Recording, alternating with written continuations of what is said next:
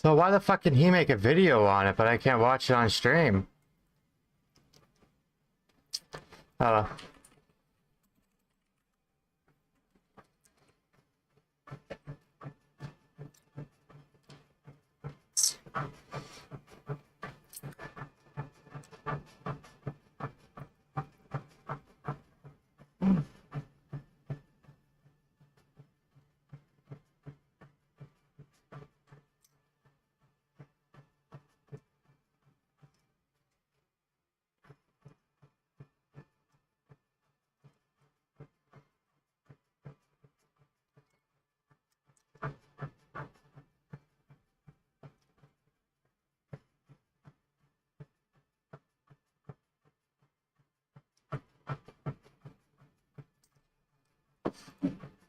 Huh, that's weird.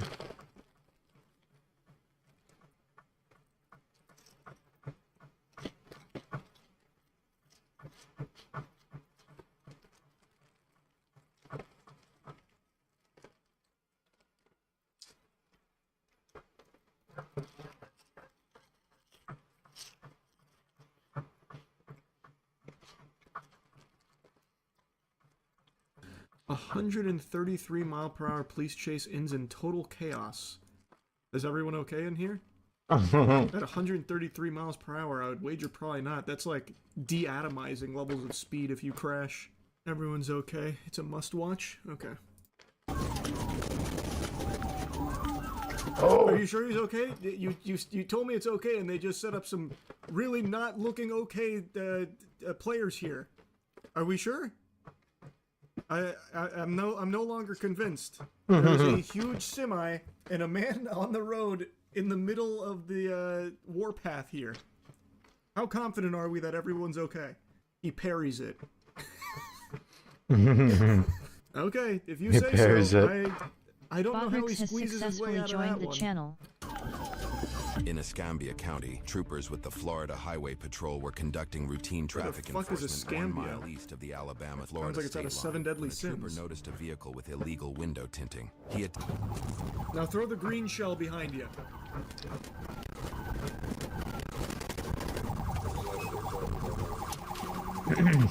Oh yeah, they don't care about that illegal tinting here at all.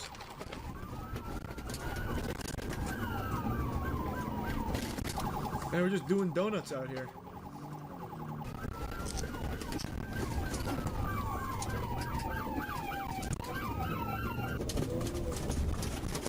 Man, I was talking toward the back window. Officers are in there. Holy.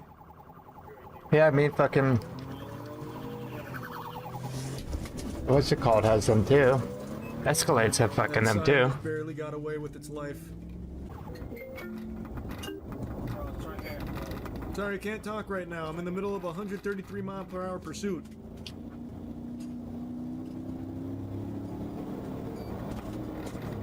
Oh. Oh, they're scaring him. A pit maneuver at that speed would probably send that fucking car to space.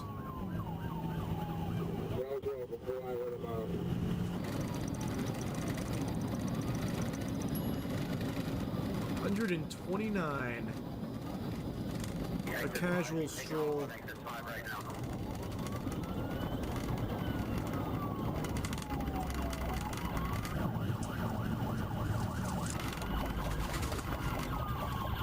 Oh shit!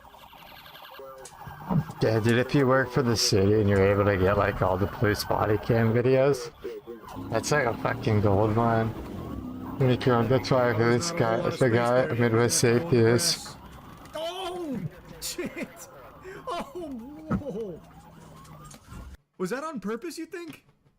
But I thought it was a truck. It's this car now? I bet that guy was just like peeking over like, man, what's the holdup up there? Son of a bitch! Holy!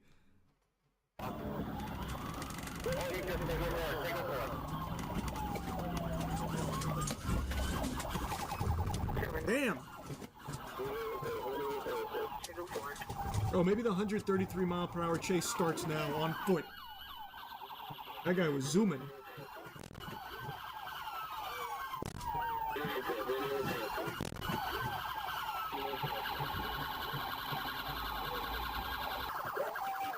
no. Oh, it was a miscommunication. Fucking dumb dog. He had cocaine in his fucking chest pocket. What a fucking useless fucking dog, it's man. Chaos. Why the fuck would you use that police dog if it's fucking biting officers? Like, clearly it's not fucking trained enough to fucking safely fucking cure somebody without fucking killing them. Oh, what a disaster. They just made the dog really vicious for no reason. Wrong is going wrong all at once. No one hit the brakes in that guy's car, now it's gonna just go all the way over the other side, cause an accident. Oh boy. Yep, there she goes. Oh god, officers exchanging paint with it. Oh boy. Escambia, come on. What are we doing? That is... Oh, good heavens. Jesus Christ. Uh-huh.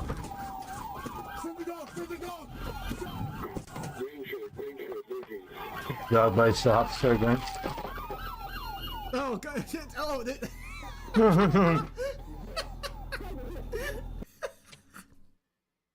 Useless fucking dog. The canine unit today, unfortunately. That's gonna be a turn in your badge and gun type moment right there, I think. Attacked one of the officers and then went straight to the something over there by the tree. Oh boy. Then they had to get a different dog on the case. This guy came in there with like the pseudo Goldberg spear technique. Little high though.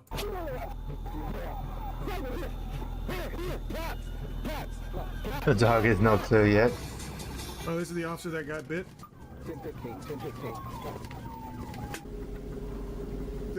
This officer that got bit. What the hell happened? Did he also get like a confusion debuff or something as well? Because he has been like in a trance-like state ever since. He's so stunned. I can't believe Ace did that. Yeah, it looks like everyone was okay. What do you know? Fuck, one day that dog's gonna fucking kill somebody.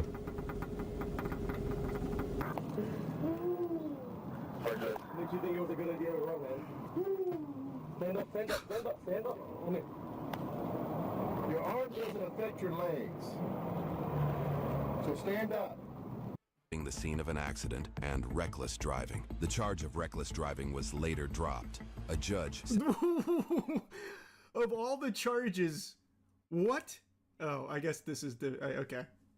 I didn't see this one at the top. I guess they just wanted to stick with that one instead, but I feel like reckless driving could have also stuck around. I feel like you got pretty strong evidence on the old reckless driving. Damn, weed fucking less than 20 grams is a felony? So then what the fuck's over 20 grams? Like death sentence? What if you have a fucking ounce of weed? Are you gonna fucking get shot in the head in jail? A group of 3 men to buy an ounce of marijuana. During the transaction, Isaiah grabbed the weed and ran while the victims gave chase. After the victims rounded a corner, gunfire erupted, leaving one person in the group dead from gunshot wounds. Isaiah also bragged about being internet famous due to running from the cops and being bit by a canine. What a fucking loser. What a fucking clown, dude. How's a dog biting them there? Who was accused of firing the shots were both arrested and are currently awaiting trial without bond. Isaiah Colley is innocent unless killing people for an ounce of fucking weed. Wow. Fucking pathetic, dude. That's a junkie, dude. It's a fade. All that for an ounce. That is crazy. LOL. What a fade, dude. Their lives away for. He also had an AK. What, like in his car? Oh, I guess there's a little more at the end. I thought it was over. All that for an ounce. Man, you just gotta let that go, brother. Accidents happen. It was the heat of the moment. Dog made a judgment call. Useless fucking dog. 2023 in Harford County, Maryland. 38-year-old Michael Stevens II was released Jesus. from the Harford County Detention Center after posting bail related to a theft charge. Later that same day, just down the road, Stevens came across a 1986 5-ton military truck. Oh, the temptation. Fuck. Oh no, the stars were aligning. And decided to steal the vehicle. What a great day. Deputies had seen before. And then I got off the truck and he like he came towards me head on. Jesus. That could be anyone. We don't know that's him yet. That could be anyone's military truck.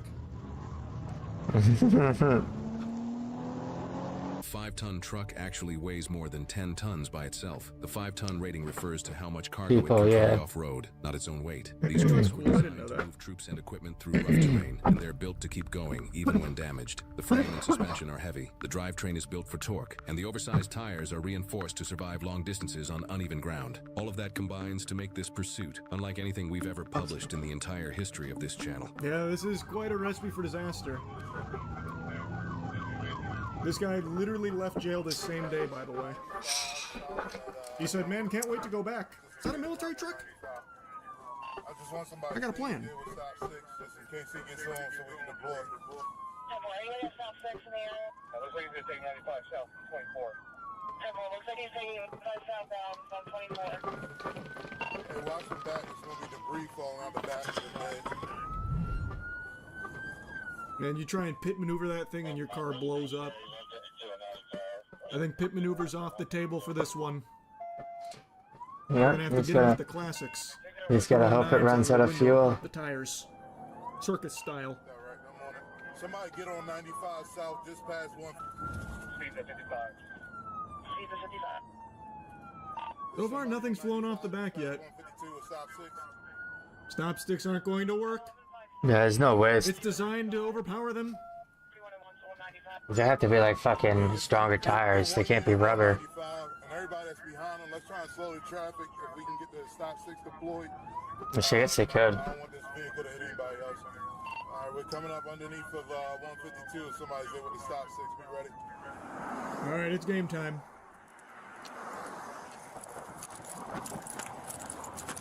Good hustle. Nice. Can't even see his arms in the way. Good work. He's cooked now.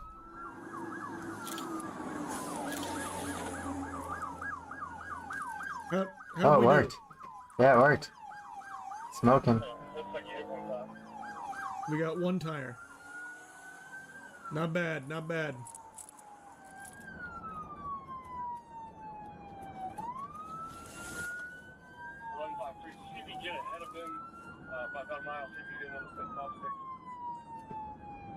They need to make stop sticks that you can just toss out the driver's side window.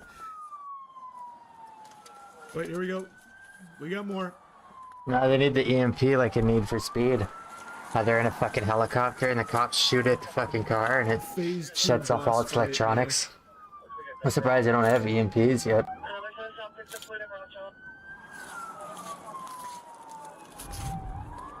They gotta use the harpoon more often. That doesn't get enough exercise. Did we get him? Oh no, just missed, just missed. Be ready to jump. Watch yourself, he might try and hit you. Get out the road, get out the road, get out the road. Oh wow, wait, he actually is just going for, oh my god. He scared him away. Where are we heading? He's swerving a little bit. He might be getting tired, he's falling asleep. Maybe there's some beer in there. Minutes up ahead with the stop sticks. We'll head to Jersey, we'll have to keep y'all safe. Let's try a different tactic. Oh, wait a minute. Oh, shit!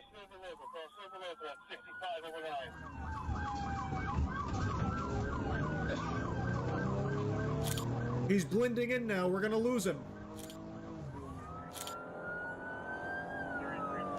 Luckily, we still got eyes on him. Don't let him too far, though. Where is he?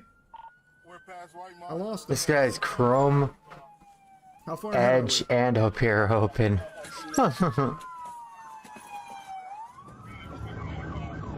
Oh, it's game time. Oh, he's taking cover behind the civilians. Oh, good hit. Big stop stick moment.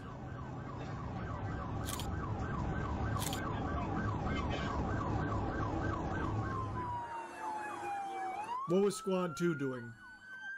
Just getting a good view of it? Like, where was their stop sticks? He's just watching. You were 95 at 695. What did he try to do? Like, activate Sharingan or something on him to scare him? Like, I didn't see any stop sticks.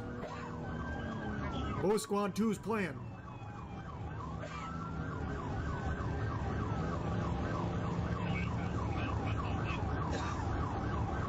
His Conqueror hockey failed. Got it. Yeah, no, that's a damn shame. Squad 2 AFK. Yeah, that was unfortunate. They were in a great position as well. I really do wonder what Squad 2 was doing. They pulled over. I thought they had stop sticks or some kind of plan. Maybe they thought the stop sticks would work so well Squad 2 would go out and catch the truck or something. I don't know. Driver's side window. With deputies reporting that the suspect now had a rifle hanging out the window, Oh shit. ease off. The helicopter maintains visual from above, while squad... Oh, that's not a stop stick. That's a gun. Right here. They said enough. Playtime's over. Stop. No, don't stop. Just combat roll out of the moving vehicle. It's more efficient. I got you. Hands, get on the ground. Stop. Drop it down. Get on. Oh, what a trip.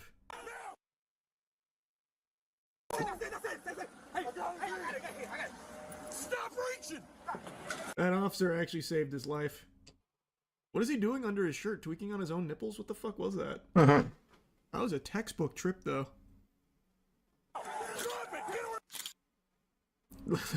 Look at this shit.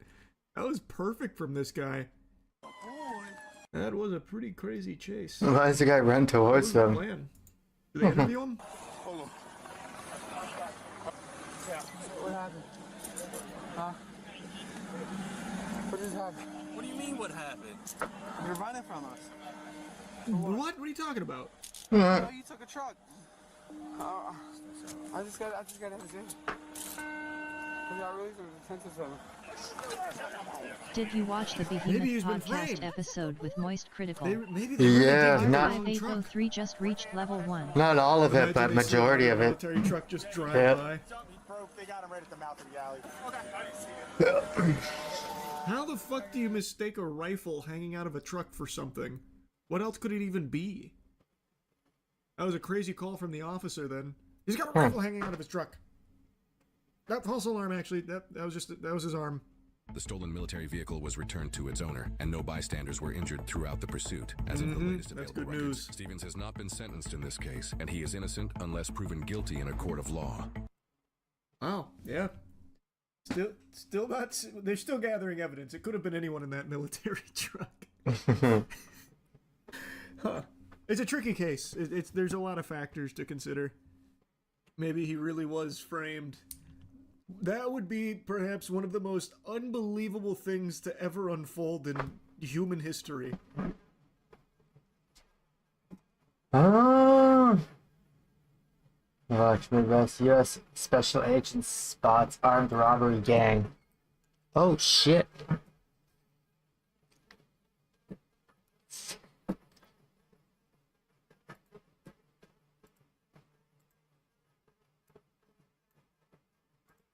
Put your hands up!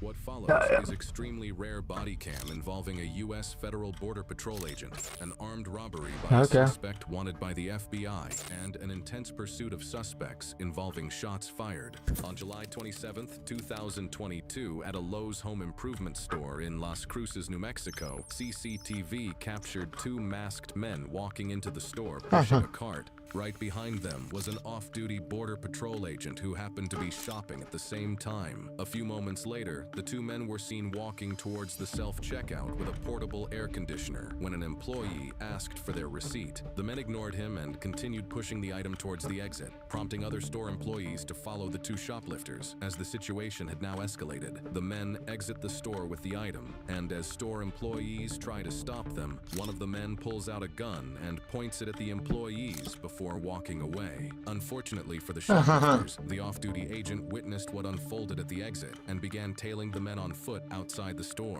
The men are captured in the parking lot, walking towards their vehicle, a maroon-colored Chevy Tahoe, followed by the agent, who pulls out his phone to take a picture of it and call 911. The men loaded the car with the item and immediately sped off. 5 minutes later, officers located the vehicle just 1 mile east of the Lowe's.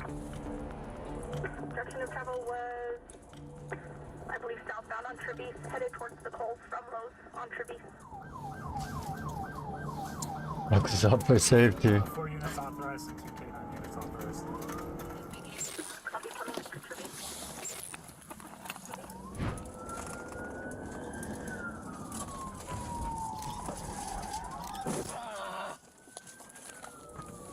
Turn south on Treasure. Just fucking hit somebody. 44. Copy, 44. You just hit somebody and just kept driving. Look, who called us? Let me get my manager, okay? What's your 2962? Just ask Bruce and Tell Shore. Copy, Bruce and South Shore. Hello. Hey, are you the manager? Yes, sir. I'm the manager. Were you the witness, or do you don't have it? Yeah, as a witness, I have a federal agent right here. Okay. They keep breaking him. He's trying to pet them or something. The vehicle continues. It's in front of Dick's and Tell Shore. Dicks. Dicks. Kind of fix on South Shore. What's that, a gay strip club? Still going south. Okay, we have a pursuit going on with the vehicle. What did they pull a gun on you guys?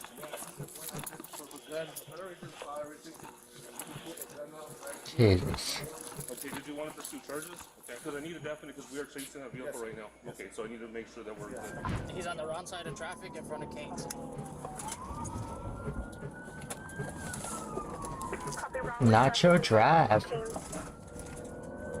Now he's by the parking lot of Red Lobster. He just knows all the food places. He doesn't know the roads, he just knows all the restaurants. He pulled the gun out, pulled it back out again out there when I was following him to get the license plate. You all felt threatened by this? I assume, I know this sounds stupid, but I have to confirm legal reasons that you felt threatened by this, right? You did feel threatened by this? Oh yes, he pulled it out both times over there and here. The Lowe's employees did feel threatened by it, and they do want to pursue. Unit from the Lowe's. The Lowe's employees did feel threatened by it, and they do want to pursue. He's gonna be in the parking lot of Hooters going back onto Tell Shore.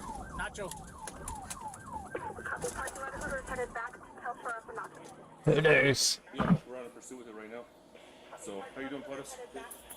Who had the gun pointed out? Well, when he get back here, you see your feet were right there.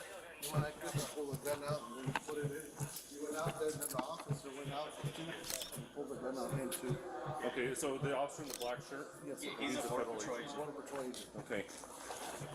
I'm going to insert this. Do you have an ID with you, sir? And how many people were there? 2 guys. 2 guys? They got in there, put it here. We would help them put it in the car. Got them to pay for it. Yeah. They go over there, they start walking this way. And they walk this way. How much is it? Like $2 grand probably? Yes. For the air conditioning? Nacho and Tell Shore, or correction, Foothills and Tell Shore. What all do you know about what happened? I was here at the front. I was just looking for some drinks. I had made a purchase just, but my kids wanted a drink, so. Okay. Here I am. And then I'm a U.S. Border Patrol agent out of Deming. I came back in. These guys kind of bumped into me, like right there at the registers while I was looking for drinks. Okay.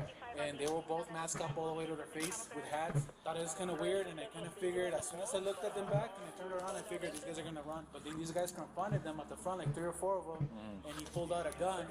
And then he looked at me and he pulled out the gun.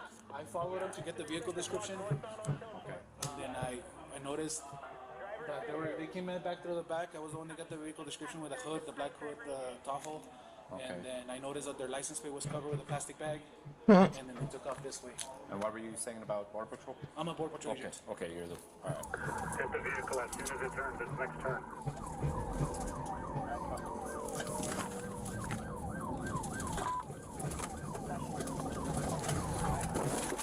Ooh. The pit. Put your hands up! Put your hands up! Put your hands up! Put your hands up!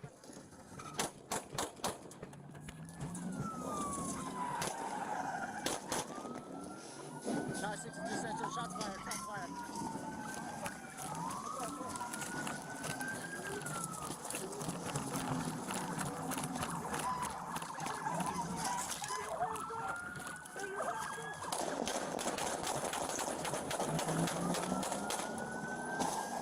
Yeah.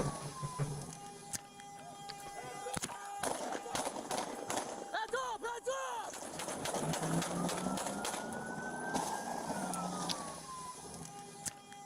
Chase. Hands up! Hands up! Get out of the window now! Get out of the window! Step out of the car! Get out of the window now! Get out of the window! Keep your hands up! Get out! Right now! Get online, Brown. Get online. Shots fired. Shots fired. Show me your hands! How are they not dead with all those shots, dude? Guys, hold on! Who else is in the car with you? I was asleep, sure.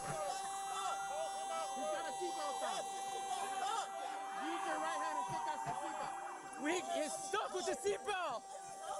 Secure him! Hey, secure him! He has the seatbelt stuck! Show me your hands! Show me your hands! Put your hands behind your back! 863 Central. We have shots fired, drivers down. Stay down! Show me your hands! Some kids. Stay on the floor! We're trying to get the passenger out of the vehicle. He's stuck. Everybody slow down. Get a unit up here to cover inside the Wing Daddy's parking lot. Lay down! Get on your stomach! Get on your stomach! Get out the vehicle! Figure it out! Figure it out! If he's not pulling out, shut the door! Don't get out of the car! Hurry up and get out of the car now! Get over here! Crawl over to us now! Crawl to me! Crawl to me! Hey, let's go! I got cover. I have cover. I've got you.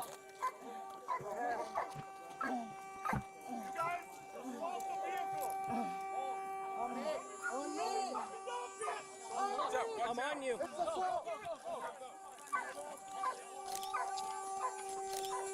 You just wanted an AC.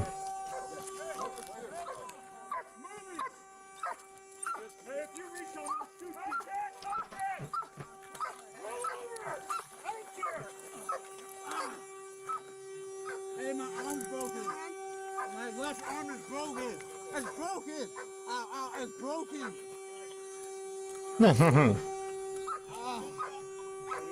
A bunch of idiots, Ted. He's clear on the back. Take pictures. Stop talking. Stop talking. I have asthma. Okay. Just breathe for me. What's your name? Josh. Josh, just breathe for me, okay? We don't need a chest here. We need gauze. Hey, I got my medkit. My inhaler. I got some. I got some. I got gauze. He's cutting it open. I got gauze. I got gauze right here. My neck, I got it right here, buddy. All right, this is gonna hurt, okay? All right, hold on. Move this gauze for me real quick. Move that gauze. Here. Move it. Let fire take over. No, just in the shoulder. Is you? Nothing. On this side. Wow, with all those shots, I only hit the guy once. You ready to pick him up? We're gonna throw him on Gurney. Yeah. Good.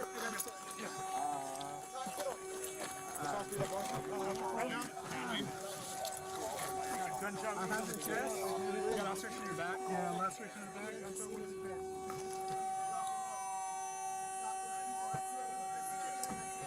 back. Idiots. 0215. What's up? Just walks right into that guy.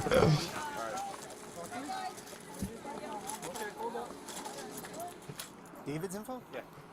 He's the one that's hit, right? David's hit? David Aguilar. They gotta take him to they're taking him to a hospital in London. Okay. I don't know. I thought it was Josh Lopez that got hit. Yeah. Let me double check, but I'm pretty sure it's Josh. Hey, that's Josh Lopez, right? Yes. Oh, okay. Yeah, that's Josh Lopez. Lopez was quickly rushed to the hospital for his injuries. 20 minutes later, officers on standby at the scene are approached by a woman. How can we help you? What kind of vehicle is involved? Her car was stolen. Well, because my son's on the run, and I'm not sure if it's him. Okay. Oh, it is his son. Tahoe, maroon Tahoe. Okay. What's your son's name? Joshua Lopez. No, 37. Where are you parked at? Way over there. Okay, let's head This people just chilling on the fucking roof there. Hell yeah. I'll come talk to you and we'll keep you updated. Is it that red SUV? Yes, let's go this way. Is he okay? He's at the hospital. Let's go this way. Come on. What do you mean he's on? What do you mean he's on the run? No. He's alive. Oh my God, he's alive. Huh? Hey, we have to keep going. Come on. You need to stay here. We need to go this way. You're not gonna let you in right now. Oh God. Let's go this way so I can talk to you and see what's going on. Did he get shot? I can't tell you any details about what happened. God. It's an active investigation, so I can't tell you any details. Oh my God. Come on. What do you mean he's on the run? Like he's... Yeah, they were looking for him. Let's keep going. Keep walking while we talk. We can't be in the scene like this. Oh my God. Like, was he a missing person, or... No, I'm not missing a person. My son has been on the run. Hashtag blind woman. What the fuck? Okay, so he had a warrant? Karen fights real estate agent over house. Those some good ones, dude. Oh,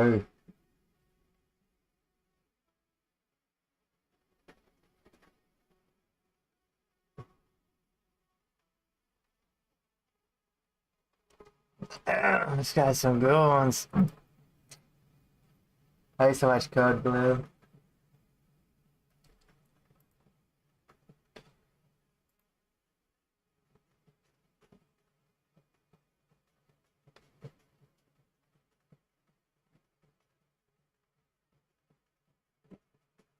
Oh, nice.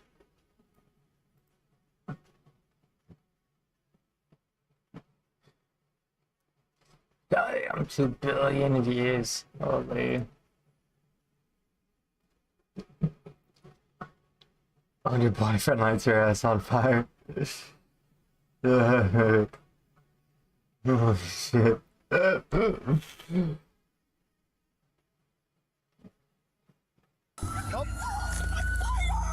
In Fond du Lac, Wisconsin, never-before-seen body cam footage shows how domestic violence escalates to a massive house fire. Officers were called to the scene after a male suspected of domestic violence barricaded himself inside his residence with a gasoline can and a lighter. What follows is something even officers weren't ready for.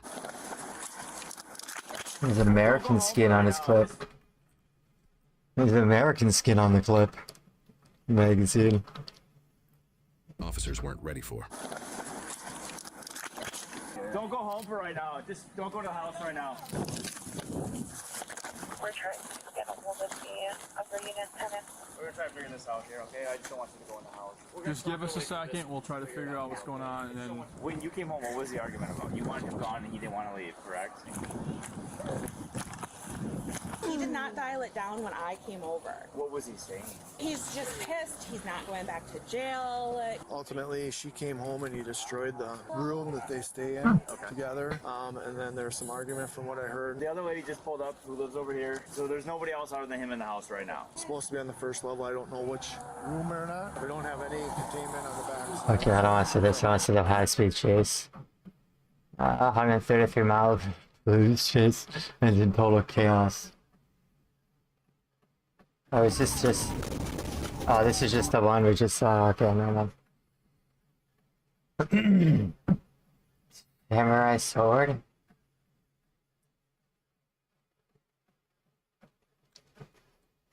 Inmate tries to escape from jail after fighting officers. Yeah, we gotta see that. Movies only. That's it, members first. Oh, I'll knock them out eventually.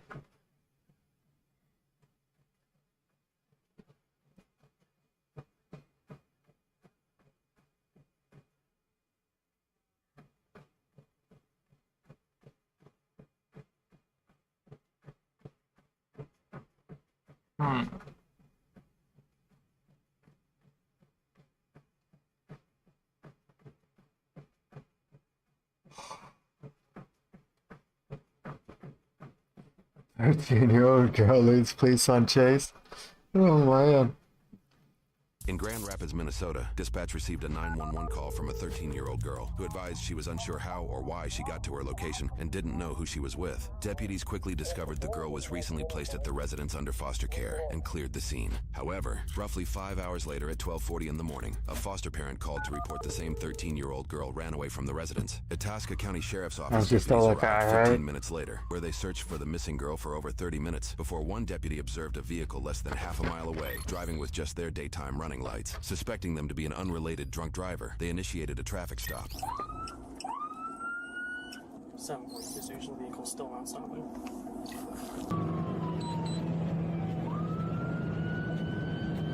742 station vehicle is failing to stop commercial taxi sign. It's gaining speed.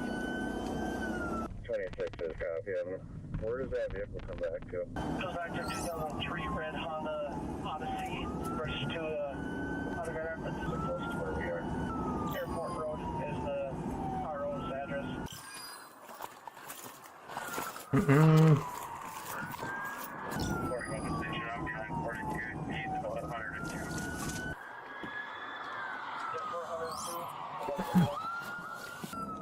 How do you miss a 12-year-old girl, a 13-year-old girl driving a car? I miss my sticks. How do you miss? Oh, I didn't miss. My task was in a pursuit. I just tried throwing sticks. It was a fail. Possible juvenile driver. I'm not going to be involved here. 742-26 requesting permission to bid if possible. Yeah, if you're certified, good. Well, at least she signals.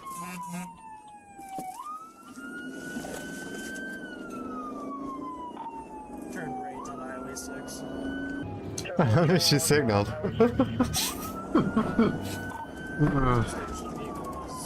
Too good. 10-4 oncoming traffic lanes at 131. Very reckless driving. Speeds are about 90 plus miles an hour. Holy. 10-4 plus 90 miles an hour. We're flying. Still no headlights on the vehicle.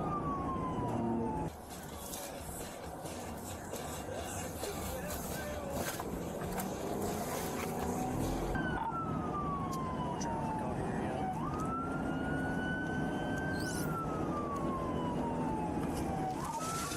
Oh, she's gone. 1050. 1050, you're plotted at County Road 11 and Highway 6. Oh, 42 station. flipped it. 10-4, we'll get medical rolling. Oh.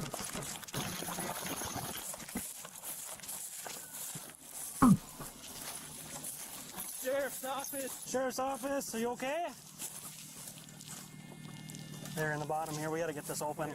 Station, he's unconscious. You wanna get your Halligan? We gotta get this open. We need a Halligan. Do you have a Halligan tool? I got one in the back of my hand washer. Doesn't appear to be moving at all. 10-4, it sounds like the male party is unconscious, not to be moving inside the vehicle. Oh, that was a girl.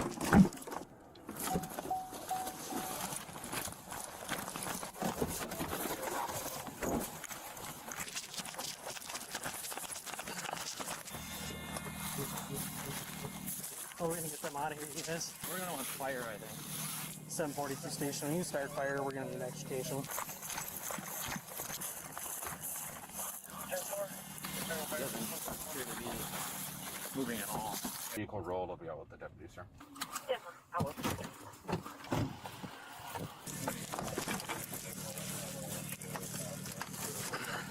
Maybe they can call it auto launch too, if possible. Yeah. 10-4, sure, just use the intersection there, County Road 11. A lot of blood, fellas. Oh. We're not gonna be able to get in there. Can we get this open? It's open. They still got the door open. Heavy bleeding. We're trying to get in there. 10-4, doors open, heavy bleeding, 135. You wanna stay here? We need to get in there and get in there. We gotta get somebody in there. Yep. Oh, God. Doesn't look like there's any breathing. Here, Cole. What you need? Step on it. Step on you? Justy, you good? Yeah. We'll turn the vehicle off. Yep. Yeah, if you ain't going anywhere, Dad, we're gonna have it turned off, man. What we're gonna do though? We break out this glass right here or no? What about the windshield? Yeah, the windshield. Where's the Halley? Yeah. Trev, you got that Halley? It's right here. I got one.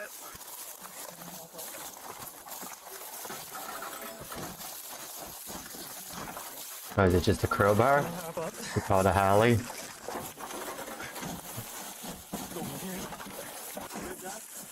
got it? I got it. Somebody go get an AED. It's in tow carry. We'll get out here and start working. Yeah, maybe later. People don't watch it, I play RuneScape during the day, I'll probably play it at night. Yeah, medical bag as well. Yep. Write that down.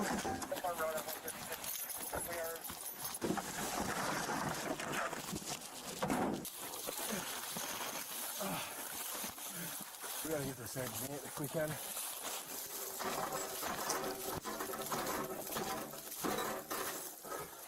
Hey Cole, could you tell if there's a passenger in there at all?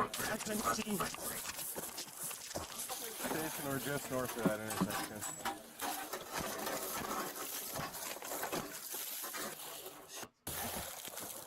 There's a high school street, I think.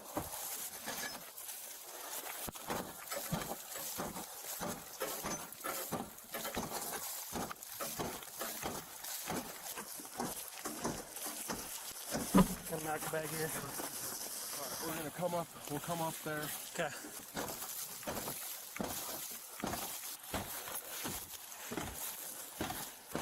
Oh, let that go, Dusty. What's that? Oh, right now. Oh. That's somebody for you?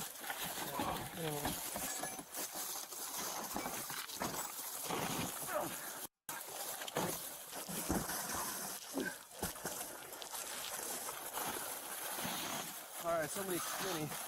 Hallie's right there. Are we gonna be able to get out? Are we gonna be able to get out?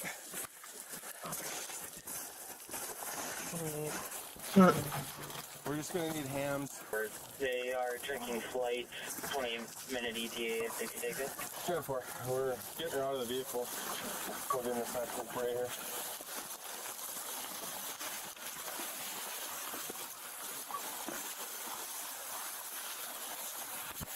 I gotta switch out gloves. Roller. That hurt. Somebody check for breathing. Seems like she's gasping. Well, you know, get her. If she's gasping, get her on her side. Get her on her side. We gotta clear her airway. On her side.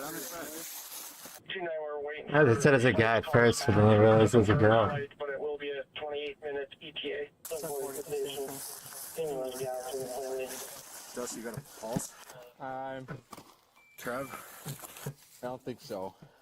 Adult mode. Get it hooked up. Clothing from patient's chest. Female's gasping breaths. She's in the recovery position right now. We're working on hooking up the AED. This is going to be the juvenile.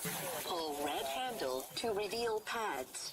Look at pictures on pads. Do we have anything for an airway? Apply pads to bare skin, exactly as shown in the pictures. Press pads firmly. How many patients? We have just one. It's going to be a juvenile female. Anybody got any more gloves? Pull red handle to reveal. Do not touch patient. Thank you. Analyzing heart rhythm.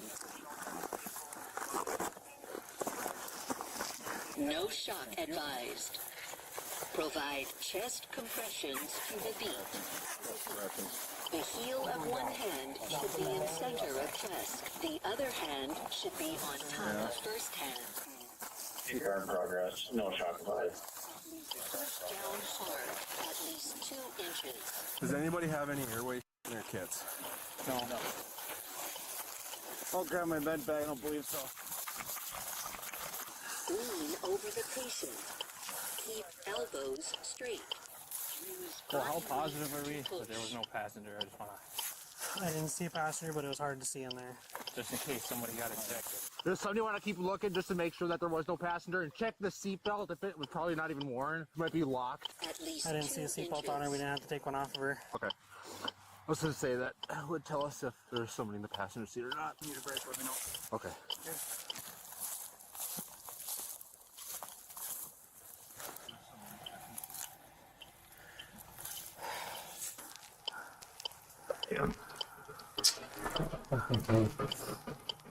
Remember to push hard.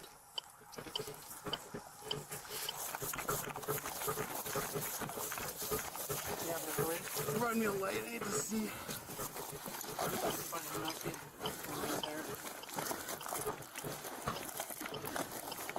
Push down hard, at least 2 inches. Okay. Not seeing much, buddy. I'm not seeing it. When she came at me, I didn't see a passenger. Okay. But I just wanted to confirm. No, that's a good idea. Remember to push hard.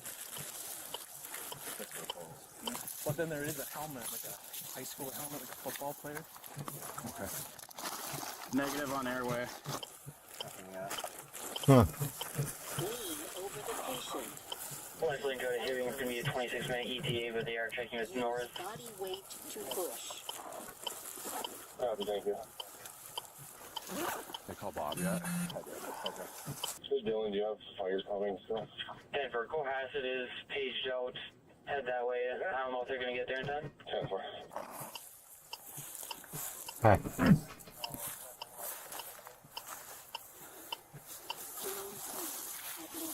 Cool. Let's watch the SWAT. No pulse of those. I can't. Where is it? Over here.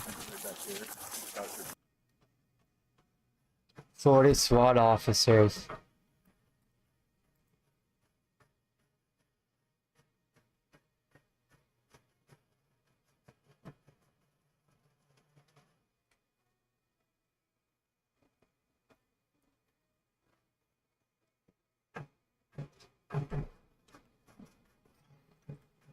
Okay, yes, okay.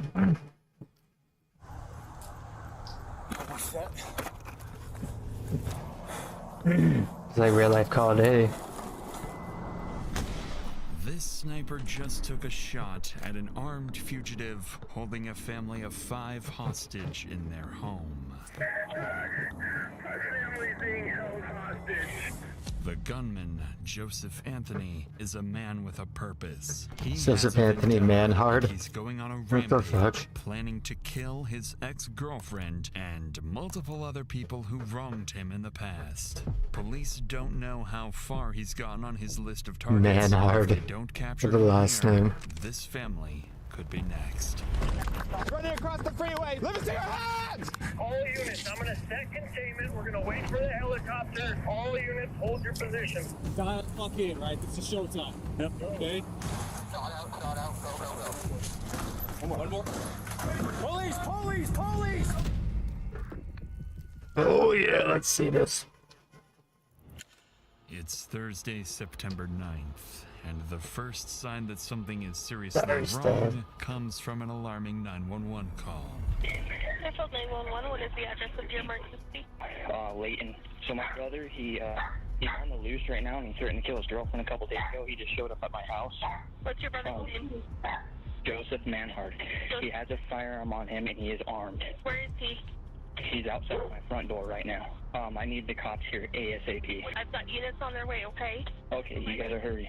Okay. You gotta hurry, though. I'm dead serious. Just 24 hours earlier, Joseph Manhard kidnapped his ex-girlfriend, assaulted her, and threatened to kill her. After managing to escape, she called police, triggering an arrest warrant for Joseph's immediate capture. Since then, Joseph vanished, and police had no indication of where he might strike next, until now. With an active warrant and a report that Joseph is armed and dangerous, officers are dispatched immediately, advancing towards the house, fully prepared for a shootout. Oh fuck. I just talked to the homeowner. He said that if he didn't drive, the only place he could have went is hopped the fence and is barricaded in that shed that Swenson's got a view on. So he said the best way to go through is us just knock on the door, he'll let us in, we'll go through the house and clear the shed. We're ready. All right, I've got it.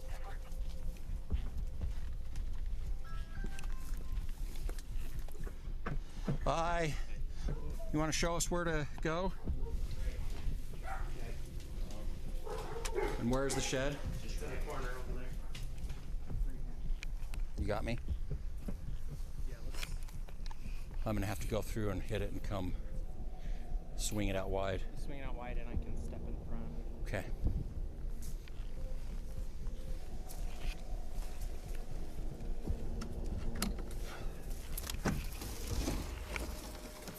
Police, anyone in there? Police, if anyone's in there, show me your hands. Come out. Can't see something in the box. Okay, step in. Okay. Left, go to the right. I'm gonna swing that way. Okay, ready, go. Show me your hands. Anyone in here? Turn over here. Okay, Claire. It was a waste of their time. You didn't make it in here. Probably drove by one of us. With no sign of the suspect, Joseph remains at large, and whatever he came here to do, he didn't finish it. So before officers leave the residence, they speak with Joseph's brother, trying to understand Yeah, I like why one-story Joseph showed houses, up all and day. what he might do next. We have no one-story fucking houses here, Reflects dude. the entire situation. According to his brother, Joseph didn't come here randomly. He was likely looking for his ex-girlfriend, the same woman who escaped his kidnapping just a day earlier. The two had recently broken up, a split that left Joseph without stable housing and increasingly angry. His brother also tells police that in recent conversations, Joseph had been talking about tying up loose ends and ending it all. Yes. To officers, it begins to sound like Joseph isn't just running. He may be moving with intent, driven by a personal vendetta and targeting people he believes have wronged him. If that's true, it has never been more urgent to locate Joseph before he reaches someone else. But it doesn't take long for those fears to be confirmed, because later that evening, police receive another alarming 911 call. Airfield 911. My brother won't come out right now. Okay, where is he? Is he outside? Yes, he's outside. Okay. Is he knocking on the door? What's he doing? He's in the front yard. They said they already have an APB out on him. Yes. Okay. I need to get here right now. Okay, we're on the way. Tell me exactly where he's at. He was out front. He's walking around out front. He's walking around. Following this terrifying call for help from Joseph's sister-in-law, officers are dispatched to the home once again.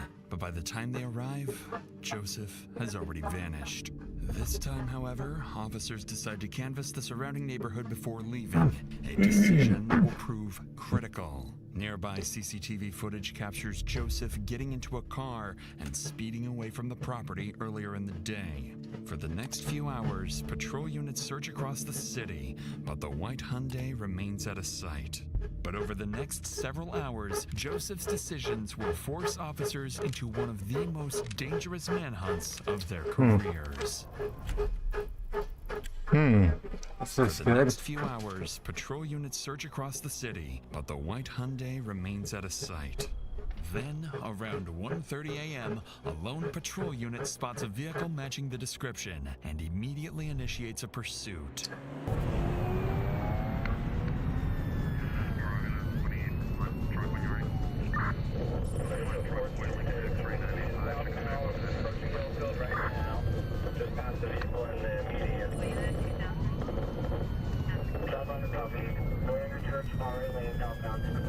Just as the officer begins to close the distance, he suddenly loses sight of the car Joseph is believed to be driving. But just minutes later, as patrol units continue canvassing the area, one officer spots Joseph's car parked on nearby train tracks. With no way of knowing whether Joseph is still inside or hiding close by, the officer cautiously approaches the vehicle.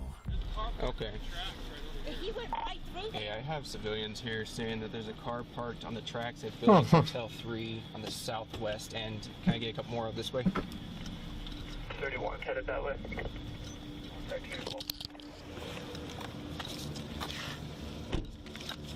It filled up to 76. I have visual on the vehicle. It looks like it still might be occupied. I'm not sure yet. The night vision. South corner of Hotel 3. Looks like vehicle might be abandoned. If we can start getting the containment close in, and then I can start my dog. The car turns out to be empty, and there's no sign of Joseph anywhere nearby. By abandoning the vehicle here, Joseph appears to have given officers an advantage. He's now on foot, without transportation. Police finally have a chance to corner him. But that window closes almost immediately, as He just steals 20 another minutes car. later, Joseph makes his next move. 911. Yeah, this is the utility trailer. I just had a lady walk in the front door, said her car was stolen and she was shot at. What kind of car? Blood on her. We're in the area looking for this guy. Could she tell you quick what kind of car? What kind of car? Kia Optima. As dispatch gathers details from the call, patrol units across the area are alerted to be on the lookout for a stolen white Kia Optima taken at gunpoint. At the same time, one patrol unit is sent to the scene of the carjacking to speak directly with the victim, where they'll learn just how close Joseph is to committing his first murder. Do you mind if I talk to you for a second, ma'am? Okay. Do you mind just telling me what happened? So I was sitting in my car and he was like, hey, do you have a cigarette? Or no, he asked me if I had a lighter, sorry. And I was like, yeah, and I only rolled down my window like this far, and I handed him my lighter, and then he was handing it back to me, and then he just shoved his arm in my window, and I just started rolling it up, and I started screaming, and he was like, I have a fucking gun, and then he pulled it out, and I just kept rolling up the window trying to scream, and then he just shot out the window. And then I just opened the door and I said, you fucking have it, and then I just got out and ran. Okay. By this point, it's clear Joseph has lost control, and this Damn, one is lucky she's to be pretty alive. chill about it. But that might Yeah. not be the case for whoever crosses his path next, because just minutes later, around 2 a.m., a patrol unit spots the stolen car speeding down the highway, heading toward Utah. There's County. blood all over. No, As there's soon as not. the pursuit begins, Joseph starts swerving across lanes, forcing other drivers to react and putting innocent lives directly in danger.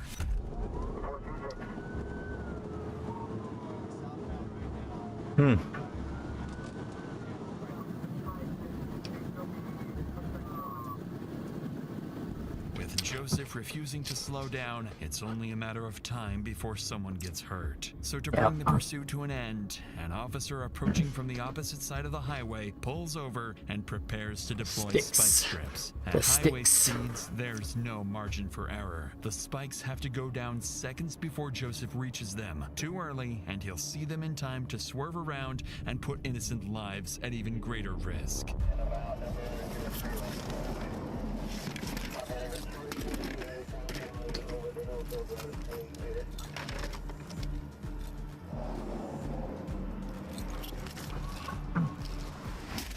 Oh! Good spikes, southbound Shepherd. Oh, it was actually spikes. Wasn't fucking. Okay. Running across the freeway, he's running across the freeway. He's in the northbound lanes, red jacket. Let me see your hands!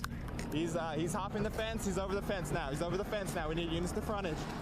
He's on frontage now, going to housing complex over here. By a white. Yeah, cops don't jump fences. He's hopping it into someone's backyard.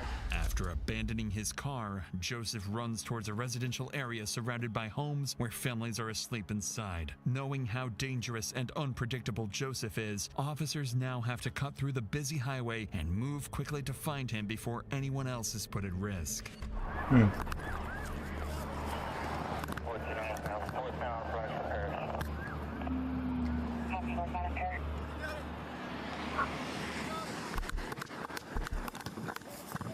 No, he's behind that picket fence right there, whatever address that is. I don't know what the hell that is, but he's behind that.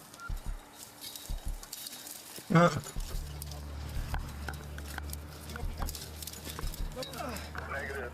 No shots. Frontage. Go more toward probably. What's that? Just going 20, 25 north. Okay. It's a Over this vinyl right here. That's where he went, in this dude's backyard. Hi, copy, Star 9 will be headed our direction shortly. Where are you? He hopped this one right here. All units, I'm going to set containment. We're going to wait for the helicopter. All units, hold your positions. Don't go walking around. With Joseph disappearing into a residential area, the situation becomes far more unpredictable. By now, more than 30 officers are flooding the scene, and without coordination, every decision He just keeps getting risks away putting from them, dude. families in danger. This is when Sergeant Sheldon Second arrives car, and takes fucking. control. Stand by, I'm setting containment, alright? Sorry, bro. I don't have all the information because I switched this last minute, okay? So, what do you guys got? So, he already shot someone in the Freeport Center. Okay. It's probably gonna take like half an hour for that bird to go. He hopped over that fence right there. Which fence? That one? Okay. After a quick brief, Sergeant Sheldon forms a plan to flush out Joseph. First, a helicopter is called in to scan the neighborhood from above. Second, a tactical operations center is established near Joseph's last known location to coordinate every unit in real time. And third, officers set up a wide containment zone, covering more than a square mile, with units positioned throughout the neighborhood to cut off any possible escape routes. But just as the plan goes into motion, officers are abruptly interrupted by a sharp sound in the distance. Not sure exactly where Rick came from. Command at 1700 South Right 100 West. Right where Preston's at, that's where the shots came from. It was one single shot. Preston, are you okay? Hold your position, I'm sending a unit around to you. Go to... We're gonna get, if we can get someone over here to the north of 2025 north front near some whole containment. Yep. And to get someone... I'll set containment. You guys come up with a plan to systematically search this. Okay? The gunshot confirms one thing immediately. Joseph is still in the area. But what officers don't realize yet is that the shot wasn't random. It was Joseph forcing his way into a nearby home. And in the next few hours, the situation will escalate in ways officers aren't prepared for. Approximately an hour after the gunshot was fired, the helicopter finally arrives and begins a full aerial sweep of the neighborhood. But Joseph is nowhere to be seen. On the ground, officers spread out searching for Joseph and cautiously prepare for an ambush. Forerunner?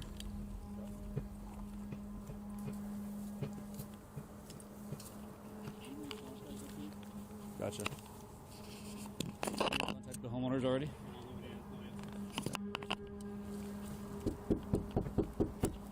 Bountiful Police! Hi, Bountiful Police. Did you guys get to... Oh, sorry. We're just looking for somebody in the area. Your home is secure. You didn't notice anything suspicious. Okay, it's gonna have white male, red shirt. If you see someone like that, give us a call. If you find them or see them or anything, give us a call 911. Alright, thank you. No, you're good. Just make sure you lock your door. Who the hell is this guy with us?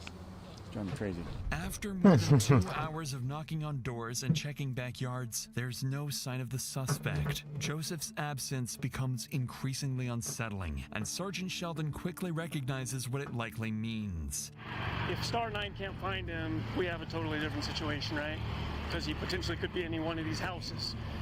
He could be taking people hostage. He could have broken in and it's unoccupied, right? So we have all of this shit that we're gonna have to filter through. Yeah. And that's gonna have to take How many houses are we looking at? resources. I would estimate 8 on this side, 6 to 10 on this side. At this point, Sergeant Sheldon and his team are forced to consider multiple scenarios, including a barricaded suspect holding hostages inside. But they won't have to weigh those possibilities for long, because one phone call is about to answer that question for them. 911, what's your emergency? My family's being held hostage. Immediately after this, officers spread out and quickly locate the caller nearby, Chris Samuelson, a father who managed to escape the house just moments earlier. What he tells them is chilling. Inside the home, his wife, 2 daughters, and his daughter's boyfriend are still being held at gunpoint. He leaves them all? Is inside with them. With this new escalation, Oh my god. Sheldon knows this is He not even have a gun in his house, a though. standard response and prepares to bring in special specialized What a shitty dad, he just runs away. Priority traffic, all units, priority traffic. We have information from a citizen leaving a house. Oh, jeez. Let's move. All bountiful SWAT return to talk. All bountiful SWAT return to talk. Victim's wife, daughter, and daughter's boyfriend are all on the couch. Suspect was sitting in a chair just behind the couch.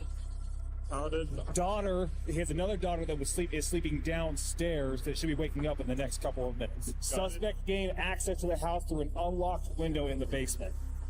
After SWAT teams arrive and are quickly briefed on the situation, they begin coordinating their next steps, preparing to establish containment and open negotiations with Joseph. But before a plan can fully take shape, someone is spotted exiting the back door of the Samuelson home. He's behind them. One side. So they're FaceTime. Is there a female on that one side? So, okay. Miraculously, the daughter who'd been sleeping in the basement somehow managed to slip outside without Joseph ever noticing. And without realizing it, Joseph's hostage count is now down to 3. With that update, commanding officers begin reassessing the situation in real time. They review everything Joseph has done over the past 36 hours and determine that he has shown a complete disregard for human life and willingness to escalate when under pressure. Based on that assessment, commanders make a critical decision. SWAT teams are authorized to use deadly force if a clear opportunity presents itself. From this point forward, the priority is clear. Protect the hostages at any cost. Dial the fuck in, right? This is showtime. Yep. Okay? Dial in, make sure we get squared away. Now, let's do press shut. Back out, do it again. Go. So, we're throwing a bang as soon as the door gets open. Okay. Suspect. I don't know where we're going yet. Hold on. So don't be by Burnett. Oh, we're doing any teams left. Everybody see this? Right? Facing east. Garage is on the right. I thought that said potato. What the fuck? Okay. Front door opens in. This is the living room we got set up. This is the kitchen area. Okay? Everybody good with that? Wrong side on that. Yep, the wrong side of that. All right. All right, Phil Breach, we're going to practice to the right. Get behind the stairs. Wait, if daughter snuck out window, that means the bottom window is open, right? This is the fastest way to get in. It's the fastest way. We have a flashbang. We're going to reset his OOO loop and come in. Let's keep practicing. Wherever he's at in this room, you guys are going to fucking kill him. 2 bangs. 2 bangs? Want to do 2 bangs? No, 1 bang. Just one? Just 1 bang. With deadly force authorized, a coordinated plan is put into motion. One designed to end the threat and extract the hostages safely. A sniper will be positioned nearby, ready to take Joseph out if he's exposed, and a clear shot presents itself. At the same time, negotiators will make contact with Joseph, work to slow him down, gain compliance, and convince him to release the hostages and surrender peacefully. If that fails, they have one secondary objective: get Joseph to step outside, because if he does, even briefly, it could create the opening the sniper needs. With 3 innocent lives at risk, there's no room for error. One wrong move, and everything ends tragically.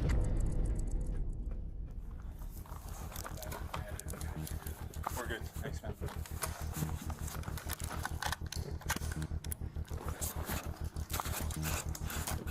The officer assigned just set up in somebody's house. Tadahara, a long-serving police officer who moved from patrol and street crime work into a specialized SWAT sniper role. After arriving on scene, Tadahara conducts a quick tactical assessment and moves into a nearby house facing the Samuelson home. From here, he has a clear view of the backside of the house, a position that allows observation without being easily visible to the suspect and provides a safe distance to avoid interfering with perimeter officers. But Tadahara isn't working alone. Every sniper has a spotter, a second officer responsible for range calculations, wind assessments, and most critically, confirming that the shot is clear before Tadahara pulls the trigger. Across the street, negotiations continue. For the past 3 hours, officers have been trying to reason with Joseph, urging him to surrender and release the hostages. But Joseph refuses. he won't let anyone go and threatens to kill the entire family if officers attempt to force entry. With 3 people You at really fatal gotta snipe risk, them. a precise sniper shot becomes the only way to end the standoff before it turns deadly. But before Officer Tadehara gets that opportunity, he receives crucial information that makes things a lot more risky. Is there differences between suspect taken? Suspect appears to have shorter, wider mouths. Okay, a slightly rounded face. If suspect has mustache to teeth stain, that would be. Unfortunately for Tadehara, the situation just became far more complicated. One of the hostages inside is a male who closely resembles Joseph. One wrong shot and an innocent person could be killed. With that in mind, Tadehara shifts his position to a different house across the street. He needs an angle facing the front door of the Samuelsons' home. The shot at this distance travels roughly 75 to 100 feet and takes less than a second from decision to impact. At the same time, negotiators reassess their approach. What's been alarming So them just throughout looking the at the front standoff door? is that Joseph hasn't made any traditional demands. He didn't ask for money, car, or safe passage. Instead, he's simply refusing to let anyone go. That behavior begins to make sense once investigators provide more insight into Joseph's condition. According to them, his mental state has been deteriorating for hours. He's been heavily using drugs for days, his thinking is no longer rational or strategic, and his behavior is increasingly volatile. Most concerning of all, Joseph isn't releasing the hostages or surrendering. His endgame appears to be killing people he blames for all his problems, then forcing police to kill him or take his own life.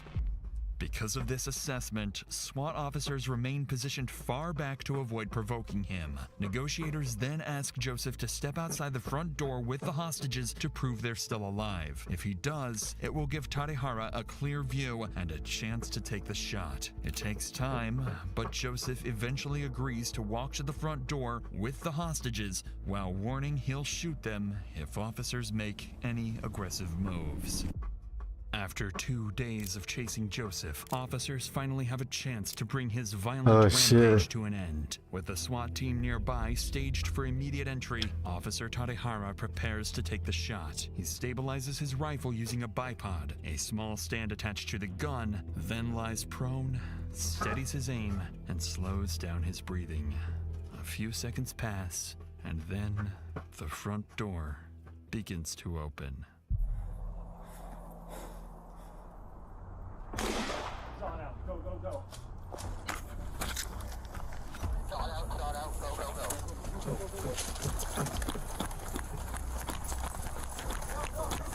Go, go, go, go, go.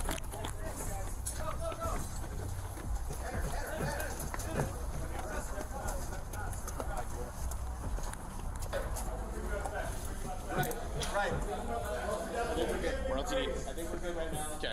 Unless they start calling somebody. This door. This door. This door. One more. One more. One more. Police! Police! Police! Police! Gotcha. We got him. We got him. We got him. Hands up. Hands up, bro. I mean, I don't know. Maybe a piece of his skull hit me or something. I don't know. You sure? Yeah, you're good. I sniped him as soon as. Something hit me. Can I point? Something hit me right here. I see. I see. Come on out. What do you see? He's okay. He's okay. Yep. He's okay. Grab him. Grab him. You okay? You got anything? Careful, she's shaking. Yep, I got you. I got you. Just hold on to me. Hold on to me. I got you. You're safe. You are safe. After more than 6 hours trapped inside with an armed, Headshot. unstable man, the entire family survives. An outcome that, just minutes earlier, felt far from guaranteed.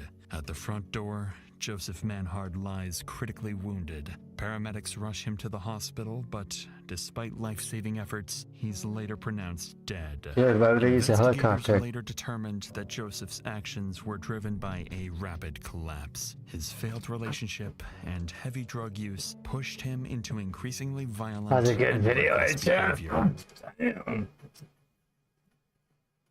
Super killer leads costs into her $3 million mansion. Holy fuck.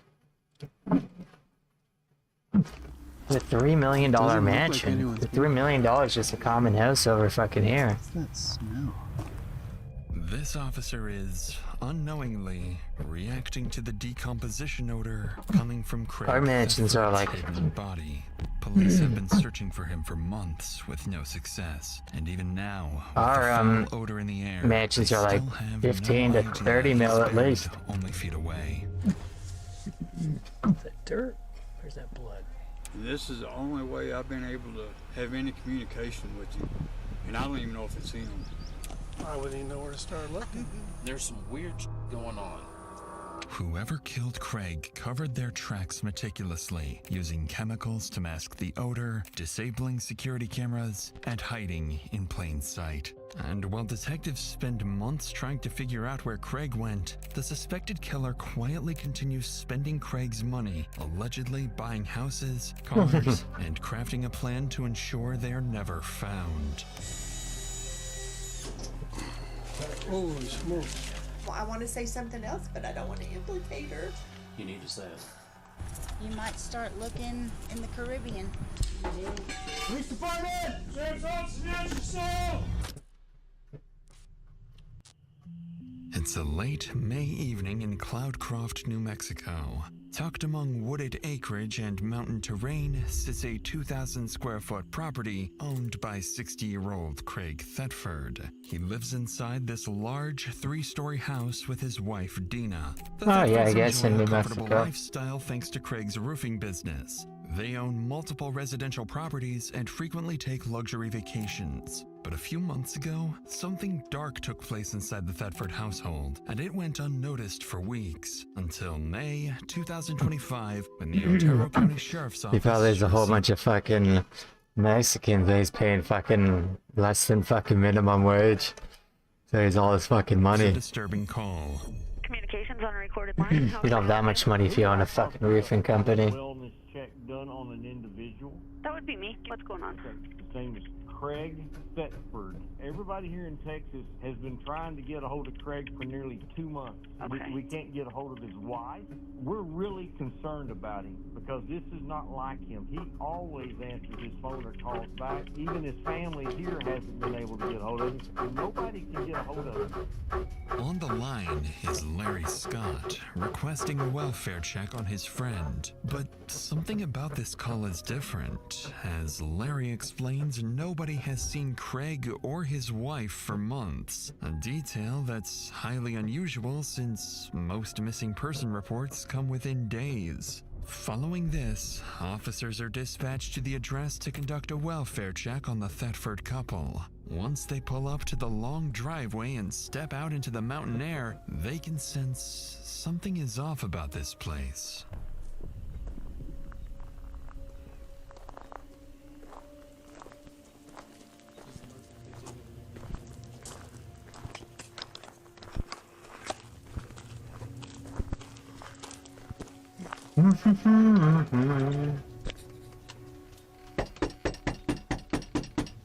Yes. Nobody's home.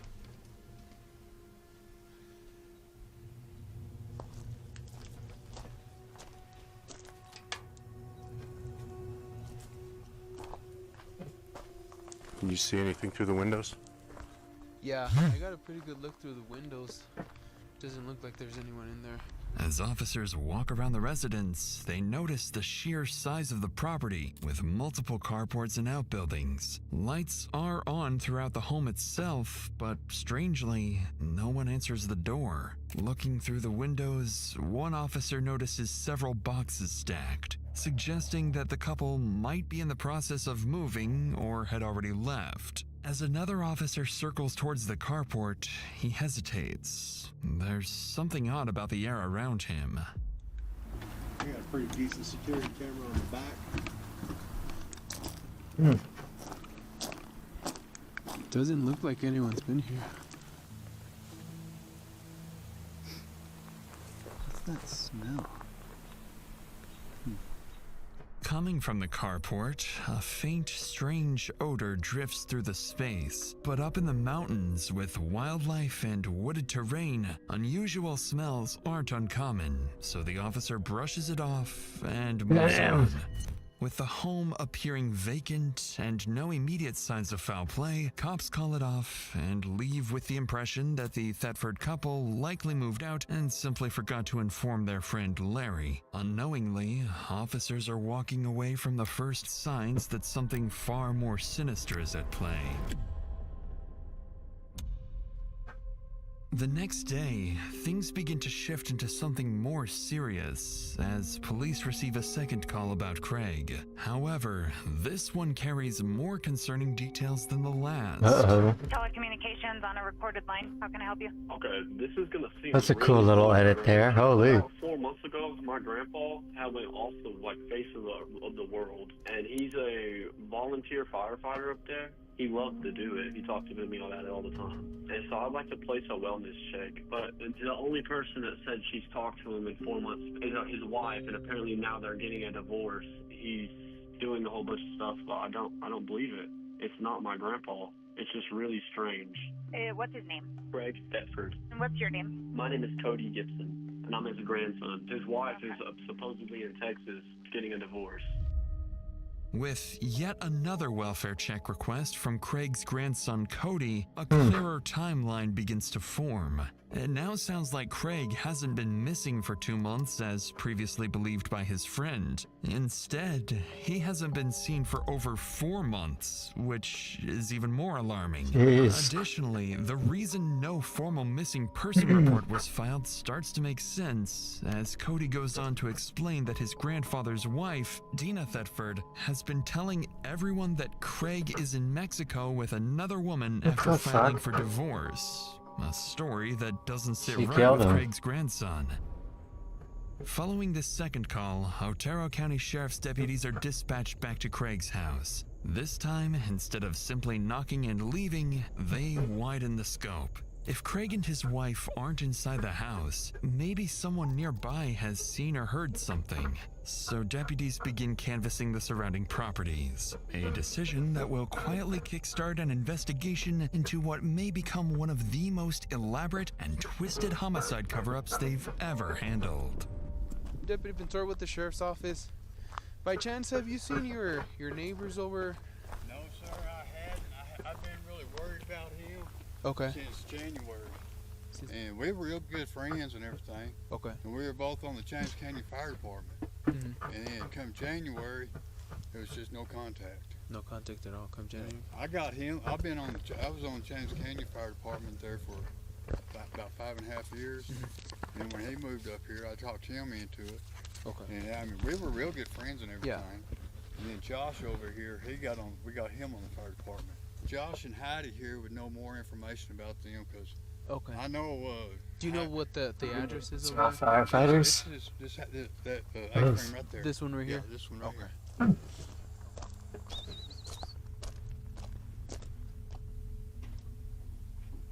Hi, can I help y'all? Yes, ma'am. How are you? I'm Deputy Ventura with the Otero County Sheriff's Office. Yeah. We were looking for Craig Thetford. Yeah, we haven't heard from Craig. Okay. We're buying the house from him. He was in Breckenridge taking care of his mom. Okay. And his wife Dina is my friend. She's in and out from the house down there. Okay. But she hasn't really talked to him either. Have you talked to Dina lately? Mm-hmm. Yeah. Yeah. And have you asked her anything about like Craig, how he's doing or anything like that? From what she's telling me, she's not talking to him. She's not. Oh, okay. Yeah. Sorry, are they like not together? They're trying to act like he ran away. Gotcha. Okay. Okay. Sure that's what's happening. And when was the last time you saw Dina here here? It's probably been about 3 weeks now. About 3 weeks. Yeah.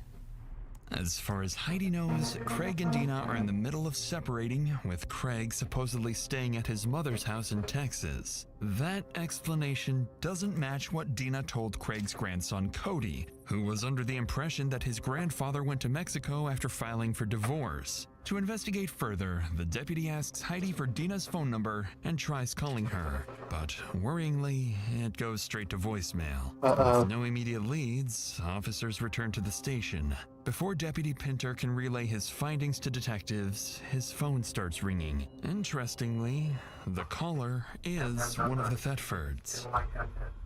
Hello? Hi, I missed a phone call. Yes, ma'am. How are you? This is Deputy Pintor calling from the Ventura County Sheriff's Office. I was calling in reference to your husband, Craig. It seems that he hasn't been in contact with a lot of his family and some of his friends. Right, yeah. We have been separated, and I recently filed for divorce. He's involved with someone else, and currently he's in Mexico. And when was the last time you saw him or spoke to him? Before he left. Would you have an estimate, like, was it like 1 week, 2 weeks? First of the month? First of the month. And you saw him in person, correct? Yes, Okay. he was packing, yes. Where was this at? Was this at your residence on Heatherway? Yes, he has moved out. And where are you currently staying at? I'm at my mom's in Texas, Seymour, Texas. Yeah. Well, I guess let me ask you, are you gonna permanently be staying at Seymour, Texas? No? Okay. Until I see what happens in the divorce, I'm gonna ask for the property. Okay. I don't think he's missing. On the line is Dina Thetford clarifying that her husband is actually in Mexico with another woman. The same story she told Craig's grandson, but different from what her neighbor reported. Naturally, this drastically complicates the investigation, as locating a missing person in another country is exponentially more difficult. But during the phone call, Dina also goes on to explain that she suspected Craig of cheating on her for nearly a year before confirming the affair a couple of months earlier. Now she's staying with her mother in Texas, but plans to return to New Mexico and fight Craig in court to keep the property for herself. The deputy confirms Dina's current phone number before ending the call. Aside from the inconsistent story about Craig's whereabouts, police have no reason to believe Dina is hiding anything. But that is about to change. I tried to warn Craig. She did state if I could kill Craig and get away with it, I'd do it. My mom's crazy. Like, she's tried to kill me before. In the days that follow, Craig Thetford is officially entered into the FBI database as a missing person, and the case is assigned to Detective Bobby Curtis with the district's Major Crimes Unit. As Curtis begins digging into the couple's background, one detail immediately stands out. Craig is Dina's fourth husband. She had already been married 3 times before. Those relationships seemingly ended under troubling circumstances. So Curtis decides to call the people who might know Dina best, her ex-husbands. And what she's about to hear may not just explain where Craig is, but also what really happened to him. I got a voicemail from you about an hour ago, yes? I was calling to see if you had a minute to talk to me about Dina. I was married to her 30 years ago. I called her demon-possessed one time and about drove her crazy. I was told there was possibly a time when she had tried to run you over with her car. I would probably say that's more her drug-addicted or alcohol-addicted state that she gets that way. And that's the best time to leave her alone is when she's that way. I think that's how we both survived for 10 years.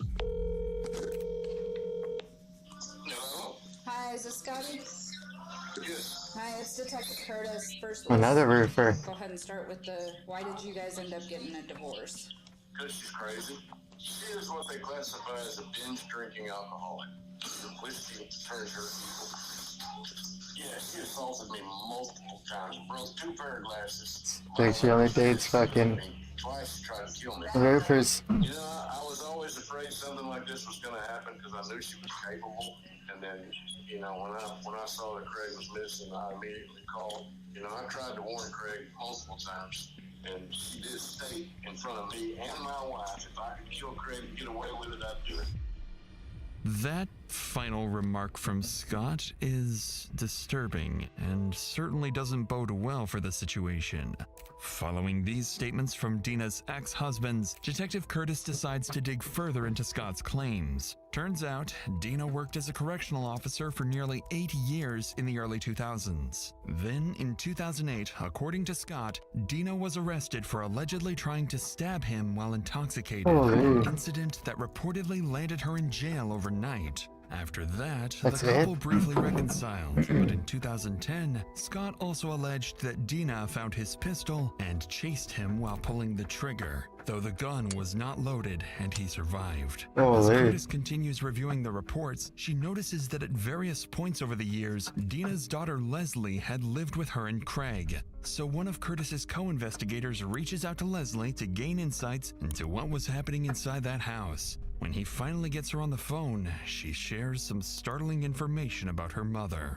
How are you this morning? Good as it can be. How are you? I'm good. So, whenever you were living at the house, Leslie, was there domestic violence going on in the house? Did your mom and dad fight? Yeah, all the time. My mom's crazy. My mom is so crazy. Like, she's tried to kill me before. She stabbed one of her other husbands. She tried to run my real dad over with a car. She had my sister hogtied and thrown in a car and, like, shipped off one time. So, was your mom to you? Yep, to everyone, pretty much. I always thought she was, like, possessed, like, demonic. Like, it was so evil that, like, I just couldn't believe, like, it was real. At the time that you were there at the house, did your mom and dad drink or use drugs? Either one of them? Yeah, she's an alcoholic. She's always been. She also does other drugs. And I think she might have poisoned him or been trying to poison him or something, or messing with his medication or something. Needless to say, things are starting so to fucking sound weird. grim. What the fuck? There are now 2 separate people alleging that Craig His hands may look be so dead fucking and weird, that Dina damn. could somehow be involved. With this troubling development in mind, Detective Curtis moves on to review the couple's recent financial activity, and this is where things become very peculiar. In the last 4 months, Dina appears to have spent hundreds of thousands of dollars, including a new house and a new car, while also potentially helping fund her son's new business. With all these findings combined and Dina's shifting story, investigators begin to suspect they may be dealing with something far more serious than a missing person case, and the possibility of a concealed homicide now sits squarely on the table. But in the middle of trying to piece together what really happened to Craig, detectives receive a tip that his wife Dina has returned home and is acting as if nothing ever happened. Somebody's home.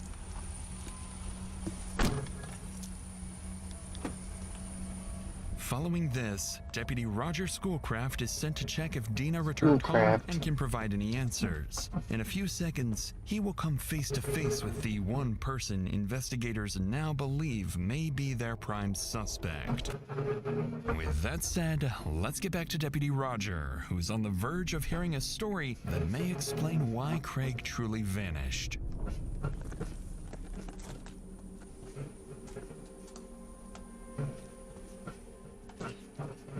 Hi, good morning. Dina? Yes. Hi. Good morning, good morning. Hey, I'm doing some I'm Roger, I'm sorry. Roger Schoolcraft. Nice. Dina? Yes, I think we met at a football game. Probably did. I'm trying to do some follow-up on Craig. And I thought maybe I could meet with you and maybe you could try to kind of help me and give me some information. And can we sit somewhere? Or? All right. Kind of chilly. No. Okay, well, obviously we got some calls because people haven't been hearing from her or anything, so you being the wife, you might be able to help me. Right, it's his mom. I talked to his mom. Oh, really? So you guys aren't? No, we have been having some issues. Okay. I guess you would say we're separated. How long's that been going on? Nothing's legal yet. We just haven't been spending any time together since at least February. February. Early February, late February? Late February, or mid-February. Since mid-February. Things weren't working out, so you left, he left, how did that? He left. He told me, Well, he first went to Texas because said he needed to go help his mom. So he left here to go help his mom?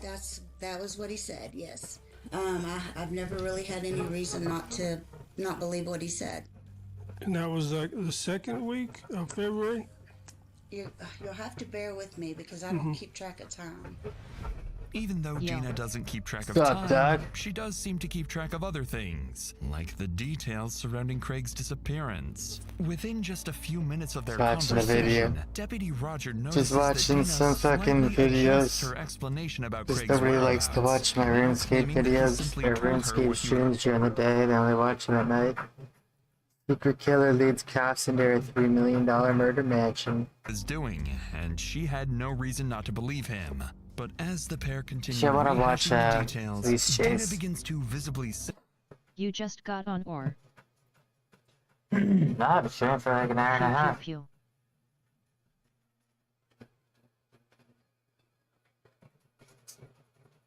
I've streamed for an hour and a half now. Oh, that's what's up.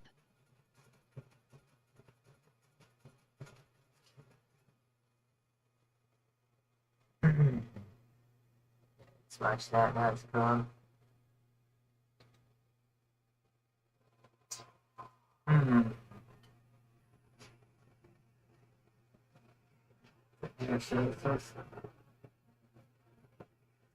Top save hostages. No, that's sick. This guy's his story. Who shot?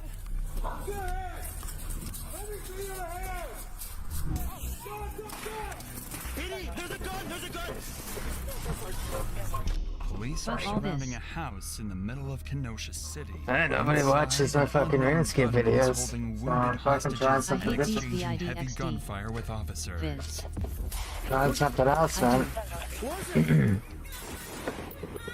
Ma'am, you gotta move! Get out of it! Get moving!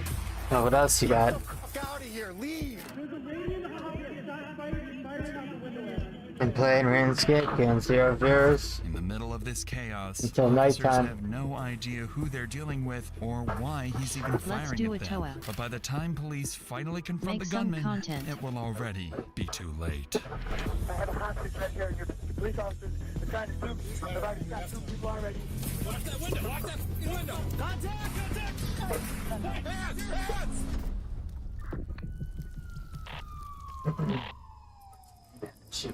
Around 8:15 p.m. on a Monday Nobody night, watches my multiple RuneScape gunshots streams during the ring day. out in a quiet neighborhood in I Kenosha, watch them at Wisconsin. nighttime, stuff like that. Minutes later, at 8:19 I gotta try some different shit. 911 dispatch receives an alarming call from a man claiming someone just tried to kill I him. try some different shit. I also gotta stop. I also gotta. No, it's not. Nobody comes in till fucking like 5 more hours at least. I don't get any viewers for another 5 hours at least. Trying different shit, dog. Then not. I gotta turn off my camera too, because it's better not. I want to try not to use the camera for next month. Alright, next month if I'm not gonna use the camera. Out of Ohio or New York. Because it's better not to. It stops discrimination. You get more views and more The subscribers. caller also warns them that the gunman may have felony warrants out of state. At the time, it sounded just like another NVM detail in a frantic call for help, but it was really a glimpse into someone far more dangerous than police expected. Just minutes later, police Yeah, I officers try different arrive shit. at the They've been scene. doing this shit for Almost fucking immediately, too they long. hear a Just woman DM me screaming whenever outside you the change your duplex. mind, P. Hey, we have a shooting right here. I'll play RuneScape tonight, but not during the day, because nobody wants to watch it during the day. I'm just trying to see what people want to watch during the day. Who shot? Show me your hands! Where is he, Luke? Trying different things. Right now, it's not working out. Come out here. Come out here. Okay, who got shot? Yeah, that's when I'm all easily fucking time zones. Okay. Where's Johnny? Is this all one house? No. Well, I Okay, where do don't we get to work his- till like 4 p.m. tomorrow, No, so where do we get to his unit? I need to know that. Where do we go? You gotta tell us so we can help people. Spit it out. The guy that was shot? Yes. He's in the second one of the lighthouse. The second You one, the got work now. As soon as officers Nuts. Yeah, finally, man. I cut down a... inside quickly slams Yeah, the did door you not shut check the before Discord, they can dude? get any answers. Cut down a massive fucking walnut tree yesterday. And multiple firing angles, police can't afford to wait. They need to move the woman Try to out of recover. danger and Wanted secure to the fucking perimeter. relax. But just as officers begin Play pressing the some shooter RUNESCAPE to surrender, tonight. things take Oof, I a gotta see dangerous it. turn. Let me take a peek. And then, tomorrow I do, landscaping. Basically 24 hours, or 25 hours from now. He's in the house! The gunman suddenly opens fire from the window, forcing police to scramble for Can you cover, earn AH? with Officer Luke and his partner retreating to the west side, and Officer Bray No diving clue. behind a car directly in the shooter's sights. It offers some cover, but leaves her dangerously No clue, jammed. dog. But in the It's always scramble, different. police left the woman they just Good amount. spoken to Probably like completely $30. exposed in the line of fire. don't know. Officer Luke quickly realizes she's still in danger, Always different. and needs to get her out before the Like, I usually situation try to get escalates paid by the further. day. I don't like working for hourly wages. I try to work for the day. Get that lady out of there! Get the lady out of there! There's a lady in the house. We have Because shots fired. fucking an hourly wage, you can work very fucking slow if it's a shitty wage. He's at the front So of if the you get house paid on by the day or the side. job, if you want to So work you have hard, no Danger contract. escalating by the second. So you wanna more work backup hard? Units race to the No. scene, and within minutes, Show up and work. multiple officers swarm Just show up the and, neighborhood, you know, go home till the unaware job's that this done. is just the beginning of a deadly shootout, one that will put both officers and civilians at fatal risk. I see. I In made these like types of 280 hostage bucks for situations, 9 hours, so officers that's must pretty make good. Split-second decisions, and every choice could mean the difference between life and death. Money Over the is next money. few minutes, we'll follow And how like they one of the manage hours chaos is just and driving. respond Okay. under immense Yeah. pressure. Starting with Sergeant Brian Miller and Adam Jurgens. who Yeah, are dude, just dog, I'm arriving from 2 the months west behind and on east fucking side, rent. while the gunman continues Dog, firing. you put 2 grand out of my ass. Outside of the roll. I got like 500 bucks. 280 for 8 hours. Yeah. Yeah. Technically, it was 9. It's like driving there and back, he counts, but 35 an hour. yeah. What do you have? What do you have? That's Kappa. Okay, come And back. it's actually a lot more because it's untaxed too, because I get paid in I cash. don't even earn that. So I don't have to pay tax on it. Good Christ. I mean, eventually I have to pay tax on it. Once tax day comes around, I have to pay like thousands of dollars, but Ma'am, you gotta move. Get out of there. Get moving. That's not netto. Yet okay. so it's probably like 40 bucks an hour. Yeah, that's good, man. Good workout. LOL. You just have to keep. I just have to, for all my jobs, I have to keep a record of how much money I make. And then you report it. Like my taxes are a lot harder to do than yours. Because I have to remember how much money I make from all my jobs. Then I have to report that. And another on the east side. And I have to report Sergeant that. Jurgens returned fire. On the west side, 2 Oh yeah, more that's only because I got windows it are good. accessible to the I'm more shooter, lucky. as well as a Most garage places and will a try to back pay exit you like officers fucking don't half a even minimum know about, wage. giving the gunman even more ways Yeah. to slip outside or stage an Got it ambush. good with But my in the midst jobs. of all of this, there are Is two it urgent dangerous problems work? at play. Maybe First, that's why. police think they're Yeah, of only course, dealing with dude. an active shooter. Of course, There dog. are hostages Look at the inside fucking size of the house, and logs. officers have no Pretty idea cut up. yet. Second, Officer Bray and the civilian woman remain trapped and exposed to the shooter's sights. The longer they wait, the more likely they'll be caught in the crossfire. Hey, Bray, can you move? Can you come back to me? I can't! I can't! 495. Do you have the shield? We have somebody that's stuck right in front. Shield's in the square. I'm up on the front corner.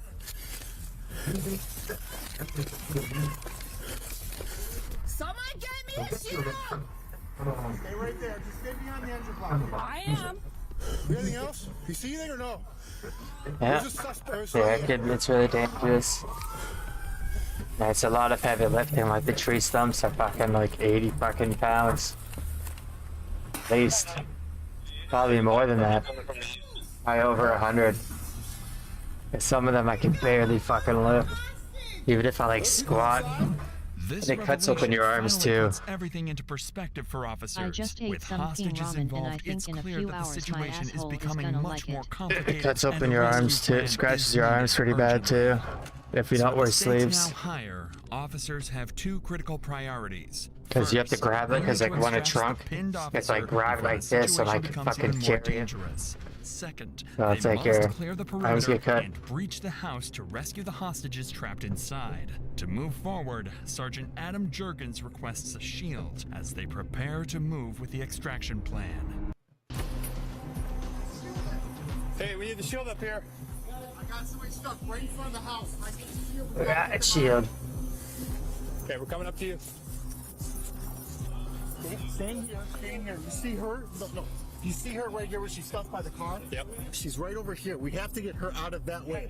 No, the house is this one right here. He was shooting right from the front window towards me. Says there's somebody in there, okay? Okay. So I think the priority is we have to go get Bray out of there because she's really stuck. So you tell me what you want to do from here. That woman is saying that there's two people in here and that this dude has a guy hostage. So, all right, hey, you come with me. Yep. Okay. Take your rifle. You just go that way. Good. Yeah, we'll go. Good spot. Call of Duty. Fucking Rainbow Six.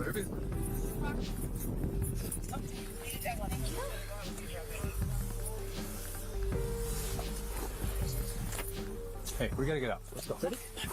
Yep. Hey, you face out. I got it.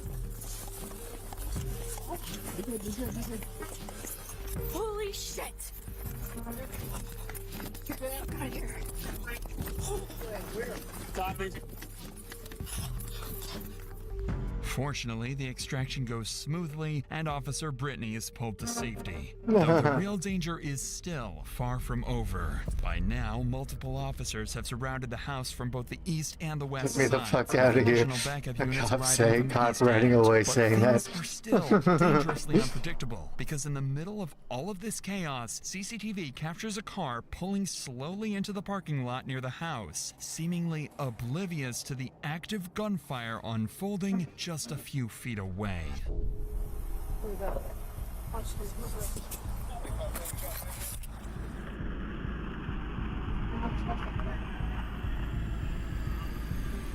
Who is this? Go away. Stay on.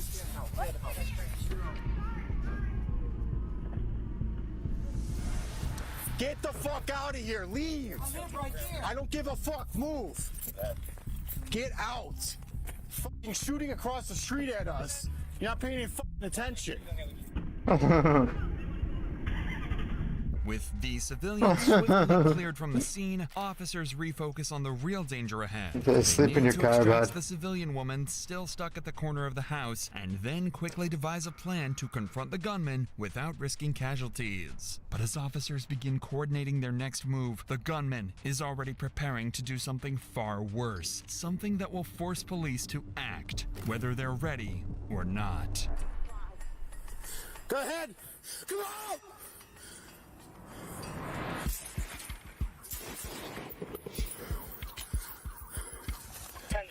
Squad waiting ambulance, correct?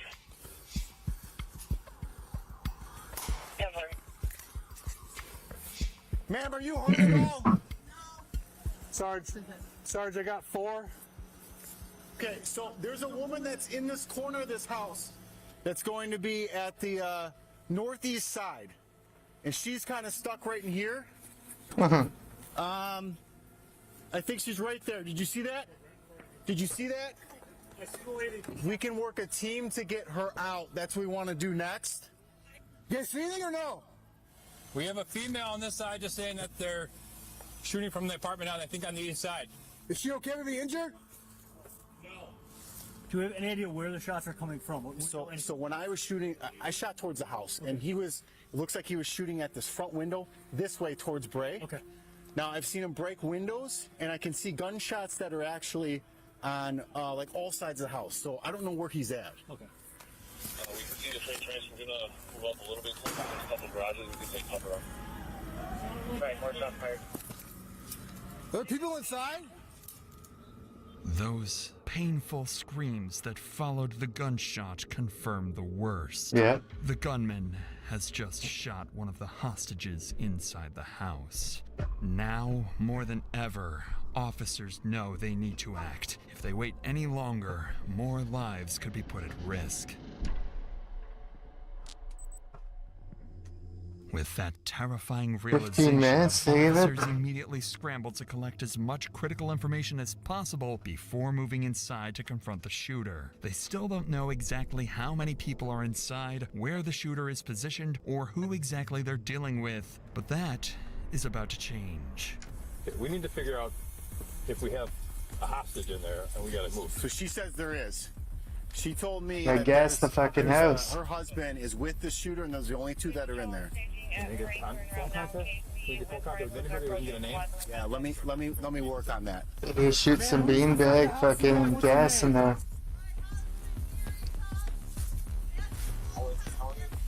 Matthew Lopez, got it.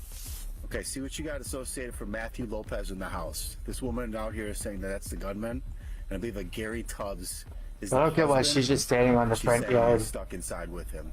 With the suspect name identified, officers can finally begin to piece together who they're dealing with. And what dispatch relays back raises serious concerns. She's just standing right According there. to their checks, Matthew Lopez is a registered sex offender. Oh, no. Even worse, the initial 911 caller also told dispatch that Lopez has felony warrants in Ohio or New York and is possibly using a fake name, though his true motives would prove to be far more complicated. With all this in mind, police realize they're dealing with an armed offender with a violent, disturbing past. But just as that information is sinking in, something completely unexpected happens. The supposed perpetrator inside the home picks up the phone and calls 911 himself.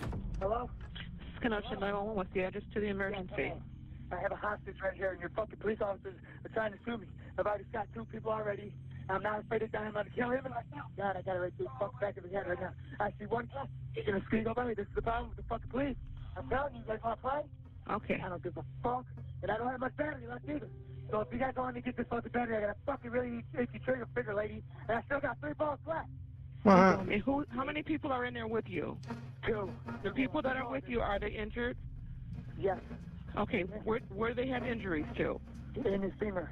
In the femur? Fucking femur, because your officer kept coming in here. I asked him for simple demand. Both of them shot in the femur?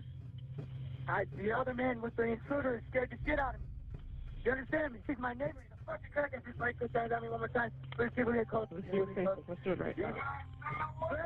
I'm going to hang up so that somebody can call and talk with you, okay? No. Just make sure to answer your phone. Okay, dear. I'm trying to save you, dear. Okay, what do you need me to do, Gary? Okay, hang up and then they're going to call you. Your phone. I didn't mean to shoot you. Jerry, that you was looking down. Okay, above the list. Okay, shut up. Although Lopez never explains his motives or makes demands, he does confirm he's already shot 2 people inside the home, and in the background of the call, a wounded hostage can be heard groaning, "He's gonna do it. He's gonna kill me." So with hostages already bleeding and the gunman Yeah, why don't they threatening to go kill, in? the margin for error is razor thin, and the choices police make within the next 10 minutes will determine who makes it out alive and who doesn't. Watch that window! Watch that window! Contact! Hands! Damn. For now, the a situation good is one. becoming more hectic than before, and the longer police wait to make a move, the worse things will get. They have can't to wait get for inside. SWAT, yeah. We have a male on the phone saying he has 2 hostages shot, 2 already, and that he has 3 bullets, and the phone number is in the narrative. We still have him on the line. He's really gonna fucking. I'm trying to call this fucking clown. Let's see, baby. 553, I'm gonna move up to that truck, okay? I am. Stay by. Okay. Headquarters to 553. He has some being talking with the male in the house, but he's stating that he's talking with an officer and that he shot people in the house in the theater. Well, we have the contact team. You got Pepsh and O'Neill and I. Well, if we have injured, I don't see that. We have to go in. Okay, you want me to try to call him first and see if we can work this? We can try to, if they have the medical, we'll kind of fucking on that, so. If you can make the team, I think you're right. I think we're probably gonna have to. Got a team. 567. Reach over there. Yeah. All right. Got one cover? Cover. He should At this stage of the slide. standoff, He multiple did do a developments are slide. happening behind the scenes. Or Negotiators dive. are patched in, He calling can't just Lopez's run. phone and trying to draw him back into Actually, no, conversation I guess as it just the cops it perimeter out tightens slide. around him. Medics are staged just blocks away, waiting at a nearby elementary school. And around the neighborhood, roadblocks are set up to keep any more civilians from wandering straight into the middle of a gunfight. With all these precautions in place, officers on the ground prepare to make one final attempt to reach Lopez and push for a surrender. Keep doing your thing, but I'm going to try to call him too. All right. You guys, 2 or 3, I think, go over here on the northeast corner of the house. If we can move these guys up around here, around the trees, and try to get them out, I think that'd be beneficial. This is a multi-fucking, this is a weird, there's 3 doors? Fuck. I think the one on the east is a different unit. The big one on the south here. So that window on the southwest has rounds through it, it's shattered. We can get a rifle there, and that's no use going in the front. Probably the best option. 553-52's not working, so I need the phone number for this guy. 262-515, stating his name is Matthew. Please leave your message for 262. Will he come out? Well, it just went to voicemail. With Lopez's phone now going straight to voicemail, any chance of negotiating a peaceful surrender is died. gone. Officers I just realize died. they can't wait any longer. It's time to go in. Sergeant Brian Miller coordinates a contact team. Their plan is simple, but high risk. Enter through the front door with a ballistic shield, neutralize the threat, and extract the hostages. At the same time, other officers are instructed to reposition and cover additional angles around the perimeter. Officers know this is extremely risky, and once they breach the door, they could be walking straight into a gunfight. All right, well, let's get moving. Let's get a shield team. O'Neill, I want you to walk up with it, split off, and take that window on the southwest side. Got it. Ready? On you. We're going to keep trying to make contact, so. Keep trying, but I don't, you know what I mean? I don't, the clock's going, so. Yep. Who's got the shield? I got the shield. All right, what's the plan? Where are we headed? Front door, right there where the mailbox is. O'Neill's to take it to the window that's cracked on the southwest side. I see it. Yep. Right next to the door. Yeah. So, peel off, Shen. Step, or move up. Your right side and left side of the shield. All right, nice and slow. Jurgens, you want to left. Tell me we're moving up. All right, ready? Yep. Ready. All right, moving. Nice and slow. I got the window just to the left of that front door. Copy. Figure that window. Got it. That's the left window. Peel all the way around the corner. Okay, keep moving up. Stay off the radio. Stay off the radio. Go up. Go up.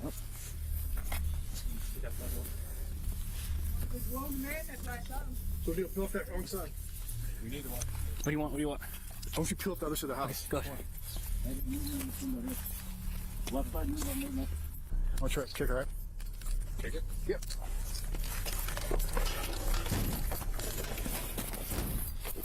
Contact! Left! He went left. What do you got? Hey, watch that window! Watch that fucking window! Watch the window! Hey, hands! Hands!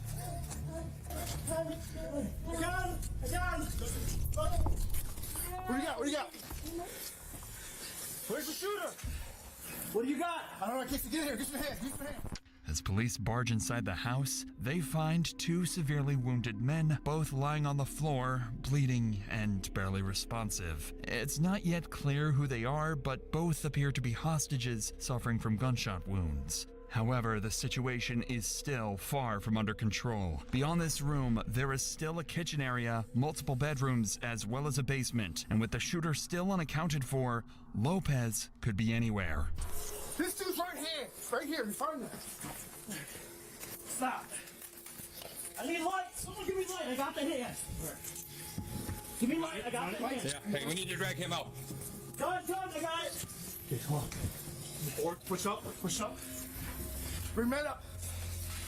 What do you want? 657, we got med en route.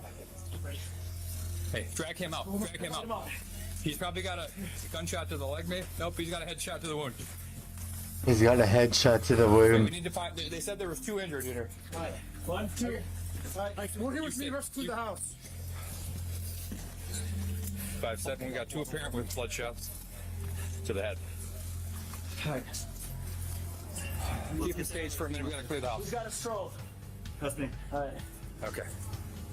All right, let's go. You're gonna take this right. I'm gonna take a left. I got you. It's like a dirty rooming house. I'm holding on kitchen. Give me one. I got you, ready? Check down there. One. Hold on. Hold right there. Okay. Room clear. Room clear. Okay. No. I got closed door to my left. Kitchen opens up to the right. Okay. Switch out. She'll go first. I got laid on in that ring under there. All right. All right. I got open door right. Leads to it looks like a back exit door here. All right. We can go. You wanna? Go up a little bit. All right. Hey, give me one guy. Where does this lead to? It might go to a basement. I don't know. Let's see. So just move this. Just go up a little bit. See if that goes out to us. Closed door. Hold on, man. I got it. Hey, Dave. How many people are we still missing right now? So, all right, what they told us, they had 2 hostages. Okay. So far, we got 2. So we both gunshot wound. We don't know about anybody else. Okay. So all 3 people are accounted for? No, just 2. There's 2. How the fuck did you get 3? So all 3 people are kept. All right, just hit that door now. Ready? Yep. There's 2 hostages. So all 3 people were accounted The for, basement right? door being locked. No, there's 2. Major We don't have 3. complication We didn't faces find 3 yet. officers. Basement entries are some of the most dangerous spaces for law enforcement. The Just narrow smoke it. layout, blind corners, and poor lighting make it almost impossible to clear safely, Gas smoke. especially when a suspect is barricaded inside. If Lopez is down there, officers could be walking straight into an ambush. So instead of forcing the door, a sergeant makes the call to hold the basement for now and shifts the priority to secure the outside perimeter, confirm whether the gunman slipped out or is still hiding elsewhere on the property. Officer Eric Glaum heads out to check the exterior, and that's when they hear someone in the garage. You guys over here? Yeah, just come with me. That's it, house. Just hold. Someone hold there. Rod, I got it. Are you This guys is in the garage? gripping. How many people are in there? Just you and the 2 dogs? Can you leave the Yes. dogs in there and come out? Okay, we're gonna open the door, okay? Just make sure I can see your hands, all right? All right. Okay. Bring. Who was all inside the apartment? My husband, Gary Tubbs, And who else? Matthew Lowe. Is there anybody else we don't know? Is there anybody else that was in there? No. Okay. Ma'am, why don't you? Dewey lives in the But how'd this girl slip? Dewey? The one that got shot. Turns out the civilian woman from earlier managed to run and hide inside the garage. Ah. According to her, there's Weren't they someone talking to else her? still inside the house, in a different section of the duplex that officers haven't cleared yet. Until now, all attention has been focused on the front unit and the basement, but the layout of the home is a 2-unit structure, with the second unit still unaccounted for. But before Officer Eric Glom can relay that information, Sergeant Brian Miller is already patrolling near that side of the house, unaware it hasn't been cleared. What door is that, do you know? We don't know where it's at. We don't know where anything's at. Okay. Just clear where. This is the... That should be the living room. This should be the second floor. It's the kitchen. Blue! That's the living room? Living room? Living room? Go, kitchen. Kitchen. All right. Uh-huh. What we got here, we go?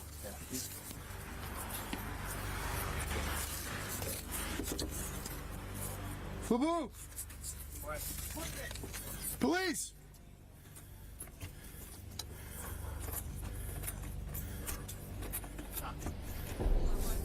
One person up.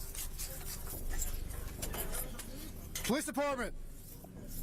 What's your name? Sergeant Miller. Hi. Come on out here, guys. I'm trying. I'm shot. You're shot where?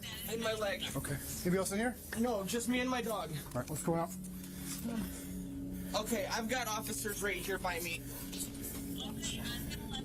How the fuck did that guy escape? Come on out. Come on out. What a beast, dude. Turn left to right, turn the step. Go ahead and shut my door, please. And don't let my dog out. Your dog's gonna be fine. He's friendly. Who else is here with you? Nobody. It was just me and my dog. Fuck, poor Is this guy. after the same apartment? No.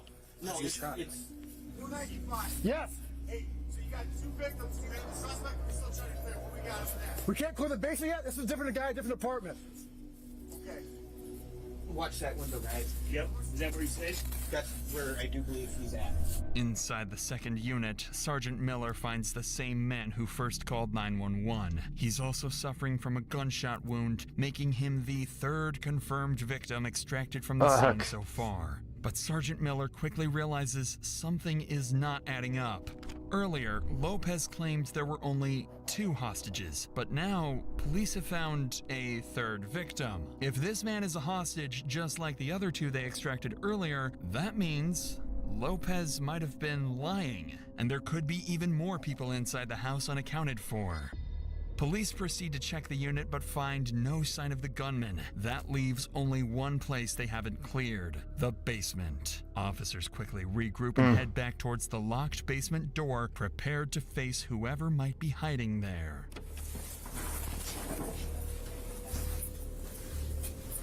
Look at the fucking paint on the walls, dude. Holy shit.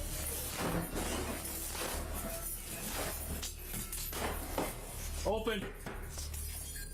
I feel it. Opens down. Okay, get this shield up. All right, Miller. Yep. You go 1. 174. Mike. All right, ready? 2 or 3, whatever you guys want. Okay, go. Ready? Follow. Copy.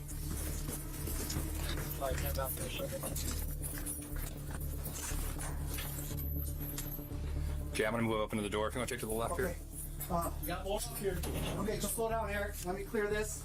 Okay. All right, I'm on you. I'm 1. Yep. Ready? You need a drone. Blue. Go to this side. Okay, there's a dead corner here I can't clear yet. All right, I got you. Fuck. See that corner I'm talking about? Yep. Let me peel off. Okay. I'll peel off this left side here.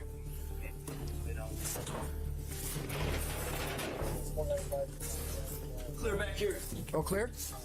What do you? So we got a big room to clear. We could probably use one more. All right, you got 2. You got 4. You got 4? Yeah, you got 4 Okay, total. Eric, I'm gonna go 1. I'm gonna go right, okay? Hold on. All right. Moving. I got this door here. Someone check that corner. Miller's got the corner. I'm on you. Corner's good. That's good? He's gotta be hiding down here somewhere. Kind of disappeared. Blue. Dead space.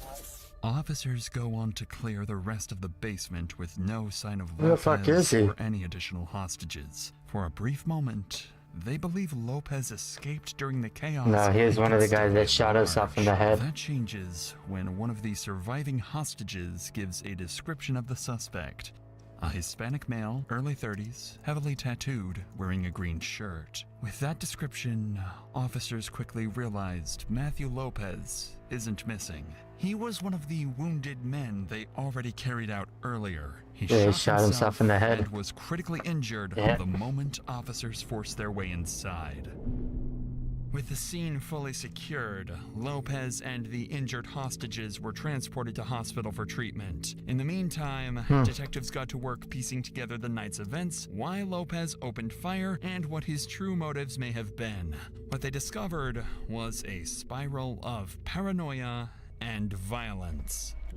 In the days before the shooting, Matthew Lopez had been living in the duplex with housemates after moving from New York to start fresh. But over the weekend, he disappeared with a friend to use drugs, came back agitated and paranoid, claiming he was targeted and drugged, that his phone was wiped, and ranting about a stolen kilo of cocaine. On the evening of December 19th, while others cooked and watched a movie, Lopez finally snapped. He suddenly grabbed a woman, pulled out a pistol, shouted about people outside trying to kill him, and fired 2 rounds into the ceiling. Investigators later confirmed the bullet holes above the living room area. As panic spread, Lopez turned the gun and shot one resident in the femur. When a neighbor stepped outside to investigate the commotion, Lopez shot him as well. Detectives later concluded that it was the peak of a drug-fueled paranoia spiral that made Lopez lash out at those around him before Looks like a drug confronting house, police too. and turning the gun on himself. The injured victims were treated and discharged from hospital, but Matthew Lopez was later pronounced dead, and with him, the true motive for the Kenosha another pedal standoff down. died as well. That was a banger, dude. That was a banger. Hopefully this doesn't get a guy to some copyright me.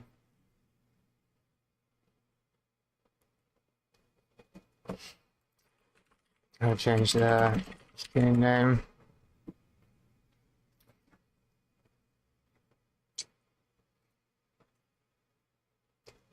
Alright, what's another one that's probably gonna be a house standoff? Oh, that didn't even happen, dude. That's a fake photo. Huh. You see it's different because it has the camera down. Huh. And instead of the record being in the left-hand corner, it's in the right-hand corner.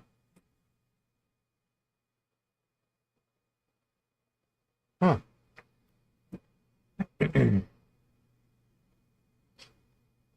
Let's try to find another house, SWAT house.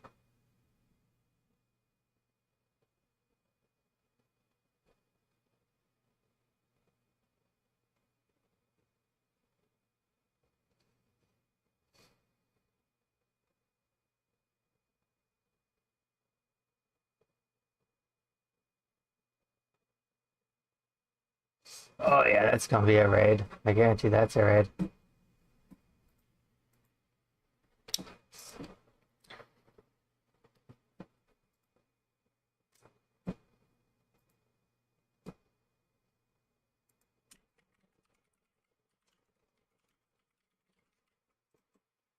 What the fuck? I didn't even hit the mouse.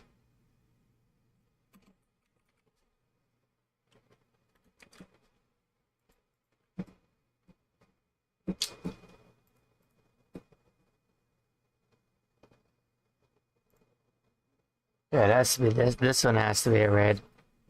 Come on outside. Keep your hands rocked to you. What's going on here?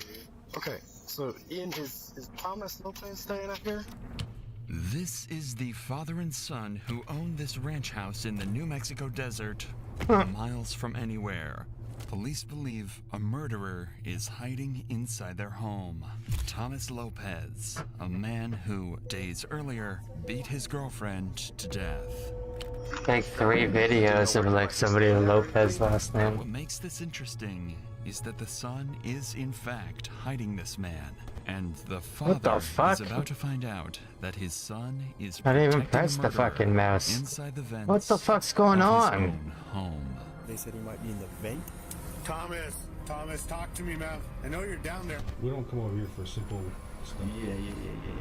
So what's up? She's dead.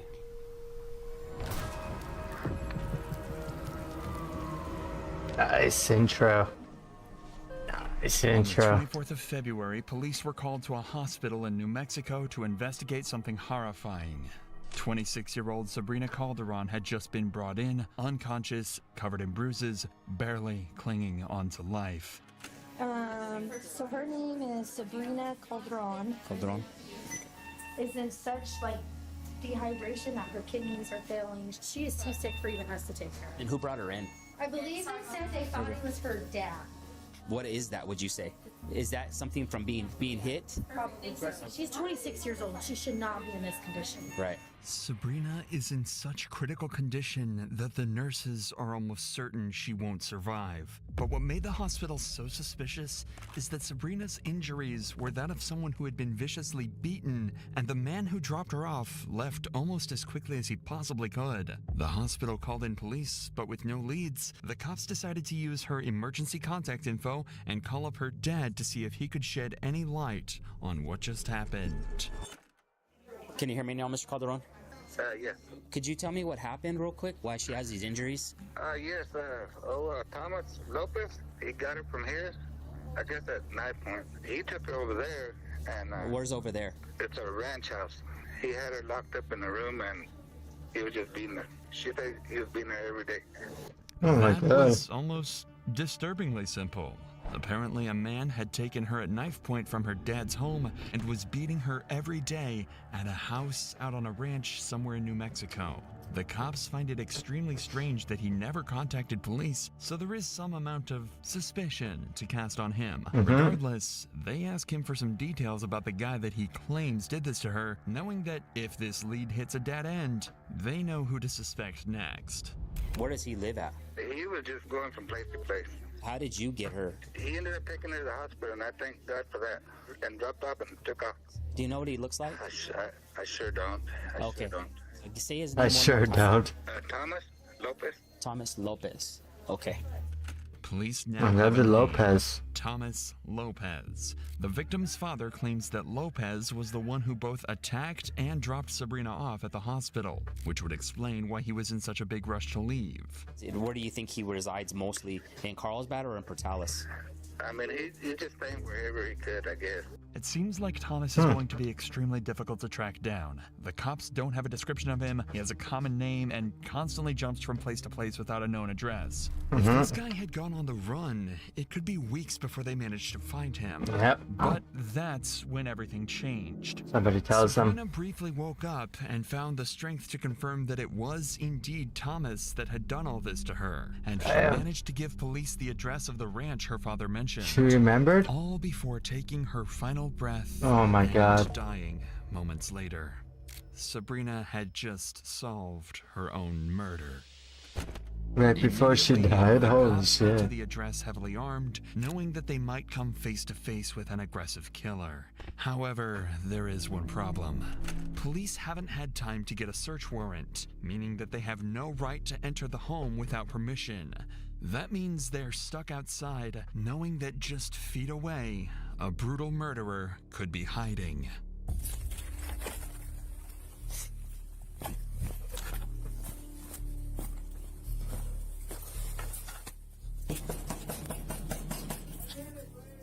Ian, is that you? Ian, come to the front door for me. Hold on a second. Who is it? It's the sheriff's office. Let me see your hands. Come outside. Let me see your hands. Let me see your hands. Is the dog okay? Yes, sir. Hey, Rice, I got contact. I don't have nothing. Okay, sit tight right here, man. Okay, yes, sir. Sorry. This is Ian, part owner of this ranch and good friend of Thomas Lopez. Sabrina had told cops about him and said that he could be vital to tracking Thomas down. At this point, the cops have no idea how much Ian knows, but they do know that his house is supposedly where Sabrina was attacked. For all they know, he could have been involved as well, so they have to be extremely cautious when dealing with him and clearing out the house. Who's all here, man? My father, my friend, Bugsy. What's Bugsy's real name? I don't know. Outside. Keep your hands where I can see him. Hey, what's going on here? Thomas Lopez staying out here? Or has he been out here? Been out here a few times. Yeah. I'd see. Is there anybody else inside? You said Bugsy. If I can go with you at the door, can you call her outside? Yeah. Okay. Those guys are definitely smoking meth in there.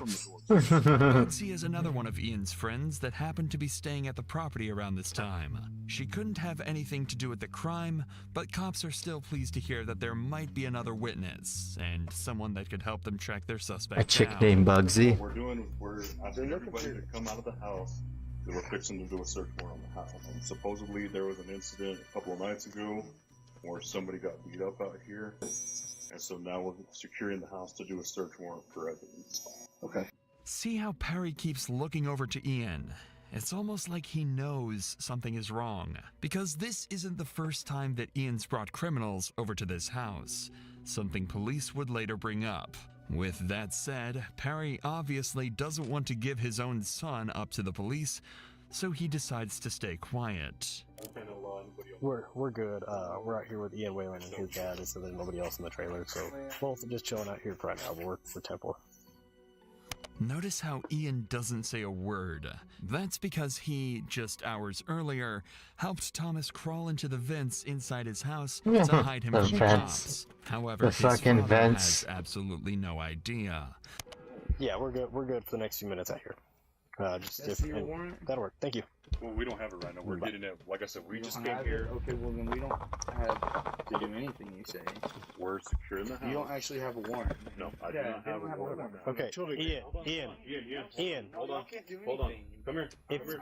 I'm exercising my rights. Ian, come here so we can talk. Okay. Would you What up, mind if Stevie? I walked inside with you, just so we can make sure there's nobody else inside? Sure. Okay, I will go with you.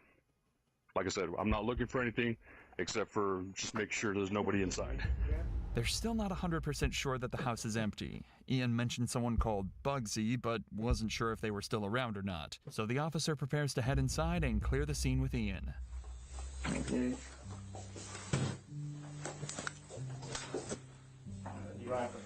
You mind if I flip on some lights? Yeah, go for it, man. It'd make it easier for both of us. And you don't have anybody staying with you currently? No. No. I just want to make sure, you know. Look at how they find them in the vents. Behind me, you know. Dog shit's back here, man. So like, Okay. Do you mind if I walk, make sure there's nobody on the side? Go ahead, man. Okay. Appreciate it, man. Yeah, absolutely. So, Making coffee, Okay. bud. Thank you. Nice. Do you mind if I walk in here? go ahead. Like I said, I'm not worried. Go ahead. Go ahead. Dude. I'm not looking for anything. Just make sure nobody's in here. Sure. Yeah, it happens, man. The fuck is Do you mind that? If I take a look inside. Appreciate it. The fuck is that? A grow Thank you. tent? Across the beef filming. He grows weed in there? Do you have just friends stay from time to time, or do you have? Yeah, every once in a while, you know.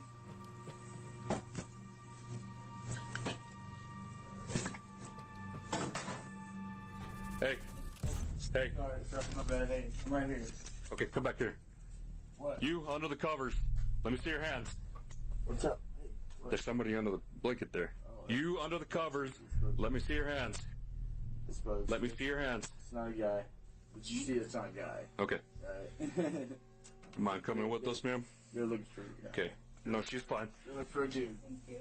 We're not looking for her, but we do, ma'am, need to ask She's that probably you come wanted. outside with us. That's why she's hiding. Bugsy isn't the person they're looking for, but she would turn out to be extremely useful to the case down the line. She's been staying at the house recently, so the cops keep her around thinking she might have seen something Ian didn't. The officer then clears the rest of the house and finds it to be totally empty. In the meantime, the officer outside catches Perry up on everything that's been going on at the house lately and what they plan to do in the search. So y'all referring to this Thomas girl, ain't you? Yes. Yeah. Thomas has gotten himself into some pretty heavy at this point, so. Yeah, but what I've seen of it, I don't care for the dude. Okay. Keep this between me and you. I'm here trying to make shit right, and I apologize for my son. You know what? No, it happens. What's up? Okay. Not a dude. Okay. Obviously not the guy we're looking for, so. Mr. Whalen? Yes. So they're fine where they are right now, but what it's sounding like is the investigators are wanting to do the entire property covered in the search warrant. So What does that mean? well, meaning the car's gonna have to stay here. Okay. They're okay in there for now, but they are asking. The entire property. Yes, Y'all sir. want to go through the barns? Yes, sir. That's what it's sounding We like. could probably go do that right now. The Well, well house is locked up and the barn's unlocked. okay. But I could take y'all on a tour if you wanted to. Yeah, we're gonna wait for them to get the paperwork done, just so that I don't think. I'll be honest with you, I don't think Thomas is hiding in the shop or something like that. But on the off chance that he is, I don't want him to have the ability to talk to a lawyer and say, "Well, they illegally searched the barn." Even if we have permission at this point, we're just gonna kind of stand by and do it by the books for the paperwork. The thing is, Officer Rice was wrong thinking that Thomas wasn't hiding on the property. Had he gone looking for him on his own, things could have ended much, much worse for him. However, the day is coming to an end, and it's time for the officers to go over everything they've figured out so far. However, they can't risk Ian or Perry overhearing any of this. See if you can figure out why that might be, and we'll reveal it after this clip. She's been living here? Probably. Did you ask her? I haven't asked her expressly. I would ask her. Because if she has been living there, she might have witnessed it. Sorry, I don't mean to be on edge, but you know, yeah, especially. This is a sick channel, dude. But, He makes good videos of the body cams. There ain't no RuneScape content, so watch this and take a nap. I'm guessing there was some internal injuries. Okay. So it wasn't like he tracked her down. It's the way it seemed. Okay. The officers are clearly trying as hard as they can to conceal the exact details of the case from Ian and Perry. That's because detectives plan to interview them later, so the less information that gets put into their heads, Oh, the cheers, better. Steven. This is usually for two main reasons. If they're guilty of something, this stops them from changing their answers to hide evidence based on what they know. Or if they're just a witness, it stops them from giving answers based on what they heard from the cops rather than what they actually saw, protecting their credibility in court. It should be made clear that this isn't the first time that cops have been dispatched to Ian's house. And in fact, multiple criminals had been arrested here before, though never Ian himself. He just seems to hang around with the wrong people. Let me tell Ian. Okay. Hey, listen, they're expanding the search to the whole property. We cannot take the car. Okay. So the thing is with it, Ian, is you guys physically yourselves are not being detained. Okay. Other than I guess today, any other issues going on? No. Nothing? Okay. That's good, I guess. Fortunately, no. Yeah. Got a nice place out here. I'd be more selective about who comes out. Yes, dude, honestly, when I lived out in the county, if I had friends over and they brought somebody I didn't know, I would straight up tell them back, guys, I'm cool with all y'all. So, but him, I don't know him. And if I don't know him, he doesn't need to be here. If you haven't noticed, the longer this goes on for, the more uncomfortable Ian seems to get. And as that continues, the cops start to get more suspicious too. After having multiple criminals caught and arrested on his property, you'd think he'd start to be more careful about who comes over. That's what made the cops suspicious here. If he's been hanging around so many criminals, he might feel obligated to cover up for them. That's the main thing on the officer's mind when he decides to bring Ian to the interview room, but they actually decide to wait before questioning him. They have a fairly large number of witnesses for the case, so they want to get as much information from the others first before talking to the riskiest of the group. Ideally, they'll get information that could help catch Ian in a lie and force him into telling the truth. So they start by questioning his father, Perry, the owner of the property. Too many people coming and going. I'm getting sick of it. So you were in your room, they had been there a couple of days. You heard her. It's like his dad's just chilling, taking care of the ranch, and his kid's just bringing over so many fucking people. Tell him, hey, y'all need to calm, quit, or whatever he said. The girl outside, this Elizabeth chick, and some other guy gave the girl that was being slapped after she said, y'all need to help me. But that, apparently, this is two different women. See, I thought the girl that got beat up was not this girl. Yeah, I don't know. I'll stay back in my room. But you saw a woman getting beat. Yeah, but I didn't think it was her. She was already in Carlsbad, right? Is it time for She just barely got in Carlsbad, probably Friday. It seems that Perry absolutely heard Thomas attacking at least one woman, but wasn't able to confirm who it was. He backs up Ian's propensity Just to let goes back anyone in his everyone room. into the house and tells the cops that it was bound to end up badly eventually. If Perry can identify the girl that he saw Thomas hitting, though, it could be a massive help for the cops, as it would mean all the evidence lines up and they can begin their search for him immediately. Suppose we just got you got the faces mixed up? Because you don't seem sure, but you knew it was women. I thought there's two. There is. Thomas did beat up another girl that he has warrants out for his arrest now too. That's why he's running.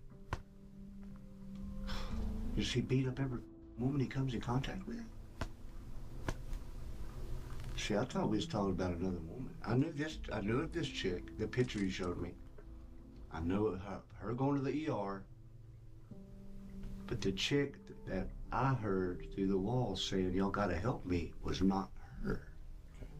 Perry is saying that he had heard Thomas beating a girl up, but that it was a completely different girl to the one that they were looking for. So now, there was even more reason to catch him as soon as possible, as it seems like this wasn't an isolated incident at all.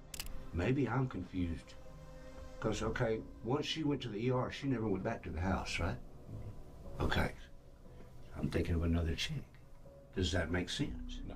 So this guy's just letting people come to his house and just beat girls, and he just sits in his room and listens to it? It's just confusing for me. I'm back, bud. More Damn. This guy just fucking lets people come to his house and beat fucking girls, and he just sits in his room and listens to it. Start putting split down about who stays at the house. Plain and simple. Well, we need to get this, man. Perry unfortunately didn't have much else to add, so now they turn their attention to Bugsy, their surprise witness who might just have the answers they're looking for. Okay, because you might have seen or heard something that happened out there at Ian's house a couple of days ago. Honestly, I just got there today to do some laundry, so I have. Well, Ian says you were out there a couple of days ago whenever this incident happened. Okay. Okay. Do you know Thomas? The guy that's always out there with Ian and all them guys? I mean, I've seen him a few times out there, yeah. I mean, even if I was there, I didn't see none of that. Did you hear any of it? I didn't. At first glance, it seems like Bugsy might not be as much help as they anticipated. But things can change quite quickly when a witness is told just how serious the situation is. That's why the officer decides to let her in on what happened to Sabrina and see if that jogs her memory at all. The reason we're here is because there's a girl that was with Thomas. Today, she started having complications from what Thomas and Sabrina had an altercation over. Okay. She is now deceased. Unfortunately for the cops, this didn't change the fact that Bugsy hadn't seen anything at the house. However, she was able to give them one piece of information that could end up proving infinitely more useful than what they were hoping for initially. What's that? She gave them the address of another house Thomas was known to stay at. Oh shit. Inside that house is actually another one of Thomas's victims, and the police are about to discover that he's actually a serial domestic abuser. Oh fuck. This is crucial to build a strong case against Thomas. Good, and yourself? Pretty good. Alright. Yeah, we're looking for Thomas. He's not here. My friend Monique, that's her boyfriend. Okay. She asked me to stay here because she's. Is Monique not here either? She went to Clovis. Okay. And I'm just watching. Do you know where Thomas is? He's not supposed to be We just here. really need to talk to him. He's not supposed to be here. We changed the locks for her. Changed the locks for her. She's really scared of him, so. Oh, yeah? Yes, we changed the locks for her. Okay. She doesn't have a phone. Was she battered a while back? Yes. Is that what that... Do you mind if we just make sure he's not in the house? That's fine. You know? What's that? I'm her friend. But nobody else is in this house? No. The only thing is that she called me, said she was scared of me. Uh-huh. My boyfriend changed out the locks for her. He took her phone. Oh, he took her phone? When you're saying her, who are you talking about? Money. She hasn't been here all day. I can't stay here for her. But she still lives here? Yes. Okay. She hasn't That's had a contact weird with him, roof you with would a know dent of, like that. or nothing to do with him. How And long no ago window. was their incident that happened? That was yesterday. But she called me and told me to come change out her locks because she's scared of me. It turns out this is the home of the other girl that Thomas had reportedly been beating, which, if anything, Oh, the is fucking worrying the crosses, cops even holy more. shit. Since we know he's not limiting his violence to one girl, it would make sense if he's hiding out here waiting for this girl to come back home. The homeowner, however, is telling the cops that he's not here and she's not seen him for days. Is she working or where is she at? She just got a rehab. And so she went to Clovis with her daughter. Oh, I mean, I guess that's what it means. It was about 7:30 yesterday. Does he have any friends around here that we know of? That he hangs out with? Family? Of him because she's my friend. Uh-huh. But I know she don't have nobody who terrorizes her. Do you think he still has her phone? Oh, he does. Get that number. He does have her phone. The officers continued to search every room in the house as well as the attic, but weren't able to find him anywhere. According to everyone they talked to, Thomas had gone off the grid and was nowhere to be seen. But there was still one person they hadn't talked to. The one person that they knew was acting strange from the very beginning. Ian Whalen. If anyone was going to know where he The guy who always it has was a gonna sad be face. So later that night, they brought him into the interrogation room for hopefully the last interview that they need in this case. Their cameras are down, so I'm using this thing, okay? Okay. I'll explain to you why we're here talking. You're not in any kind of trouble, okay? You're not in any trouble. You have any idea why you might be down here? Well, yes. About what? Because of the fight or whatever, I guess, that Thomas had. Right? You know anything else about it? No. Remember, Ian hasn't been told any details of what actually happened yet. He doesn't know that Thomas killed Sabrina, or even that there was a physical exchange. But that's all about to change in just a few moments. Tom, let's talk about Thomas Lopez. When's the last time you seen him? It's been about like a day or so. A day or so? What about his girlfriend Sabrina? About a day or so. Okay. What happened between Sabrina and Thomas?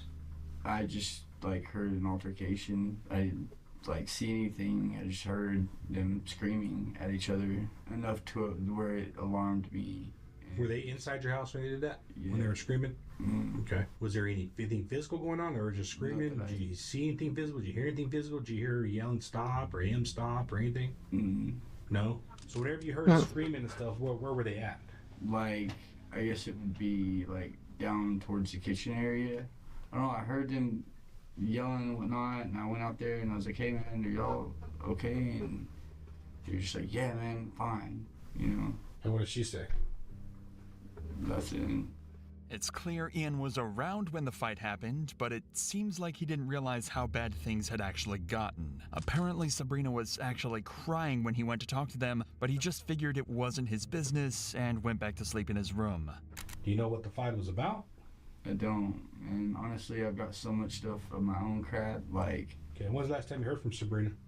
I don't know Sabrina. Like, I'm not making this up. Like, But she was, that's Thomas's girlfriend or whoever. I don't even know that. Like, I just know that there was an altercation between. I don't even know if this Sabrina is, if this is who, like... Messed up teeth? I'm assuming that's who it was. So that day that whenever we went out there, was it the same chick? As the officer mentioned earlier, Ian has a habit of letting people that he barely knows stay at his house. But it turns out this is a recipe for disaster. Since people know he likely won't get involved in their business, they see this property as an area out in the middle of nowhere where they can do whatever they want with no eyes on them at all. Initially, this only resulted in smaller crimes, robbery or drug possession.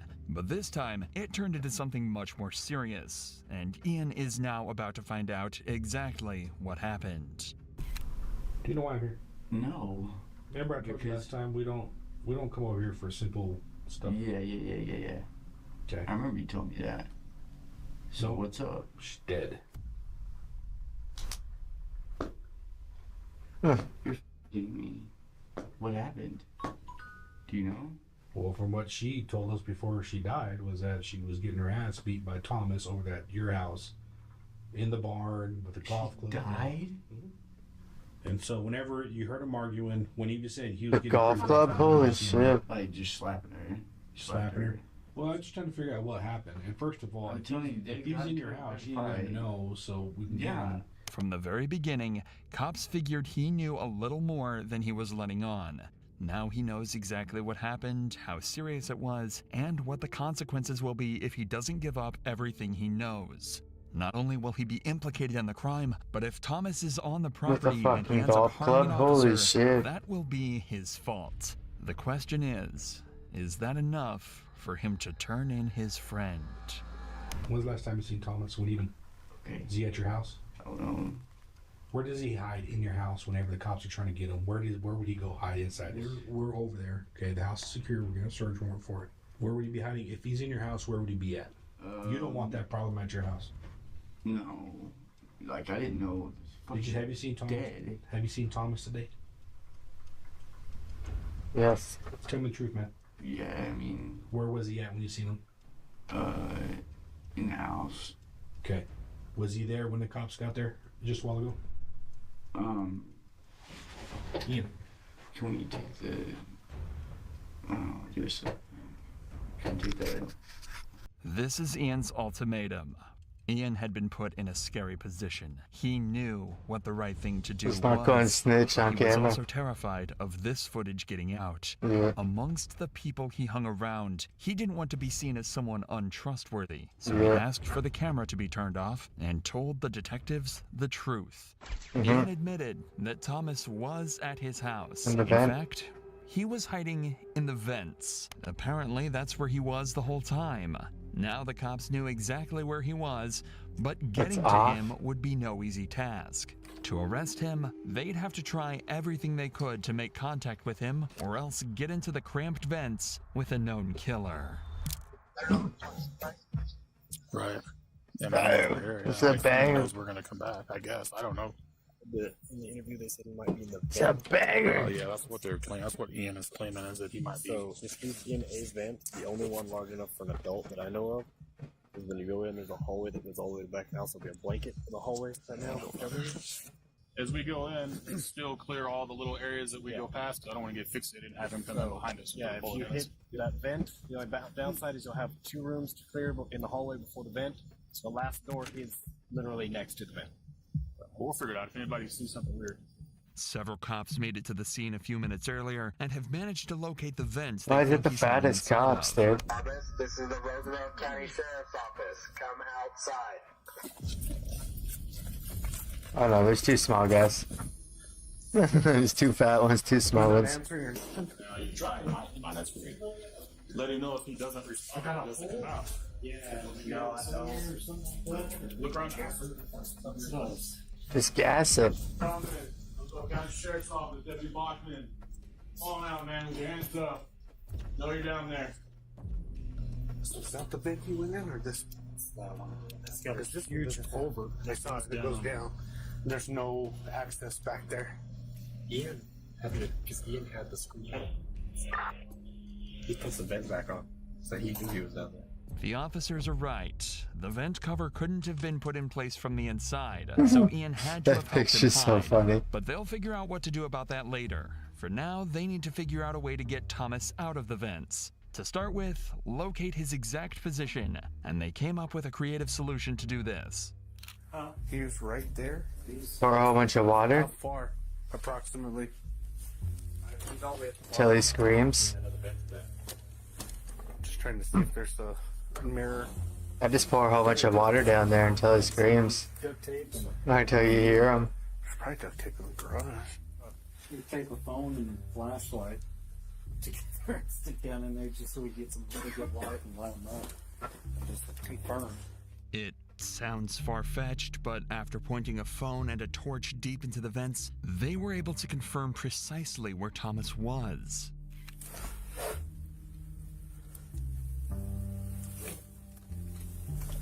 It looks like you can see the back of his neck, a jacket. The problem was, he still wasn't responding, and they certainly didn't want to get in the vents with him. So while another group of officers checked the outside to ensure he couldn't escape, the cops tried desperately to reach out to him. But quickly, they started to get concerned about something else entirely. Thomas, if you can hear me, man, answer. I know you're down there. We saw you in the pictures. Answer me. Just let me know you're okay, man. Are you okay down there? Yeah, no movement. No, that's not that door. Like you would think that he'd shuffle a little bit. I haven't heard him. Well, it looks like he moved since Yeah, but like no noise, nothing. Oh. Señor López, estoy invitado a la oficina del sheriff. Está abajo de arreste. Necesitas levántese ahorita. Thomas had been down there for hours now, possibly even days. The cops know he's there, but they haven't seen his face or any movement whatsoever. They're fearing the worst, but they still can't risk going down there with him. That's when one of the officers gets a genius idea. You're going to want to push him back this way because he's going to have to come out this way. Yeah. So if you introduce gas, you want to introduce it on that. Okay. If you have a fogger or you have pepper spray, yeah. I would introduce it down there. You don't do the same thing with a video? It may make him uncomfortable enough that that's going to make you cough. Yeah. About time they fucking decide to fucking pepper spray. Yeah, he went in deeper. Yeah, because you don't want them to crawl, so I would introduce it over there too. Push them this way. Yeah. Just on that side. They're planning to shoot pepper spray into both ends of the vents, forcing him out. If he was to stay inside, he'd end up choking and writhing in the pain the gas caused. But it turns out, this plan was so smart and terrifying to Thomas that they wouldn't even have to put this into action. Hey, come on out, man. Dude, come on out. What did I do? Come out, we'll talk. What do I do? I'm a little scared for him. No, there's nothing to be scared about. Come on out. I've been beat up by the cops before. I understand, but nobody's gonna hurt you. I just need you to come out and Says you beat women. Yep, we'll get you something to eat. Go. We'll get you something. Good night. She's gonna be 75. Got some dirt in there. You want to take the head off? Some shit off? The concept of being stuck in the vents with the pepper spray was just too much to Thomas, and with some convincing, they were able to get him out. The ideas and tactics used in this extraction were far from textbook, but they were incredibly smart. Now they just had one more job to do: interrogate Thomas and finally figure out the truth of what happened to Sabrina. Move all this over here, okay? You speak English or Spanish? Both. Okay. You want preferably English though. Preferably English, and we'll stick with English. So listen to me. We are in America. You have the right to remain silent. Anything you say can and will be used against you in a court of law. Well, what we are here for is what happened with Sabrina the other night. That's what all this is about. There is an enormous amount of evidence against Thomas. Remember, Yeah. everyone involved in the case has pointed the finger towards him, including the murder victim herself. But that doesn't mean he's not going to try and defend himself. Notably, She without fell. the presence of a lawyer. The story he chooses to go with, though, isn't the most convincing. Okay, we talked to Sabrina. Okay, she told us what happened to her. Okay, I need you to be honest with me and tell me the truth. Okay, were y'all guys fighting that night? It was just an argument. That's all it was. We weren't fighting. We didn't get physical. How many times did she hit you? I don't want her to get in trouble, sir. Okay, how many times did you hit her? I didn't hear this, sir. We just bumping each other, like, you know what I mean? Did you shove her down the steps for her to cause those injuries? I would have showed her. That's my kid's mom, but Y'all guys have a kid together? I don't want to hurt her. So tell me what happened in that bar. That's when she fell. And sir, we went back there and argued because we didn't want to be arguing in that house. I don't want to get thrown out because I don't have nowhere to live. What the fuck? Apparently, they went out to the barn because they didn't want to argue in the house, and Sabrina slipped and fell down some steps, causing all of her injuries. You guys are arguing, okay? And it did get physical, but you didn't want to tell me what happened, right? Is that what you're telling me? It got physical, but you didn't want to tell me what happened. No, so we just kind of like we got in each other's face about it. Like, was that the same night you took her to the hospital? I mean, it was ongoing for like a couple of days. So you guys were just like basically arguing for 2 days? Pretty much. When was the pushing and shoving? I want to say pushing and shoving. We just kind of The chest bump and whatever you want. Yeah, when was that? That's during that night when she fucking fell. Okay, so you guys do this chest bumping. We don't want to argue in that house because I don't want to get thrown out of there. Thomas is also claiming that he didn't hit her or even push her around. The worst they did was get into each other's faces and bumped each other's chests. As I'm sure you're aware, that's not exactly consistent with Sabrina's injuries or what she told the police. But Thomas's story gets even more unbelievable as he continues. So then you guys go out to the barn. What happens next? We're just sitting there. Alright, next video. And stuff. We're up there. So you guys go up, and are you like upstairs in the barn? Is that what you're saying? Yeah, in that loft. We start up there, and then she started coming back down, and she fucking loses her footing. Police captured Colorado's when was the smartest killer. Walked into the house. Well, isn't Colorado the first state that legalized weed? So there probably not that many smart people there. Just joking. This is the mother of 43-year-old Crystal Krug. In a few seconds, she's going to find Crystal's lifeless body inside this very garage. Hello?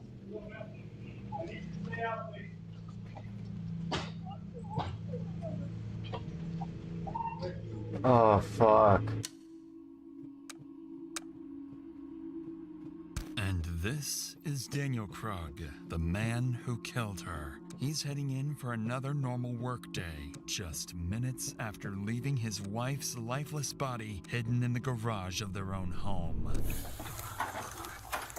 Oh shit. Holy fuck. For the last 4 months, this man has been engineering the most calculated homicide plot Colorado has ever seen, creating fake identities, manipulating Crystal's children, and setting up the perfect scapegoat to take the blame. He believes his plan is bulletproof, that police will spend weeks chasing a ghost and eventually arrest someone else for the murder he committed. And despite nearly perfect detective work, his plan works exactly the way he intended. My husband said there was a dude who's been stalking her and threatened to kidnap her. Oh my God, this can't be true. I was the person who attacked her.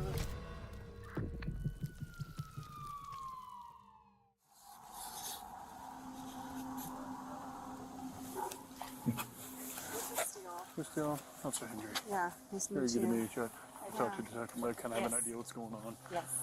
This is Crystal Krug, months before her murder. She lives here with her husband, Daniel Krug, and their 3 children. Both Crystal and her husband are well educated and seem to have built a comfortable life together with their kids. But behind closed doors, something dark is happening that will destroy this beautiful family. All because Crystal's been dealing with a stalker obsessed with her, sending her constant threats and claiming to watch her every move. This officer is here to check her car for GPS trackers or anything that could explain how this stalker keeps finding her. In reality, the stalker is much closer than anyone could have imagined. You can see like it's only the dirty stuff, you can see blood marks, but like my street looks like this all the time. There's no one out there. Like I know the normal cars. Yeah. So I don't know where he's following me from. Okay. I can only assume a tracker. Nothing jumps out at me. I know. He doesn't even look inside the car, he's just looking at the fucking hood. The officer continues searching the vehicle top to bottom, but finds nothing suspicious. So before leaving, he offers Crystal a few safety recommendations and reassures her that they'll keep looking into her case. Not long in the course of the investigation, Broomfield police receive another call, this time from Crystal's husband, Daniel, reporting a break-in at his home. An officer is dispatched to check things out. Unknowingly, this encounter will be the start of one of the most calculated murders the United States has ever seen. Hey, how's it going? Yeah, definitely. I'm Officer Chauncey. I'm Dan. Nice to meet you. Johnson, nice to meet you. So, as I pulled in, I saw someone run out, jump over my gate, and take off that way. Got it. I didn't think to call you until my wife got home recently, and we realized the spare key that we keep in the garage isn't there. Okay. According to Daniel, the only thing that's gone is their spare house key. If someone stole that, it means they aren't done and might have plans to come back at some point. The officer advises Daniel to change their locks immediately, while police look into who this intruder might be. What no one realizes tonight is that this is no random incident. It's the opening move in a plan that's been forming for months. And this break-in is just step 1. 9 days after Daniel reports the break-in, his wife Crystal wakes up to another uneasy morning. For weeks now, she's been receiving strange, anonymous messages and a growing sense that someone out there has an eye on her. Until now, none of it had a name attached, but a faceless presence that kept getting closer. But today, that changes. As Crystal gets the kids ready for school, makes her morning coffee, and heads out for work, her phone buzzes. She glances at the screen and sees a name she hasn't thought about in more than 20 years. Jack Anthony Holland, a man she dated briefly as a teenager. The message is short, crude, completely out of nowhere. Hi, Crystal. It's Anthony. Hope it's okay I looked you up. I go to Boulder every few weeks and thought we could hook up. You game? At first, she didn't think much of it. The two last spoke years ago, and even then, he was harmless. You so she game? ignores it and moves on. But the next day, everything changes. Are you there? You should say yes when I offer pity. Whatever. I saw your pics. You got fat. You should yourself. Saw you at the dentist today. Your license plate expired. Gotta fix that. Suddenly, Crystal's fear becomes reality, and she begins living with the terrifying possibility that she's being watched. And now, she's certain Anthony is the one who's been harassing her for weeks. She becomes hypervigilant, installs cameras around the home, dash cams in her car, and starts carrying a concealed handgun everywhere she goes. By late October, Crystal's barely sleeping. She keeps a spreadsheet of her stalker log, documenting every message she gets. Then, almost a month later, a new email from Anthony confirms her worst fears. This your husband? Drives like slow old lady. He needs to drive safe. The email comes with an attached photo showing her husband Daniel at his workplace. Now the stalker isn't just targeting Crystal. He's coming after her family. Crystal realizes she can't handle this alone, so she hires a private investigator to track down Anthony's addresses and digital history. Then, on Halloween night, she calls the police. So, how can I help you tonight? What's going on? Yeah, so I have an ex from a very long time ago who has occasionally found me on social media, and it's never been an issue until this month. So this month, I have received numerous text messages, and then today I got an email that is very threatening, and it escalated to the point that he took a recent picture of my husband at his work location. So the stalking's getting a little too... It's a weird name. How to spell Crystal? Okay. So my last contact with this individual was 5 years ago, where I told him I was happily married. I had no interest in what he kept contacting me. He kind of blew things up and then blocked me. I blocked him, haven't heard from him since. After explaining everything to the officer, she documents each detail and forwards the case to the department's investigative unit. Within hours, the file lands on the desk of Detective Andrew Martinez, a seasoned investigator who's worked some of Broomfield's toughest cases, including abductions and violent crimes. Martinez schedules a formal meeting with Crystal for the following week, hoping to get a clearer picture of what exactly is happening and who this Anthony really is. When she sits down with Martinez, the situation has already escalated far beyond what Crystal first reported. So, I mean, like, he saw, like, full pictures of my family, of my kids. Like, I locked down my protocol real fast after this, because it was pretty alarming, right? Where he's like, we're meant to be together, and my family loves that we're talking. And I'm like, whoa, you think that we're, like, in a relationship? So I shut it down real hard. I said, this is really creepy for me. You need to stop. And he got, like, real emotional, and then blocked me. I'm like, good. And I blocked him, and I'm like, and then I shut down Facebook entirely. One development that I have, I did get the full-blown report from the PI problem, and you'll see this in this report. There are tons of phone numbers associated with him. There are tons of addresses. He moves everywhere and between like 3 different states. As Crystal walks the detective through her evidence, 2 details immediately stand out. First, her stalker isn't just texting her from random numbers. He's using multiple phone lines and different digital identities, finding ways to reach her even after she changes her information. Whoever this is, they're persistent, resourceful, and frighteningly determined. Second, her ex-boyfriend, Anthony Holland, is tied to several addresses and multiple phone numbers. Whether it's instability or an attempt to stay off the grid, it convinces Martinez that Crystal is dealing with someone who either doesn't want to be found or someone who's planning something far worse. With all of this in mind, Martinez wraps the interview with Crystal and begins the digital side of the investigation. He sends warrants to service providers, requesting phone records, email logs, and account information to track down the stalker. Unfortunately for Martinez, these companies will make a mistake that will soon prove deadly.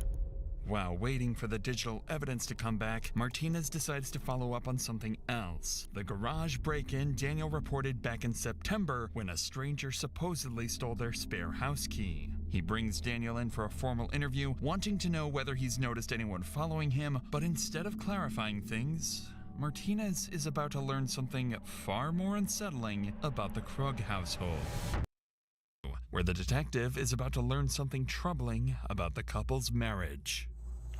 And I guess at what point did she tell you that he recontacted her this last time? It was either November 1st or November 2nd. It was after she had gotten a picture of me at work. she brought me up to speed on that. Gotcha, okay. And the first contact that he initially made with her was back on October 2nd. I guess why that month gap, do you think, before she told you?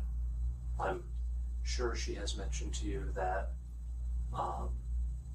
she and I are going through a rough patch, kind of on the rocks. So probably didn't seem that pressing until it was. Sure. And she didn't mention that to me, that you guys were having a rough time currently. Are you guys in the process of separating, getting divorced, or working through things? To be determined. My brother Matthew is a cop, so I have a retractable asp steel baton. Yeah. As I said, not right now, but otherwise, it's on me all the time. I sleep with it next to me. I've bought some additional security cameras for the house. Steel baton. I'm panicking, and I'm doing a shit job of protecting my wife. So I'm not doing good. Yeah, I can see that. So, with that being, I know that Chris Steele, we put her car on a lift on Tuesday afternoon to see if there's any sort of GPS tracking or anything like that. We couldn't find anything on the car. If Anthony is watching you guys, it's going to be in person from a distance or nearby or however. So that poses an interesting issue in of itself. From Daniel's reactions, it's clear the crazy. stalking is taking a toll on him too.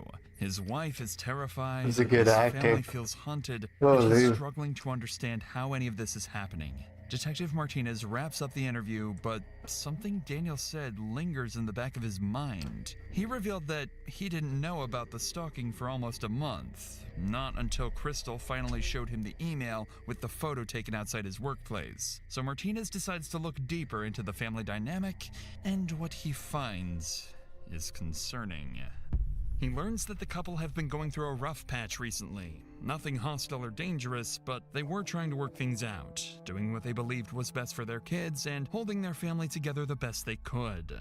With how much the stalker seems to know about their lives, Martinez briefly wonders if someone inside the home might be manipulating the situation, and for a moment, he even considers the possibility that Daniel might be messing with his wife as some twisted way of trying to fix their marriage. But that idea is quickly dismissed. There is no evidence backing any of it, and all signs still point to Anthony. Not to mention, Crystal herself is fully convinced her ex is behind the stalking campaign.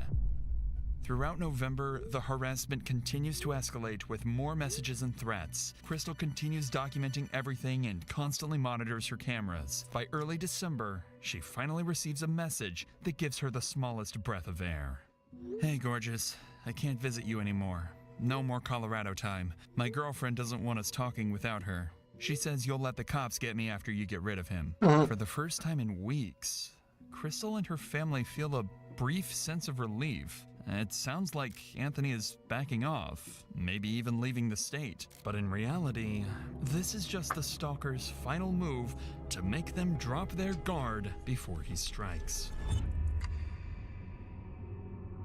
The day starts like every other day. Daniel leaves for work, while Crystal heads out to drop the kids off at school. During those minutes, someone approaches the front door, tapes over the Ring doorbell camera, and slips inside the house. Minutes later, Crystal drives back home, pulls into the garage, and steps out of the car. She has no idea someone is waiting for her inside, and the moment she closes the car door, he attacks. The stalker strikes Crystal in the head, stabs her, and leaves her bleeding on the floor. After months of plotting, this is the moment he'd been waiting for. Later that morning, Daniel tries calling Crystal from his office, but she doesn't answer or respond to texts. Hours pass, and there's still no sign of her, so Daniel finally decides to call police. Springfield Dispatcher's meeting. Hi there. My name is Dan Krug. I don't think this is an emergency, but this feels really weird. Okay. My wife isn't responding to text messages or phone calls. Okay. We've had threats against us. We have both been targeted by a stalker. Threats have been made against my life, and threatening to like kidnap her, which is why I'm nervous that she's not answering me.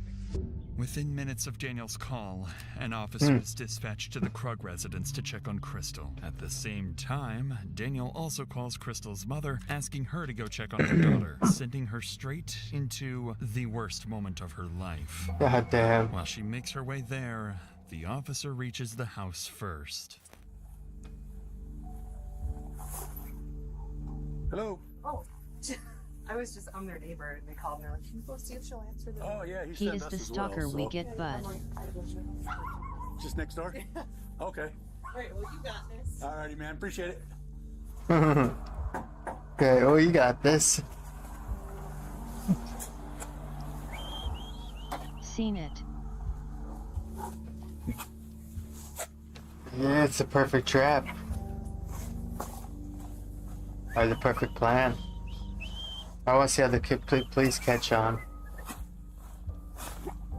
The house looks quiet, and the officer doesn't notice anything wrong from the outside. But before he clears the call and drives off, something nags at him. So he brings his patrol car a little closer to check the garage, where he's about to uncover a tragic, horrifying sight.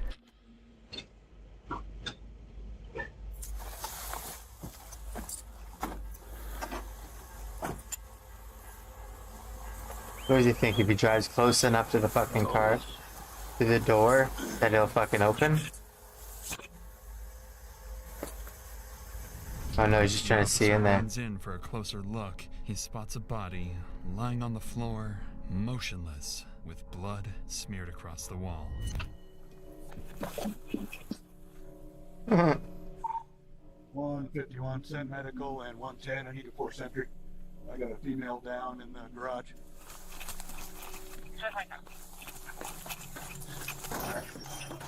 Rockville Police! Rockville Police! How easy he gets that door open, holy shit. Oh shit. Jesus Christ, dude. How easy he kicks the fucking door right open. Rockville Police! Holy shit, dude. Rockville Police! What a beast. Oh shit. I think it was locked too. What a fucking beast. Holy shit.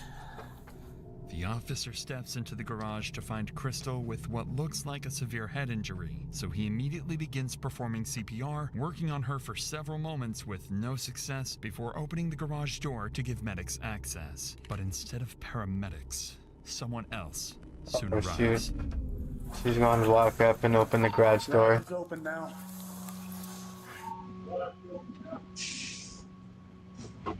Oh no, she's going to see. Hello, ma'am. I need you to stay out, please.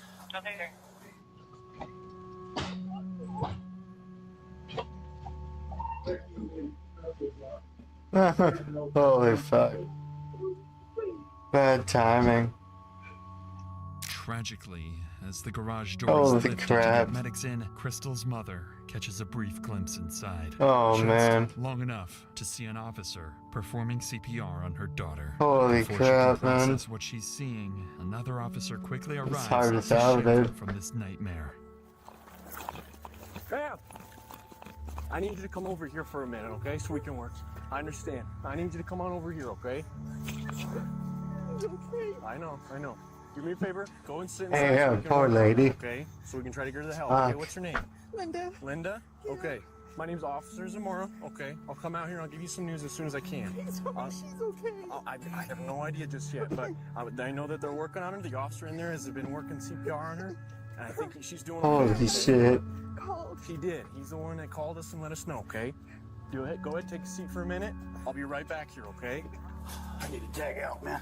She's got a head wound. I don't know if it's from falling or something else, but probably falling, but I don't know, man. It's a good one. Husband said there was a stalker threatening to kidnap her, so I don't know.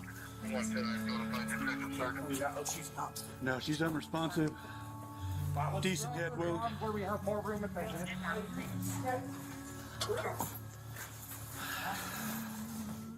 While medics continue working on Crystal inside the garage, an officer stands outside reassuring a distressed woman who's just arrived, unaware that this is Crystal's mother. She's shaking That's the neighbor and that was at the terrified by door. the horrors she witnessed inside the garage. Linda would later learn that none of this was random, and finding her daughter like this was always part of a twisted plan.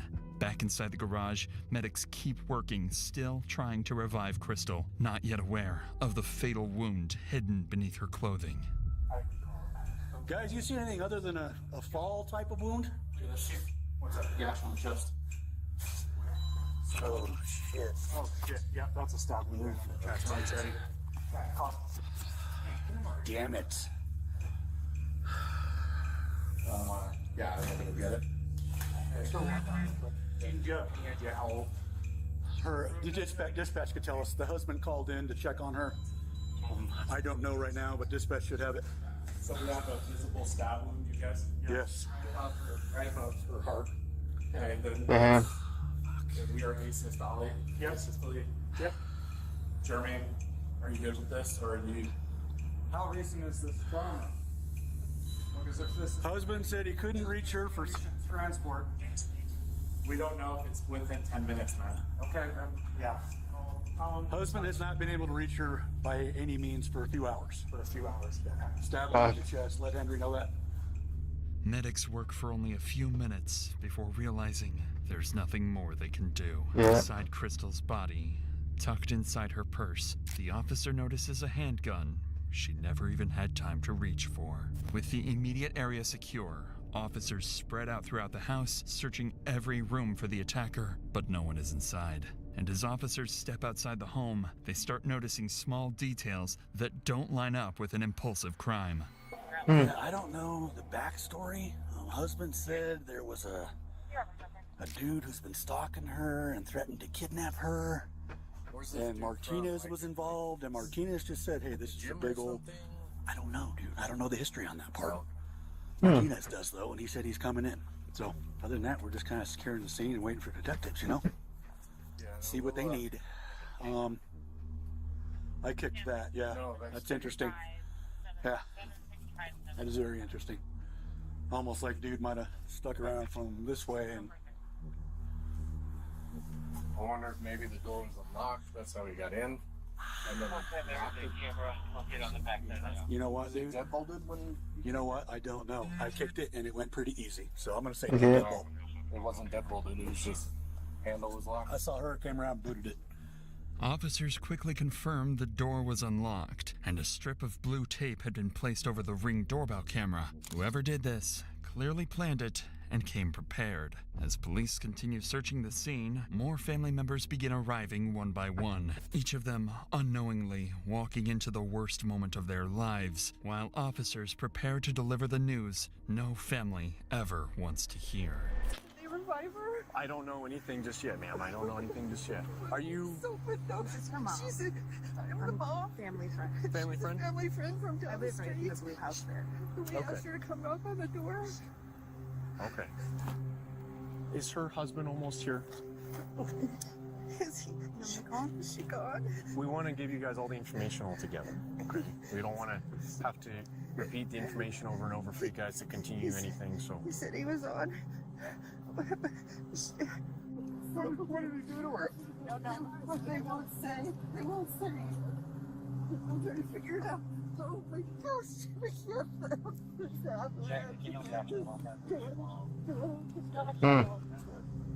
Who's in charge of the doctor? We'd like to know what happened. Absolutely. And as soon as someone frees up who can tell you, I'll send them your way, okay? Our son's on his way. Is this your daughter, sir, or your daughter-in-law? That was my daughter. It's your daughter, and so her brother's on his way. Yeah. 121, probably her.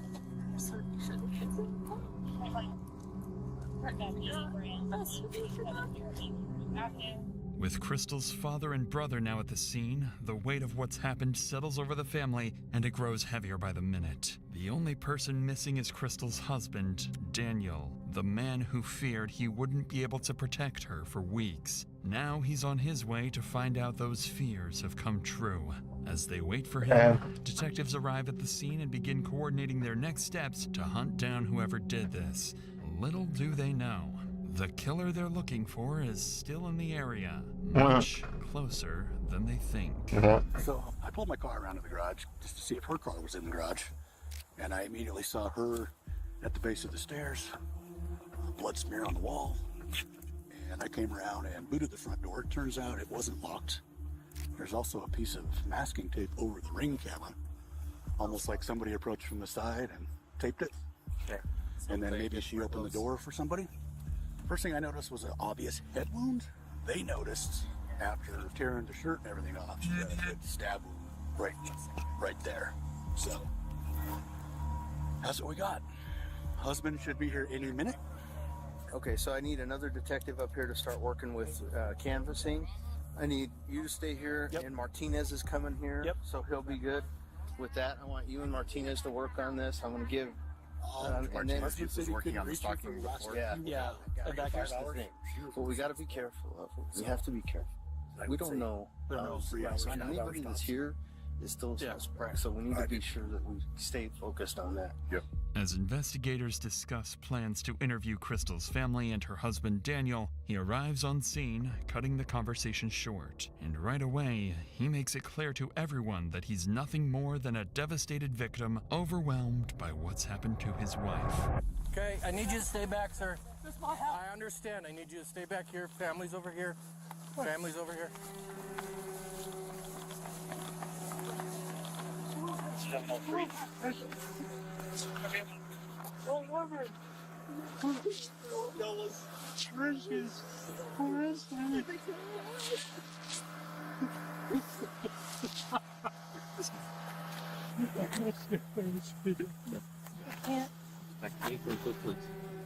I know there's a lot of questions right now.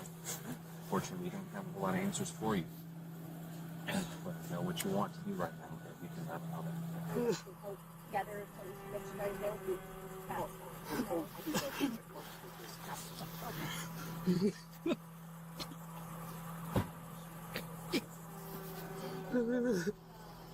These conflict. Or could you have someone lead me over there?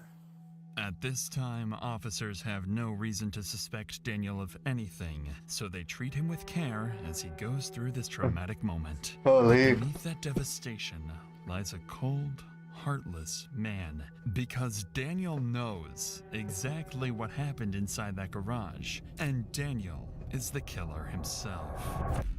Every Fucking drama tear crying. and shaking breath is part of his act. He's One an he actor. will continue selling to police and Crystal's family, standing just a few feet away.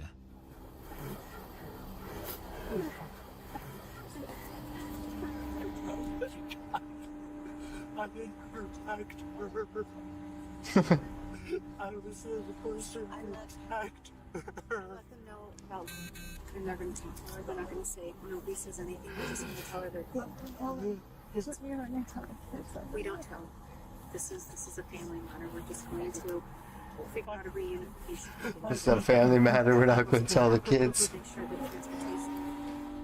As this tragedy unfolds, Crystal's mother embraces Daniel, trying to comfort him, having no idea the man she's holding is the one who murdered her daughter. Unfortunately for officers, the hardest part of the job still isn't over. As the family grieves outside the home, a detective is sent to the school to pick up Crystal's children, who still have no idea what happened to their mother. When the detective finds Crystal's eldest daughter, she's already shaken. She's been watching the live camera feed on her phone and soon enough to know something terrible happened. She tells the detective next what truly alarms her. Her mother's stalker has been hinting at something far darker recently, and he might have deadly plans for the rest of the family.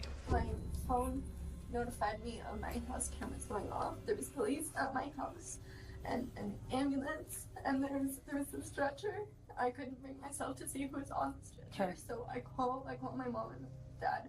My dad picks up and he's crying. They're probably about 7 minutes away. Okay. Oh shit! Something happened. Okay. That's why you're here. Okay. You know what's going on? I do, but I can't. I'm not going to tell you. Okay. Because we're still actively investigating what's going on out there. So I don't want to give you wrong information. That's the last thing I want to do. Okay. What has been going on at home? So this dude has been threatening my mom, stalking her, taking photos of my dad, saying that he's going to kill him. Who do we know who this person is? One of her ex. I don't know his name. Like an ex-boyfriend or? Yeah. Okay. Okay. And they broke up a while ago. They ended it as friends. So this has all come to a really big shock to her. And then, so he's been contacting her from different numbers, sending pictures of my dad, saying he's gonna kill them. He hasn't mentioned anything about me and my siblings yet, which is good. He's like, he posted something to a website, trying to recruit guys to like help him with whatever plan he's doing. And then he's like, how did you guys learn about that? He's been contacting my mom through all of this, so my mom has contacted the police, and she has like a whole bunch of people on the case. But the thing is, he's making it sound like she's helping him, and she's not. And so, What the fuck? Like try to kill your dad? Yeah, and so like we're afraid that the police are gonna turn on us. Okay. What the fuck? So she's been trying to protect herself. What Crystal's daughter reveals isn't just alarming, it's sickening. Because this so-called stalker isn't just threatening the family, he's twisting the narrative inside their home. He's making it look like Crystal was This poor guy's probably just fucking. Daniel. This poor guy's probably sitting at fucking home with no fucking clue. Manipulating poor the guy, kids man. into believing their own mother is dangerous while hour positioning and 12 Daniel minutes as the long. helpless target who needs protection. To the kids, their mother starts to look untrustworthy. To detectives, Daniel starts to look like the victim, Lolo. and to the stalker, It's an hour and everything is 12 going minutes exactly fucking long. according to Shit. plan. It's a disturbing, genius level of premeditation carried out by a man willing to use anyone. It's a Even genius as idea, dude. Fuck. the detective logs this information and coordinates with That's Crystal's why you sister, kill your wife Kate, down to there. get the children safely out of the school. Back Get at the crime divorced. scene, detectives continue their work. They canvass the neighborhood, speak with neighbors, and begin collecting every CCTV clip they can find to reconstruct the killer's movements. By this point, there's enough evidence tying Crystal's ex-boyfriend Anthony to months of harassment, allowing police to obtain a nationwide arrest warrant for stalking. Departments across Poor the guy, country are dude. notified to be on the He has lookout no for him. clue at fucking all. Additionally, with a homicide on their hands and a killer on the loose, investigators can escalate the case and issue exigent circumstance warrants to service providers to finally speed up the digital data they've been waiting on. If Martinez received those files weeks earlier, things might have been very different. In the meantime, Daniel, along with the rest of the family, is taken to the police station for formal interviews. At this stage, it's standard procedure, and investigators are simply looking to collect statements. But about 2 hours later, when detectives finally sit down with Daniel, his routine interview will begin to take a very different turn. So, your home security system, you access that through your personal phone? Google Nest. It's Google Nest. Okay. Hi. This fixing me. Okay. Just push a home. Home. Okay. So I have your permission to operate this phone and get what we need? Yeah. Okay. Yeah. So how many different cameras do you have? 4. Doorbell. Side of the house, driveway, back door. How long have you had it? Doorbell, a couple years.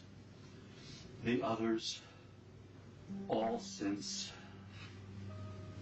September. We had an intruder. I called the police. He came when we had a garage intruder. On month Just after say Daniel I did, reported the but one garage of the intruder back cameras in killed her. September is when the stalking Unless she footage killed began. herself. And by then, the couple had already installed multiple cameras around the house, plus their Ring doorbell. But even with all that security, and after police confirmed they had no GPS like the trackers on video their dogs. cars, the stalker still found a way to follow them, sending Crystal a photo of Daniel walking into LOL. work and texting her about seeing her at the dentist. So as the detective scrolls through the surveillance footage to understand the timeline, he notices something strange that catches Daniel off guard. So when do your cameras go off? Do you ever have them set to turn off? 24/7. Okay. They don't turn off. If you lose internet or in the app, you can turn them off. And who has the ability to turn off the cameras? Who has the ability to go in the app and turn these off? Christine, me, and God, It's all right. It's all right, Dan. home shows all four. Oh, And perfect. home. I can settings. Okay. Oh, Just us. just okay. Okay. The detective's question here isn't by chance. It's prompted by something peculiar he noticed on the surveillance app.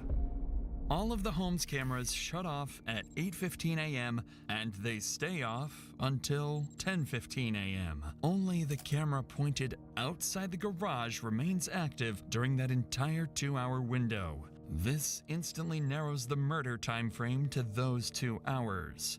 Just then, Martinez finally arrives at the interview room. He's the lead detective who's been handling Crystal's stalking case for months, and now that case has become something far worse. He sits down with her devastated husband, feeling the weight of the loss they both couldn't prevent. They didn't save Crystal, they couldn't protect her, and now they're here, mourning her loss, trying to piece together what happened. Just say the net went down inside Bud.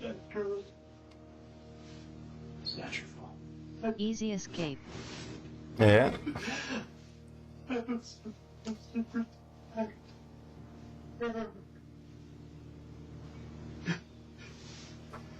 not your fault.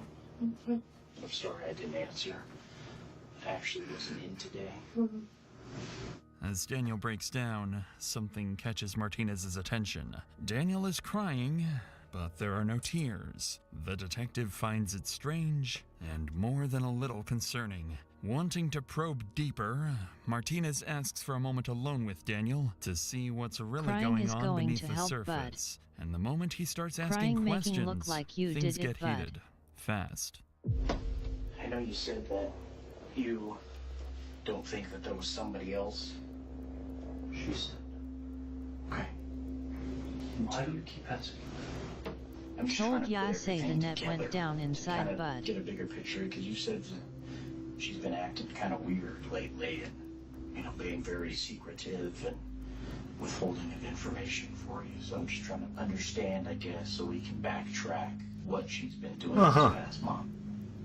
Martinez's question here is telling of what he's thinking. He's not ruling out Daniel as a possible suspect. After all, the couple were going through a separation period, and this is meant to probe whether jealousy or something else could have played a role in Crystal's death. Sensing the tension in Daniel's response, the detective decides not to press any further. But as they step out for a quick break, Daniel says something that makes it obvious he struck a nerve. I've seen enough movies. It's always the husband. I get it. After detectives collect the initial information from Daniel, his children finally arrive at the police department. They still don't know what happened to their mother, only that something is very, very wrong. They still haven't told the Daniel kids. is notified of their arrival and given a choice. Should he be the one to tell them, or leave it to officers and Crystal's family? Instead of letting someone else deliver the news, Daniel insists on telling them himself. A decision that appears compassionate on the surface, but underneath, it's a way for him to control the narrative and shape how his children see him, even in a moment of tragedy. Following this, investigators sit down with Crystal's family to begin their interviews, and this is where things start to take a concerning turn. Up until now, the case seems straightforward. Crystal has a stalker, her ex-boyfriend Anthony.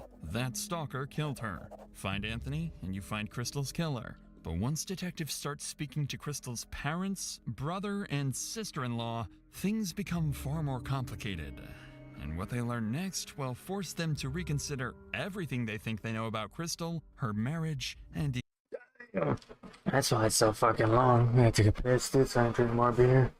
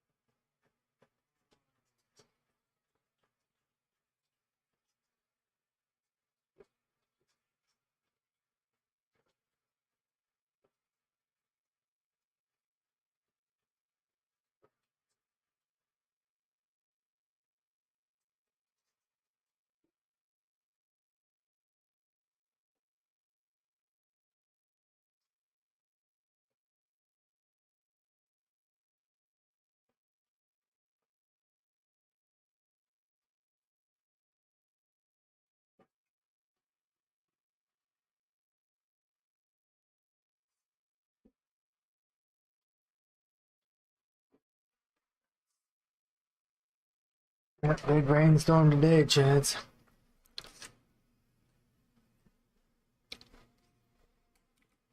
Even her stalker. So your understanding, I guess, of it's the ex-husband who's been kind of... It's not my Hold on. husband. Hold on a sec.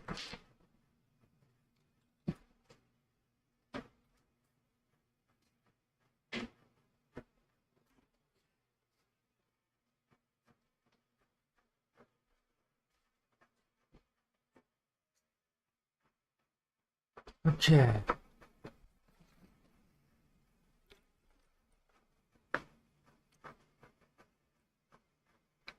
It's an ex-boyfriend from when she was 18 years old. Okay, gotcha. Can you think of any, I guess, recent, has he reached out to you? Have you seen any... No, he's never contacted me. I know yesterday she told me that he had messaged her again 2 days ago or so.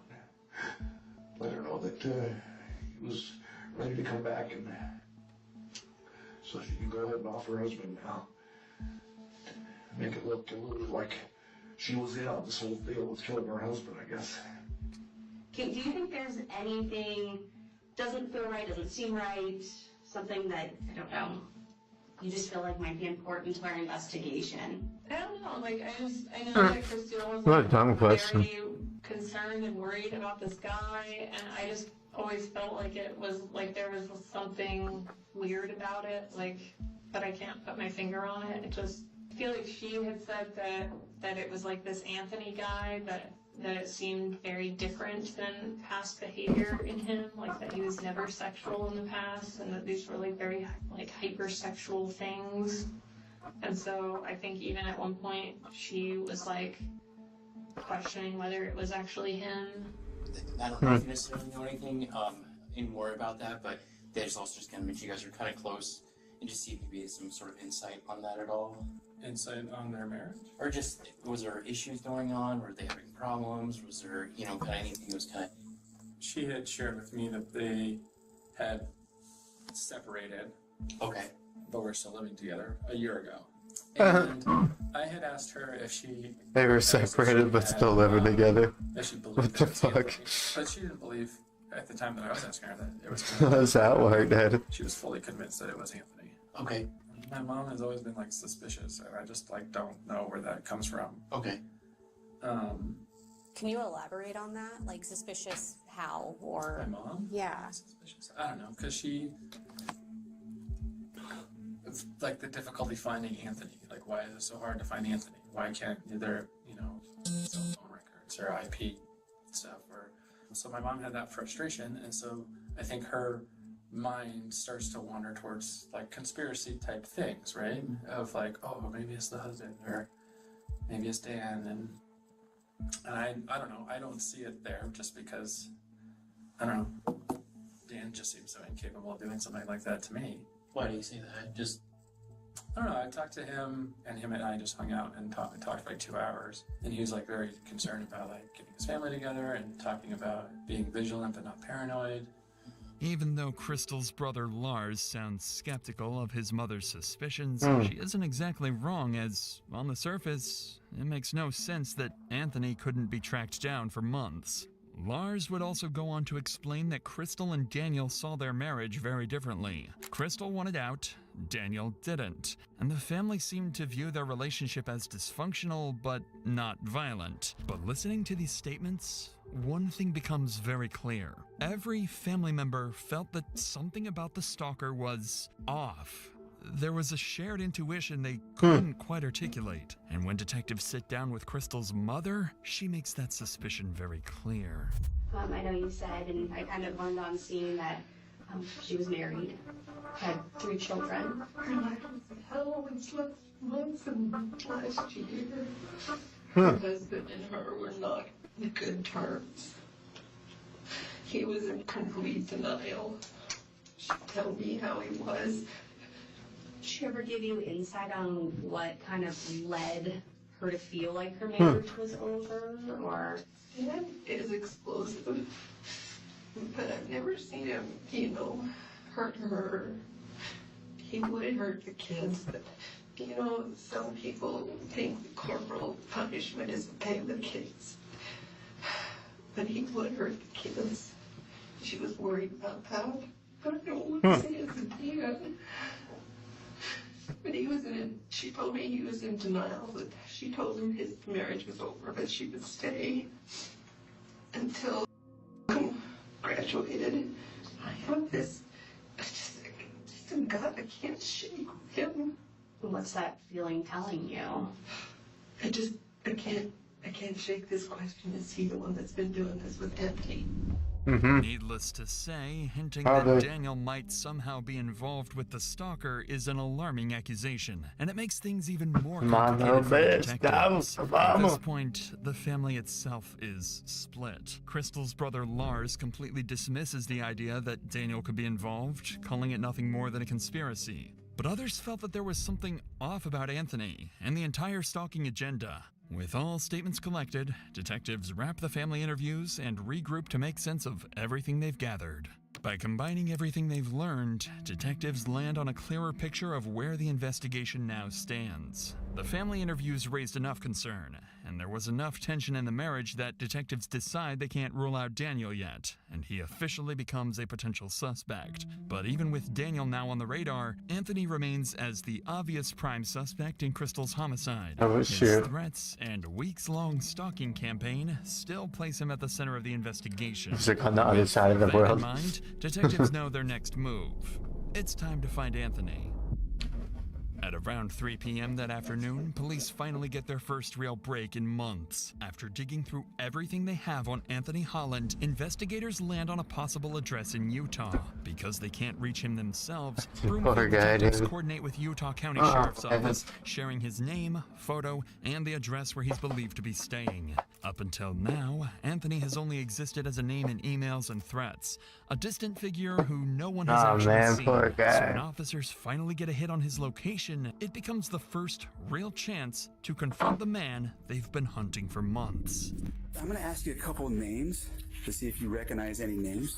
Okay. Have you ever heard of the name Crystal Krug? She may have been Grimsrod when you knew her. Yeah. And do you know a Daniel Krug? No.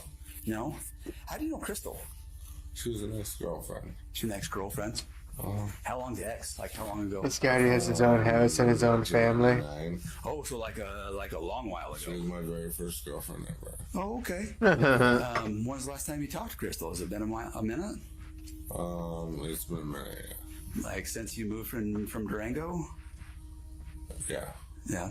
So that would have been what, back in 2014? Yeah. Have you had any contact with anybody in that area since? Anybody, or have they contacted you? This poor guy. No. I'm going to give you a phone number, and it's to a sergeant with the Broomfield Police Department. Okay. He would like you to reach out and talk to him. All right. They have an incident. I don't know the full details of their incident out there, and so I'll let him talk to you about that aspect. He had asked us to come out here to your house and talk with you. They were debating on, you do have an active warrant out of Broomfield Police Department, and they were debating on if they're going to have us arrest you or not. They are not going to have us arrest you on it. I'm going to advise you of the fact that you do have a warrant out of Colorado, and you can talk to this poor guy, man. about the details of it, if that makes sense. As officers speak with Anthony, he appears intoxicated and confused. After being briefed on the situation, he gives his timeline, insisting he never left Utah and spent the morning with family nowhere near Colorado. Once they collect Anthony's statement, Utah officers leave to begin verifying every part of his story. In the meantime, detectives back in Colorado regroup to reassess the investigation. With Anthony still denying involvement, Detective Martinez turns back to the one angle he hasn't fully explored yet: Crystal's husband, Daniel. Since he never ruled out jealousy or affairs as a possible motive, he decides to dig deeper into Daniel's past. I thought they were going to arrest him. Or like fucking raid his house and arrest him.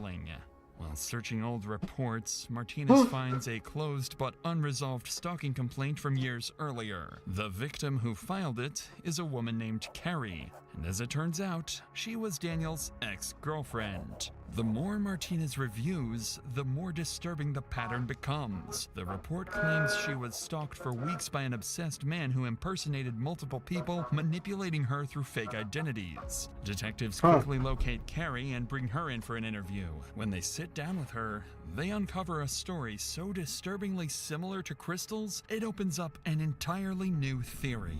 Oh shit. I think it was, you know, like I said, a couple months I broke up with him a couple months into my freshman year. He, you know, he was pretty emotional, I would say. Sort of desperation would maybe be a word I would use to describe after the breakup of, please don't do this, kind of, you know, crying, that sort of thing, that I can recall. And then I started to get messages from his roommate, and that person's name is Tom. This guy looks like the show producer or something. Doesn't look like a detective. They were roommates. It's like he's the like he's just looking over the script, make sure she's following the script or something. Looks like he's the producer. I would say it was sort of to gain sympathy from me for Dan and continue to encourage me to communicate with Dan. There was perhaps some indication that he was, or was, because of the breakup, just really not doing well. So this, you know, made me keep communication up with Dan. And Tom ended up being Dan, right? So all these people I'm going to tell you about end up being Dan Krug, not Tom. Yeah, even though Tom is a real person, he was not sending me these messages. Suffice it to say, what Carrie tells detectives sounds all too familiar. Everything she describes echoes the same pattern detectives have been seeing with Crystal, but the parallels don't stop there. Things I remember is How many detectives they got on the case? They have no fucking clue. They got 4, then fucking some cadets from the Air Force Academy. another 4, fucking another station. I think we went to a movie, something super innocuous, and there was like a group of us. I must have told Dan about that, and I think it was 2 or 3 days later, I got a message from someone named Nick Clark. And Nick basically said, I'm a cadet at the Air Force Academy. I know you went out with these people, and I want you to know that he came back, or these people came back and said that you slept with him. So now there's this rumor going around the whole academy that you're an easy target, kind of thing. And Nick, I think, served the purpose of sabotaging anyone I was meeting if they were associated with the Air Force Academy. Of course, the person that I met and went to the movies with was like, I want nothing to do with you, you weirdo. And so shortly, I don't know, a while after that, I started actually more seriously dating Air Force cadet named Mark Hansen. Then, of She's course, just dating Air Force guys. And I was getting pretty consistent messages from him. And so he said, you know, we need to find out who's doing this. and he got me a meeting with the Office of Special Investigations at the Air Force Academy. I sat with them and they kind of laid the emails out on the table, and they said, we've had like a forensic psychologist, sort of professional, look at all these emails, and it's Dan, is what they said.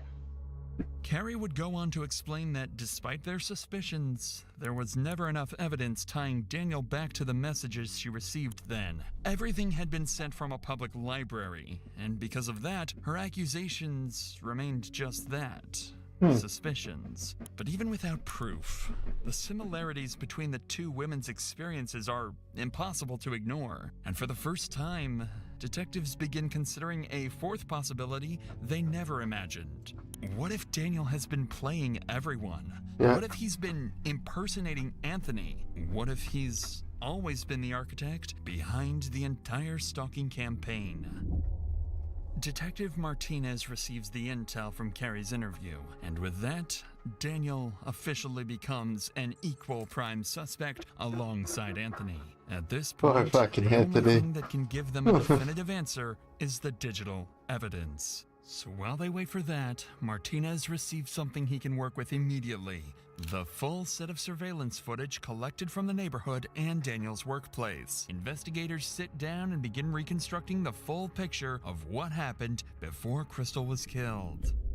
Shortly before 8 a.m., Crystal arrives home after dropping off the kids. She pulls into the garage, closes the door, and everything looks normal. Minutes later, at 8:15 a.m., the entire security system goes offline.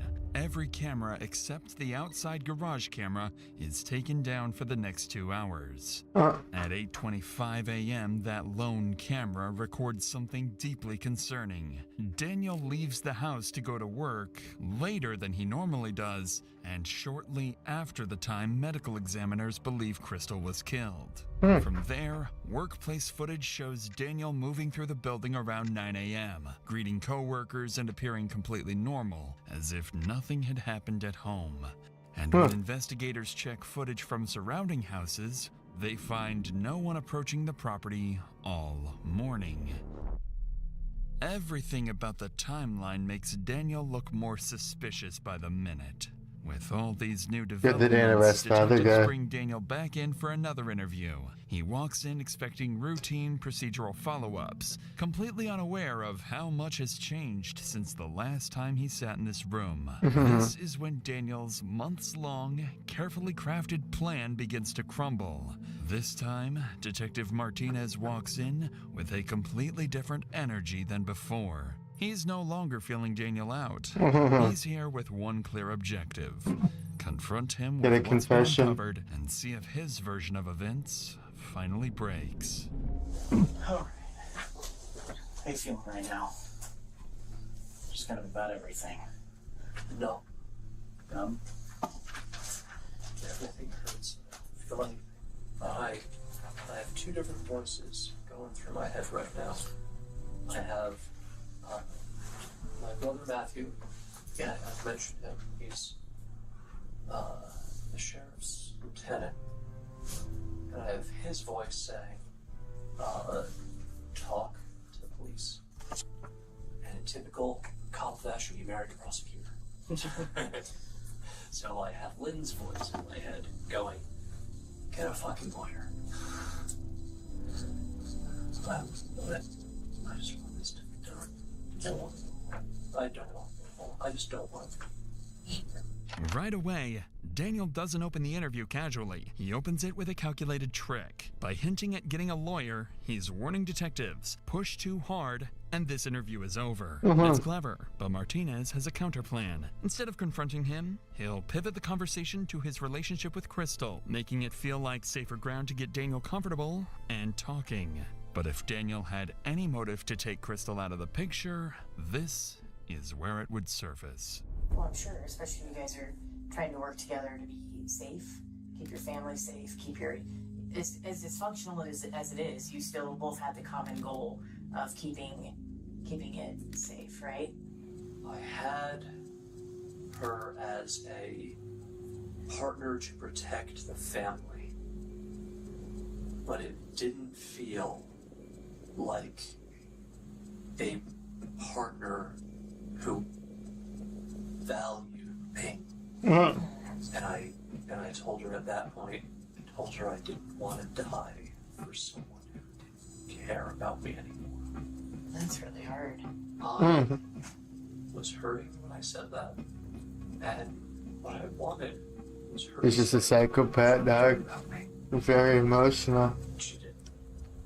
Although Daniel is being honest about what was going on in their marriage, to detectives, moments like this only add to their suspicions. Resentment, rejection, a failing marriage, these are all things that, in the wrong circumstances, can turn into a motive. And this is exactly where the interview takes a sharp turn. What Daniel doesn't know yet is that since his last interview, detectives received something they kept secret for this exact moment.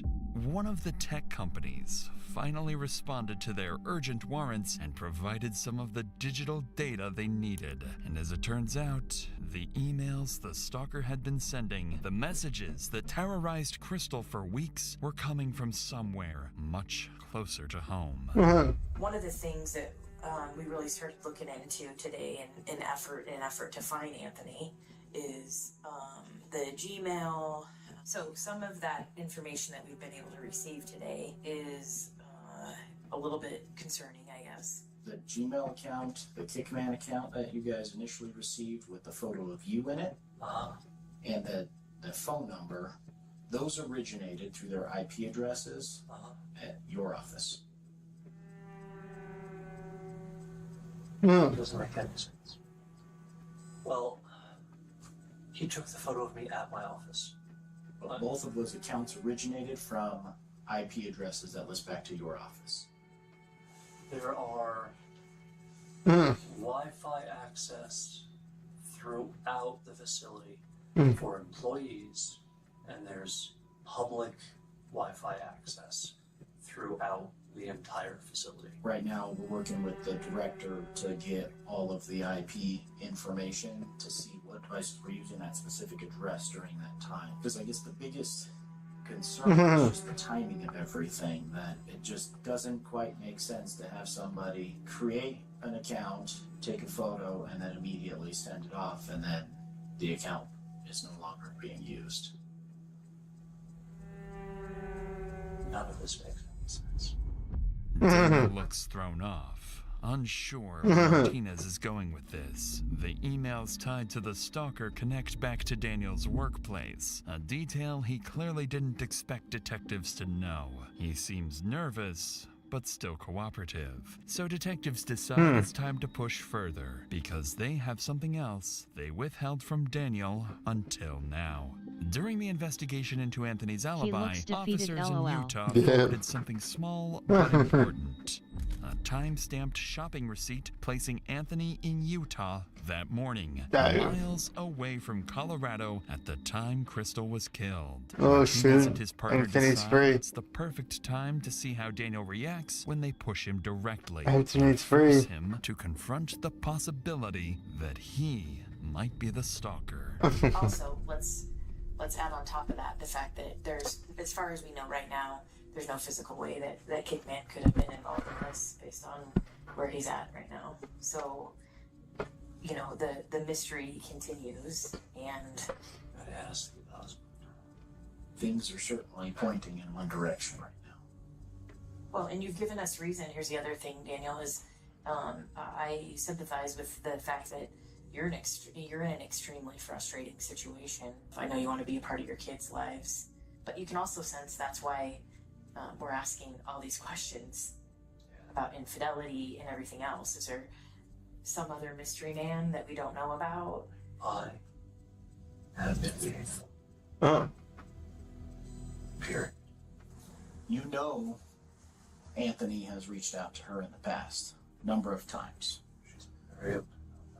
Right. The last time was 2016-ish. He had asked her at one point if she wanted to have sex.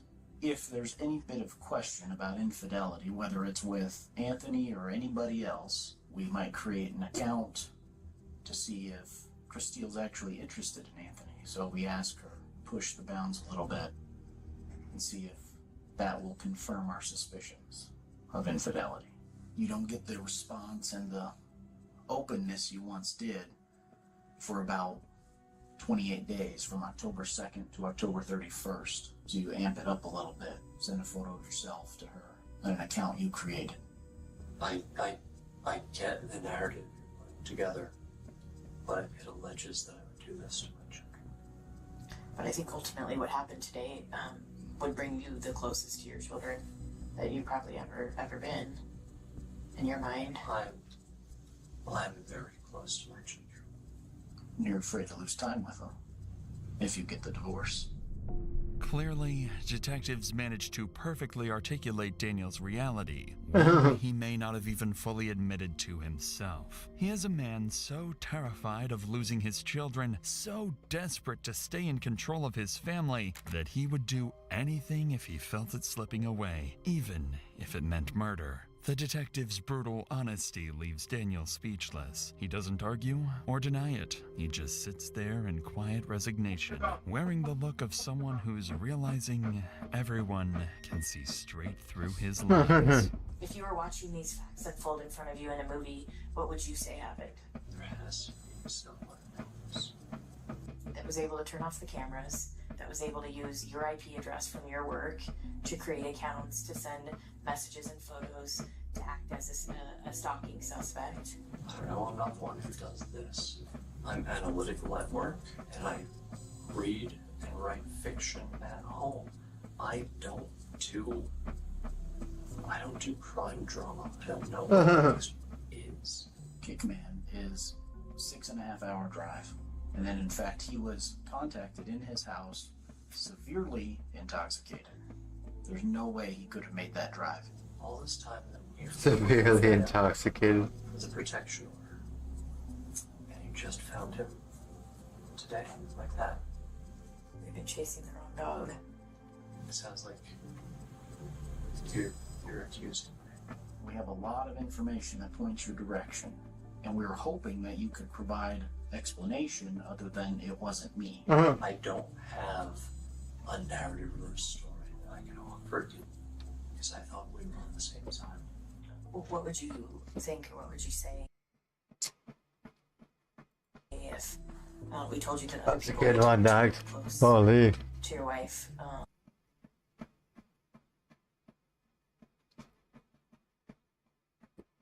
Holy. I want to find a house standoff or like something like that on his channel. That was a good one. Holy shit.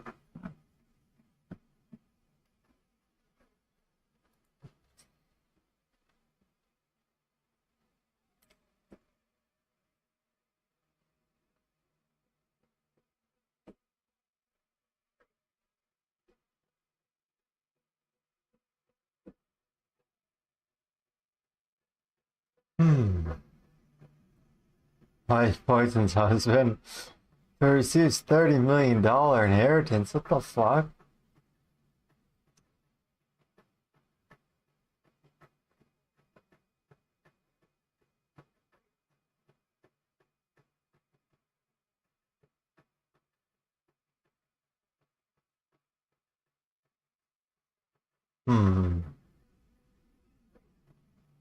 The Hard Rock Casino shooter?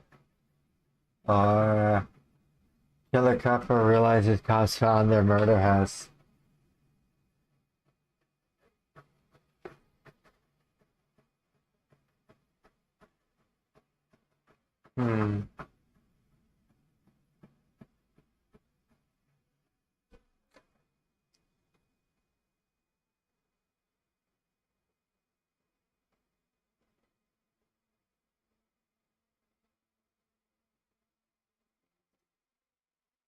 Oh, this one's gonna be good.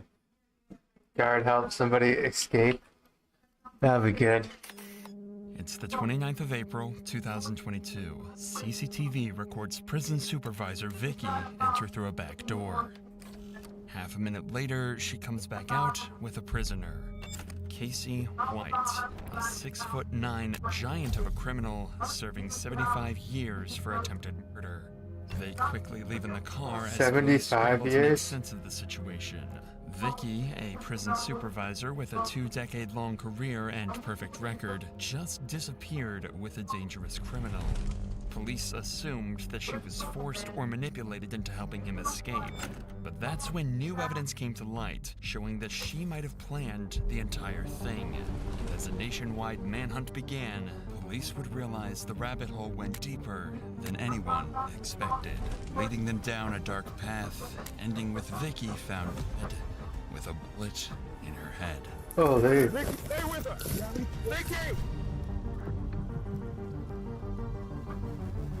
It's April 29th, 2022, and prison officer Vicky has just told her work colleagues that she's taking a prisoner to a psychological evaluation at a local courthouse. But something isn't right, as she's transporting the prisoner alone, despite rules mandating prisoners must be escorted by 2 officers at a time. But because of her senior position as a supervisor, nobody stops her, and it would be 6 hours before police realize that Vicky and the prisoner are never coming back.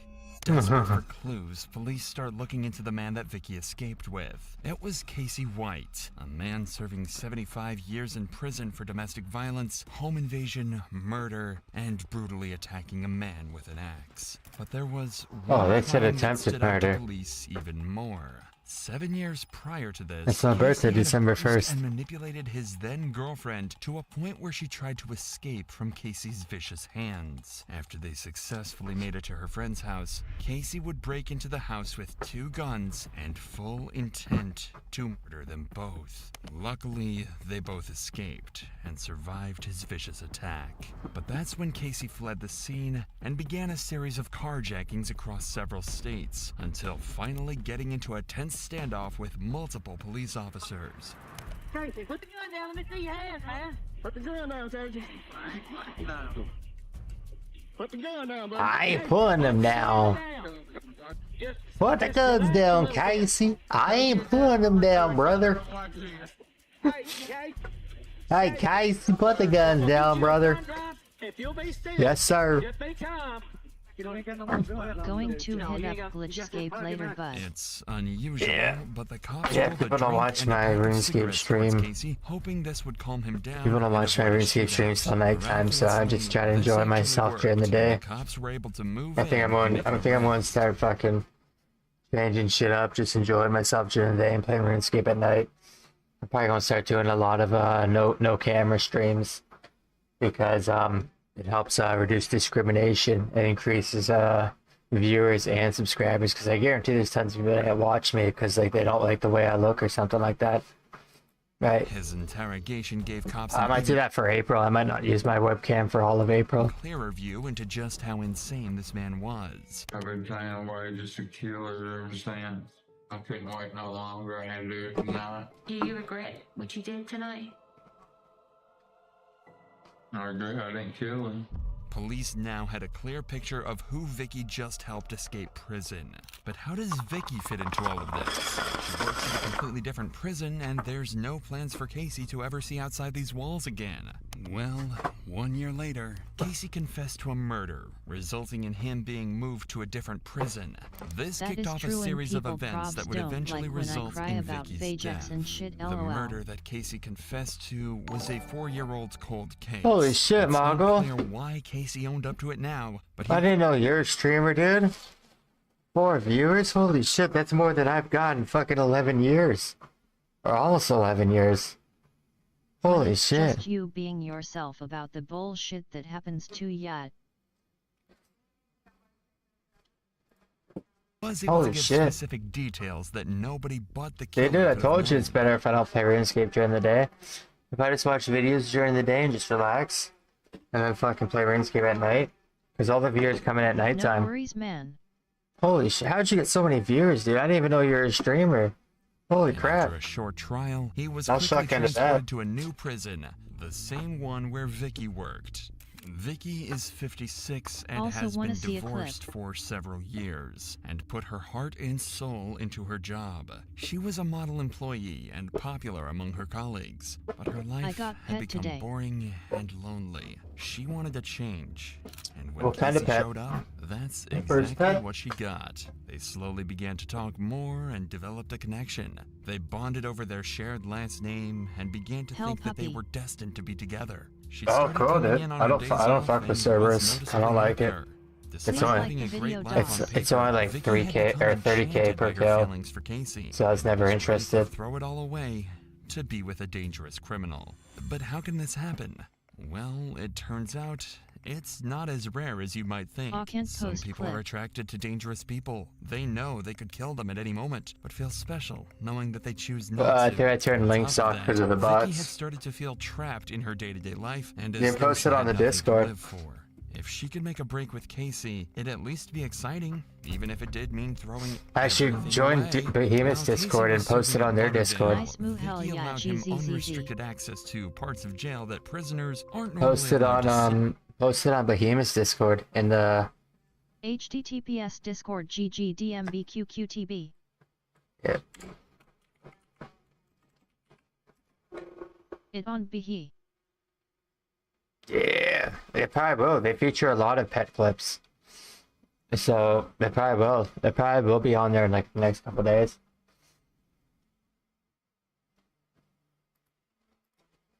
Nice. Was that your first pet, dude? My first one was No.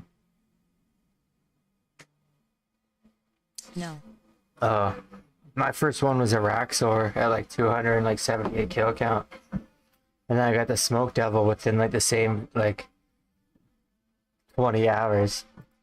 Including areas that aren't covered by security cameras. Many We're watching how this guard helps this guy escape prison. This is where the pair were intimate with each other and formed their plan to escape. Even at this point, Vicky still had no idea that this would turn out to be Look the and be worst all see my mistake clip. of her entire life. Look, Lever just 3 reached days level 2. before their escape, they Oh, okay. decided to do a test run.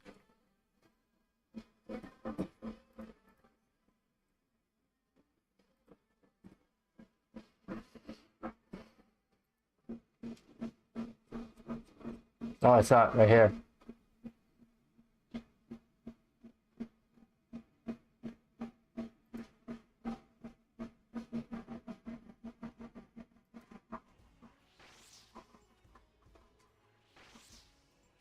Oh, you're playing on HD. Nice, dude. Hell yeah. Oh, sick, dude. You got a fucking lightsaber? Hold on a second. That's sick, dude. The lightsaber? That's fucking sick, dude. Holy shit. What does that trigger to? Like the sound? I think it's like the sound of the music. Yeah. The collection log.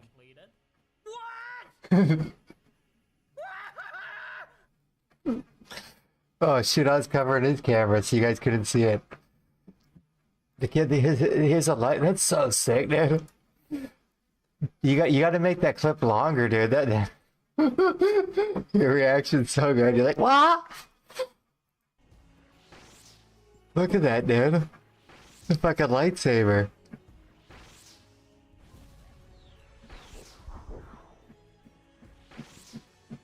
And you got a good camera because you don't even see any fuzziness. And you got no lights on in your room. You don't see any fuzziness, like any like gray and like pixelation in the camera.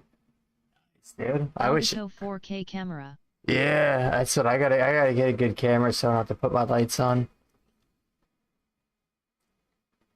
Alright, let's go play.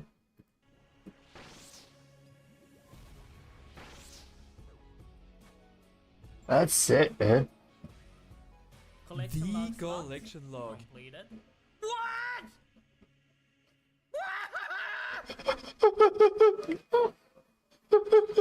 What?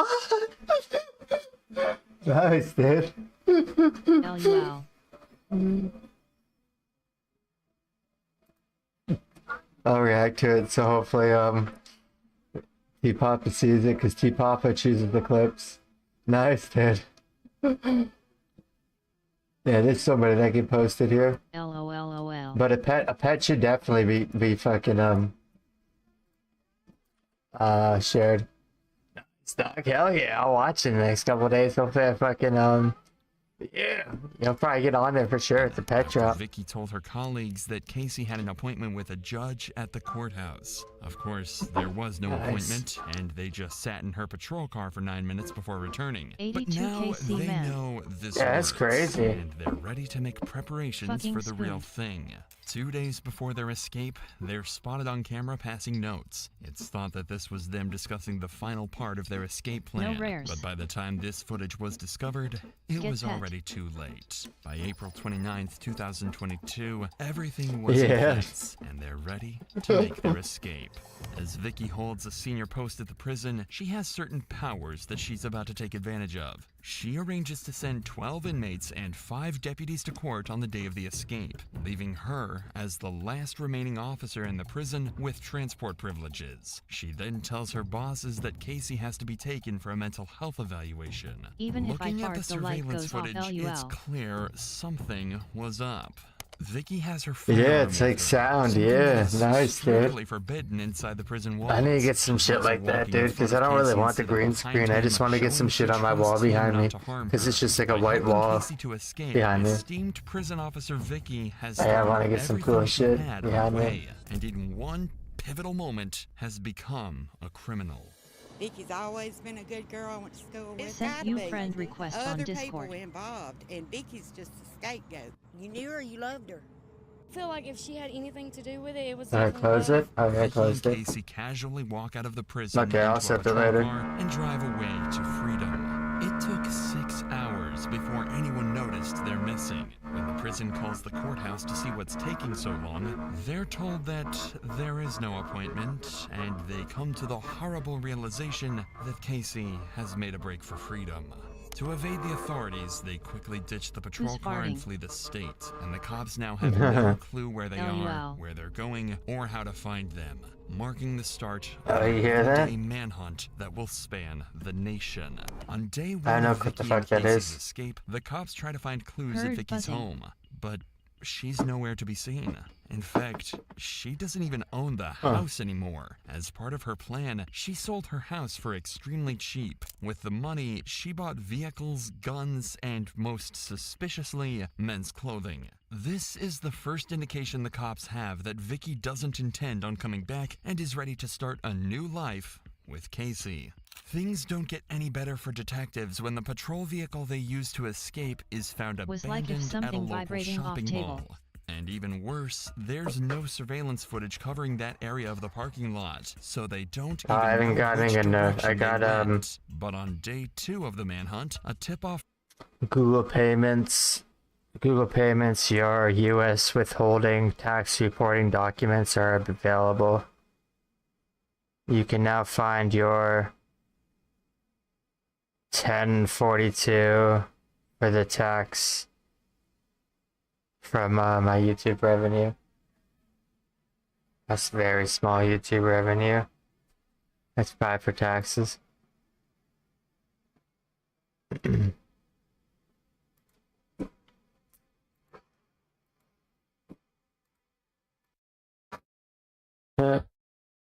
we go. Does this mic sound better?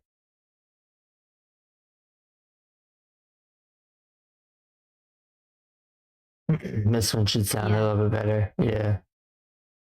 And just this program, voice mod. You can use different voice changes. Like I can use one that's chick, but it's gotta find it. It's gotta find the good ones. That's I'm not sure where it is, but I need you to here on the front page. You changed it. Oh, I got the one I need.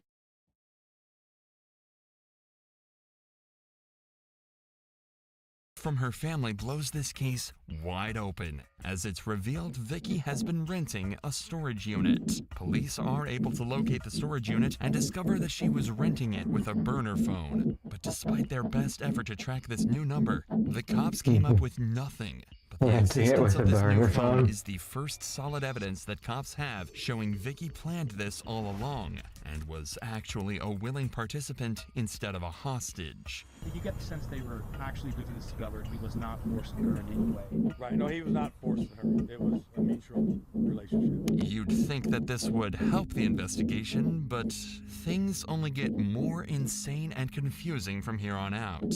After realizing that they're essentially back to square one, the cops return to the shopping mall where they found the abandoned patrol car and decide to comb through all of the surveillance footage from the days leading up to the event. That's when they spot Vicky a few days before the escape, parking a car in a nearby parking lot.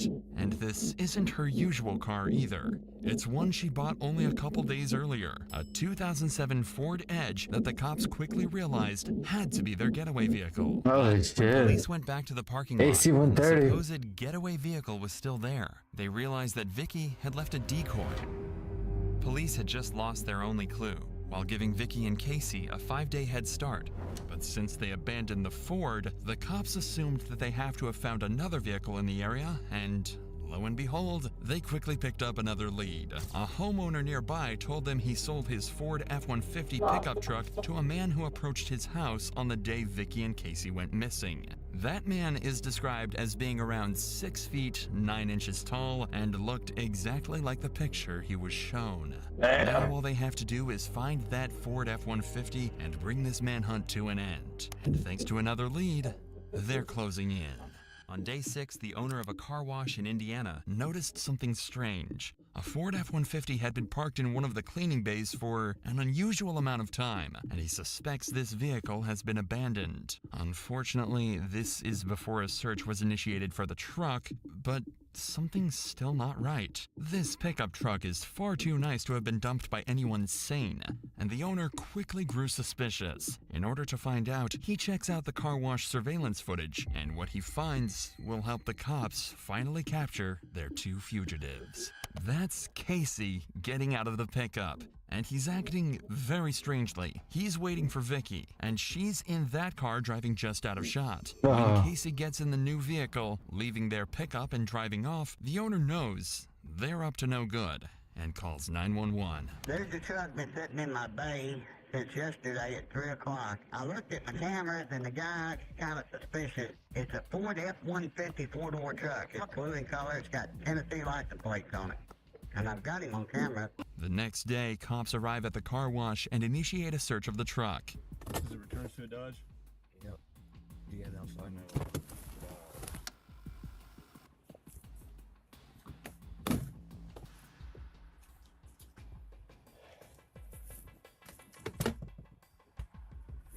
With nothing to go off of, the cops quickly leave the scene and the pickup is towed away. It takes 4 days for this vital lead to get back to detectives, but when it does, they drop everything and head straight to Evansville on day 10 of the hunt. They're due to arrive at the car wash at 9 a.m., but fail to show up on time, frustrating the car wash owner so much that he takes matters into his own hands and calls the local press. So then, 9:30, they're not here.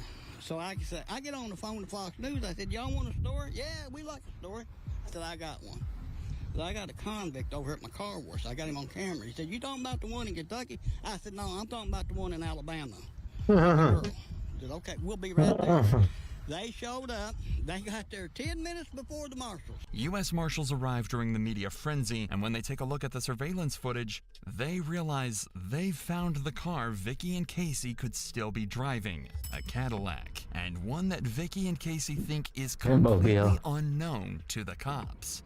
It seems like their days on the run are numbered, but even with the leads they have, they come up with nothing, and the cops are starting to realize if you had to switch like at least 3 or 4 cars. But as it turns out, they're closer to home than anyone thinks. Back in Evansville on day 11, a cop is on his way home from a long shift when he sees a familiar-looking vehicle parked outside a Motel 41. I say you're gonna be working longer, Cadillac buddy. from the car wash. And he hastily takes down the license plate. He's like, Problem oh is, fuck, the I want to license go plate of the home or do I Cadillac want to seen get at this the car wash overtime? was never seen, so they have Yeah, no fuck way of it. knowing if it's the same vehicle. Down the car, They do guys. have the license plate of the recovered F-150, so grasping at straws, they decide to run that through their license plate reader, and when they do, they strike gold. Several traffic cameras have picked up the F-150, and following it in nearly every shot is a Cadillac. A Cadillac whose license plate perfectly matched the one at Motel 41 right in front of them. Finally, by sheer luck, the cops have found their fugitives. All they have to do now is bring them in. First, deputy marshals find strategic positions around the motel. They're all in plain clothes and unmarked vehicles, hoping to be as covert as possible. But while the cops surround them, Vicky and Casey are in room 150 watching the TV in horror right as the discovery of the Ford F-150 hits the news. The plan was to bring Vicky and Casey in quietly, but before they get a chance to put their plan into action, Vicky walks out of the hotel room and throws a bag into the Cadillac. She's followed by Casey, and even though they're in disguise, there's no mistaking Casey White's massive frame. Casey gets behind the wheel, and the Cadillac takes off. The cops' plan has been completely foiled once again, but they've got a backup. They're going to follow them and try to box them in to avoid a confrontation, but before they get a chance, they realize they've been spotted. Casey turns onto US Highway 41 and hits the accelerator, taking the cops on a chase across traffic and through parking lots until he manages to make a break for freedom by driving straight through an open field. Around the same time, police dispatch receives a call from none other than Vicky herself, and it gives you an idea of how terrifying this chase really is. God. Airbags are going on. Let's get out. Run. Hotel.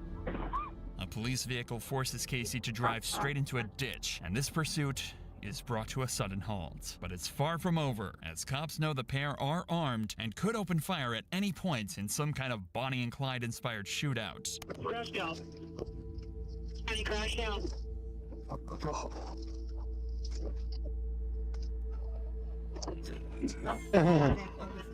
Holy.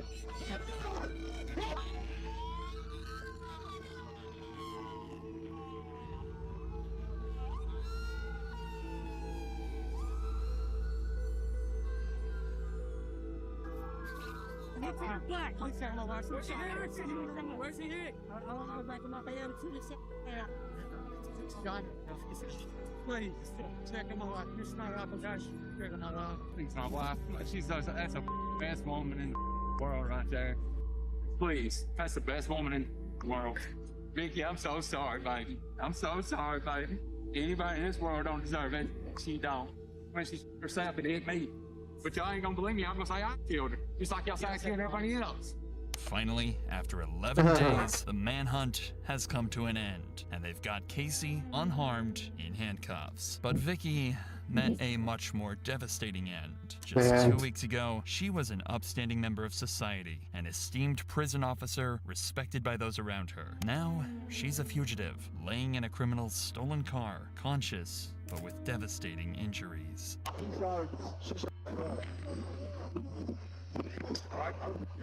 David, she good? No, she's good. She's still got it in her hand. Yes, she's got a gun in her hand. There's medic right here, medic. Get back. It's still in her hand? Yes, it's in her hand. Still breathing. I gotta break this sucker up here. You go in? Well, I think we can reach in and get the gun. That'd probably be easier in the windshield. See if it'll open. Good idea. You got cover? Yeah. It's opening. It's opening. You got me? Yep. I'm gonna go for the gun first. All right, put me out. All right, I got it. She's been shot in the head, and Casey claims she took her own life. When cops get a better look, they find her finger is still on the trigger of the gun. Later that day, Vicky was pronounced dead in a nearby hospital. We'll never really know what the two had planned for their life together after their escape. Whether they wanted to go off the grid and settle down, or live the rest of their lives on the run. Well, it turns out, Casey never planned to keep Vicky around at all. He described her as a liability, and someone that didn't have the mind for this sort of thing. It's likely that she would have been ditched shortly after this point, or killed by Casey anyway. As he was found guilty of first-degree prison escape and sentenced to life behind bars. He'll be 98 years old before he gets a chance at parole, so this terror of a man will likely be off the streets until the day he dies. Damn. Another banger, dude. Holy shit. Alright, I'll try more than I stand up.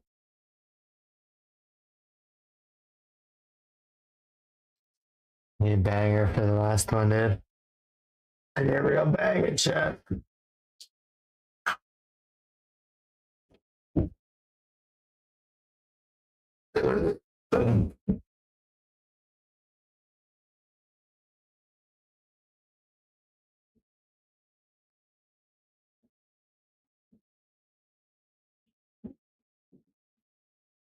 Like a police chase or something.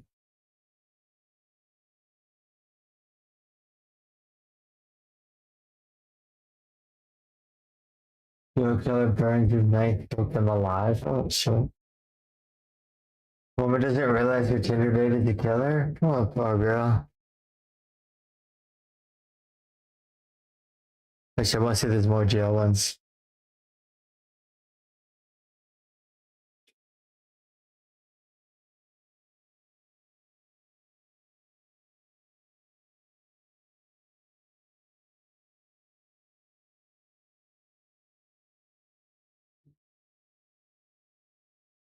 I don't think so, but no, that's really rare. Woman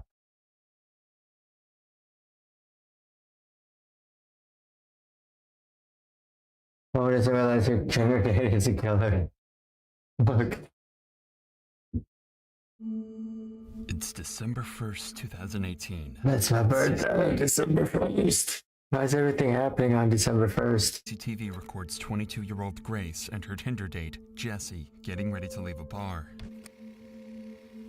They had just met a few hours ago, but already they're about to head back to his place. Nice. Outside, everything seemed to be going perfectly well. So well, in fact, that soon after they could be seen heading to a nearby hotel and up to Jesse's hotel room shortly after. Nobody could have expected that this was the last time Grace would ever be seen alive. The next day happened to be her birthday, and nobody was able December to reach her all 2nd? day, Holy and shit. the same was true even days after. It was like she disappeared off the face of the earth. Her friends and family quickly reported her missing, but to no avail. Meanwhile, Jesse was recorded on CCTV out and about, going up and down the elevator, carrying cleaning supplies, and what appeared to be a suitcase. A suitcase with contents that would shock everyone to the core. And what's even worse, the killer had another date lined up. And if the cops don't intervene and arrest him quickly, this girl, as well as countless others, could fall victim to this very same man.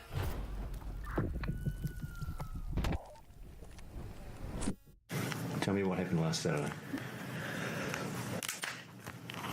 From the beginning? At 5:37 p.m. on December 1st, 2018, Grace, who just finished a backpacking journey from England to New Zealand, leaves her hostel to meet Jesse. Meanwhile, Jesse is having pre-date drinks at a local bar, downing He's already on his several beers fourth before one. the date begins. In fact, as he leaves the bar, you can still see at least 4 empty bottles sitting on the table. Nice. They meet in a popular spot where there's plenty of people, making Grace feel safe while she meets her date for the first time. But this will be a false sense of security, as Jesse has no plans to try anything untoward in public. He's going to wait until they're alone. Suspecting nothing, Grace accompanies Jesse to a bar where they drink together for over an hour before they head for a Mexican bar at 7:15 for more drinks, and yet another bar named Bluestone Room around 8:30 p.m. This will be where Jesse tries his luck and sees if he can get a little closer to Grace. At 8:54, they share their first kiss. This is when Jesse takes a trip to the bathroom, and where Grace sends her very last message to anyone, telling her friends that it's going amazingly well and that she just clicks with him so well. She's probably excited to spend the night with a man that she genuinely likes. She could have had no idea that instead, he was about to end her life in one of the most horrific ways possible. The next morning, Grace's phone starts to receive a ton of messages. It's her birthday, and there are plenty of friends who want to send her their best wishes. Each and every one of these messages goes unanswered. The first sign that something is wrong is at 8 a.m. when Jesse enters the very same elevator, this time on his own, throwing the camera a suspicious glance. If you think he's just getting the birthday girl a morning coffee, then think again. During that night, Jesse killed Grace by strangulation, and now he's going to try and do everything he can to cover up his crime, and he needs to do it quickly, because he's already got another potential victim lined up. By 8:07 a.m., Jesse is in town and about to start the most eerie shopping trip possible. He starts at the warehouse on Elliott Street, where he buys a suitcase that he plans to hide Grace's body in. He checks out the width and depth of the suitcase to make sure it'll fit her, so he can dispose of her body before anyone can catch him. Then 25 minutes later, he makes his way to another store, where he buys a number of cleaning products that will be used to clean up the murder scene. Then he returns to his apartment for a number of hours, reappearing at 10:42 a.m. before he jumps in a taxi and Apex Car Rental where he rents a car. But it's what he does next that's truly shocking, and puts pressure on the cops to discover and solve his murder as quickly as possible. It's another day. As Grace's body lies in the apartment, Jesse goes on a date with another girl he'd met on Tinder. Given that he has all the equipment ready to hide one body, it's speculated that he planned this to be his second victim of the day. As he arrives at the bar, Jesse is wearing exactly the same clothing that he wore the night before, possibly the same clothes that he wore when he killed Grace. We are not sure whether Kempson was as pushy in his initial messages to this girl, but what we do know is that the conversation he struck up with her during the date not only brought up some major red flags, it downright terrified her. Allegedly, he wanted to talk to her about where to hide a dead body from the police. Right away, the date is over, and this girl's instincts may have just saved her life. It's hard to imagine the horror that she would have felt when she learned the truth about the man she just walked away from. Certain that he likely had the same fate lined up for her as he did with Grace. At 8:56 p.m., we can see Jesse carrying a piece of equipment back to his apartment. More precisely, it's a carpet cleaner, and he's going to try and use that carpet cleaner to try and remove any trace of Grace's presence at his apartment. He's even got 2 bottles of cleaner in his hand, making sure he's got enough to get the job done. 30 minutes later, and we're greeted with the product of all his hard work. He's about to try and hide the body. He reappears in the elevator with a trolley carrying several luggage bags, one of which is the suitcase that he'd bought earlier that morning. It's way too heavy to carry, as inside is Grace's dead body. Of course, he can't walk through the streets with this amount of baggage, which is exactly why he hired the rental car. Minutes later, he's loading the rental car with all of the baggage, ready to make the next move in his attempt to cover up this murder, hiding the body in a place he thinks no one will find it. The next morning at 7 a.m., Jesse buys a shovel and heads back to his apartment, where he collects some clothing to take to the dry cleaners, destroying more potential evidence of his crime. But he's not done there, as he stops off at a random trash can, tossing a large trash bag inside. Then Jesse takes his rental car for a deep clean, paying particular attention to the rear of the vehicle, where he had stashed the suitcase containing Grace's body. And with that, his work was done. For the next 2 days, Grace's family and friends go through turmoil. Nobody has heard from her, she hasn't posted on any social media, and she isn't answering either of her 2 phones. Her family report her missing to Auckland police on December 5th. Grace's father, David, even flies to Auckland and makes a heartfelt appeal for his daughter's safe return. Grace has been missing for several days, and as a family, we've been extremely concerned for her welfare. Do anybody who has seen, spoken to, or come into contact with Grace, come forward and contact the investigation team. With so much media coverage at the time, Jesse What is the bar? Oh, New Zealand, you're right. The family's pleas went on. New Zealand, yeah, you're right. Police are about to use I guess there's tons of horny girls on fucking and find their main Tinder. suspect in her disappearance. They're able to find out she was on a In date New with a Zealand. mystery man. And after poring over hours of surveillance footage, they find the last person she was with and track him back to his apartment. At 3 p.m. on December 5th, the cops turn up at the City Life Hotel, but they almost miss their man as he eyes them in the lobby when he approaches the front door. Jesse thinks if he casually strolls away, he won't be noticed, but these eagle-eyed cops don't miss a trick and quickly apprehend him before he can make an escape.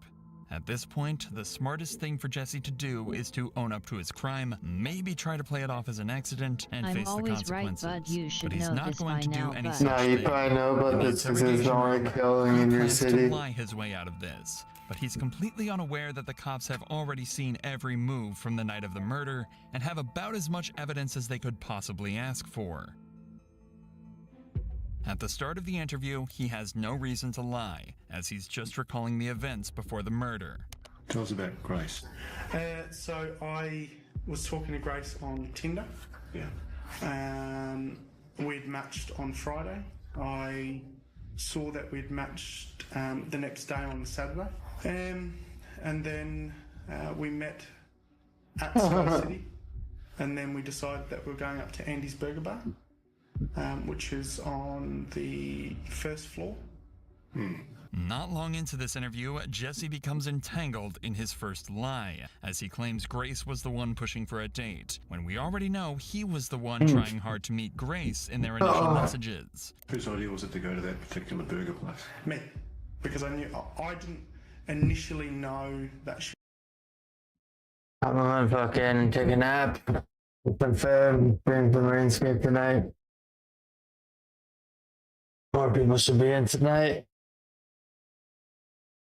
I stopped by, dog. Oh.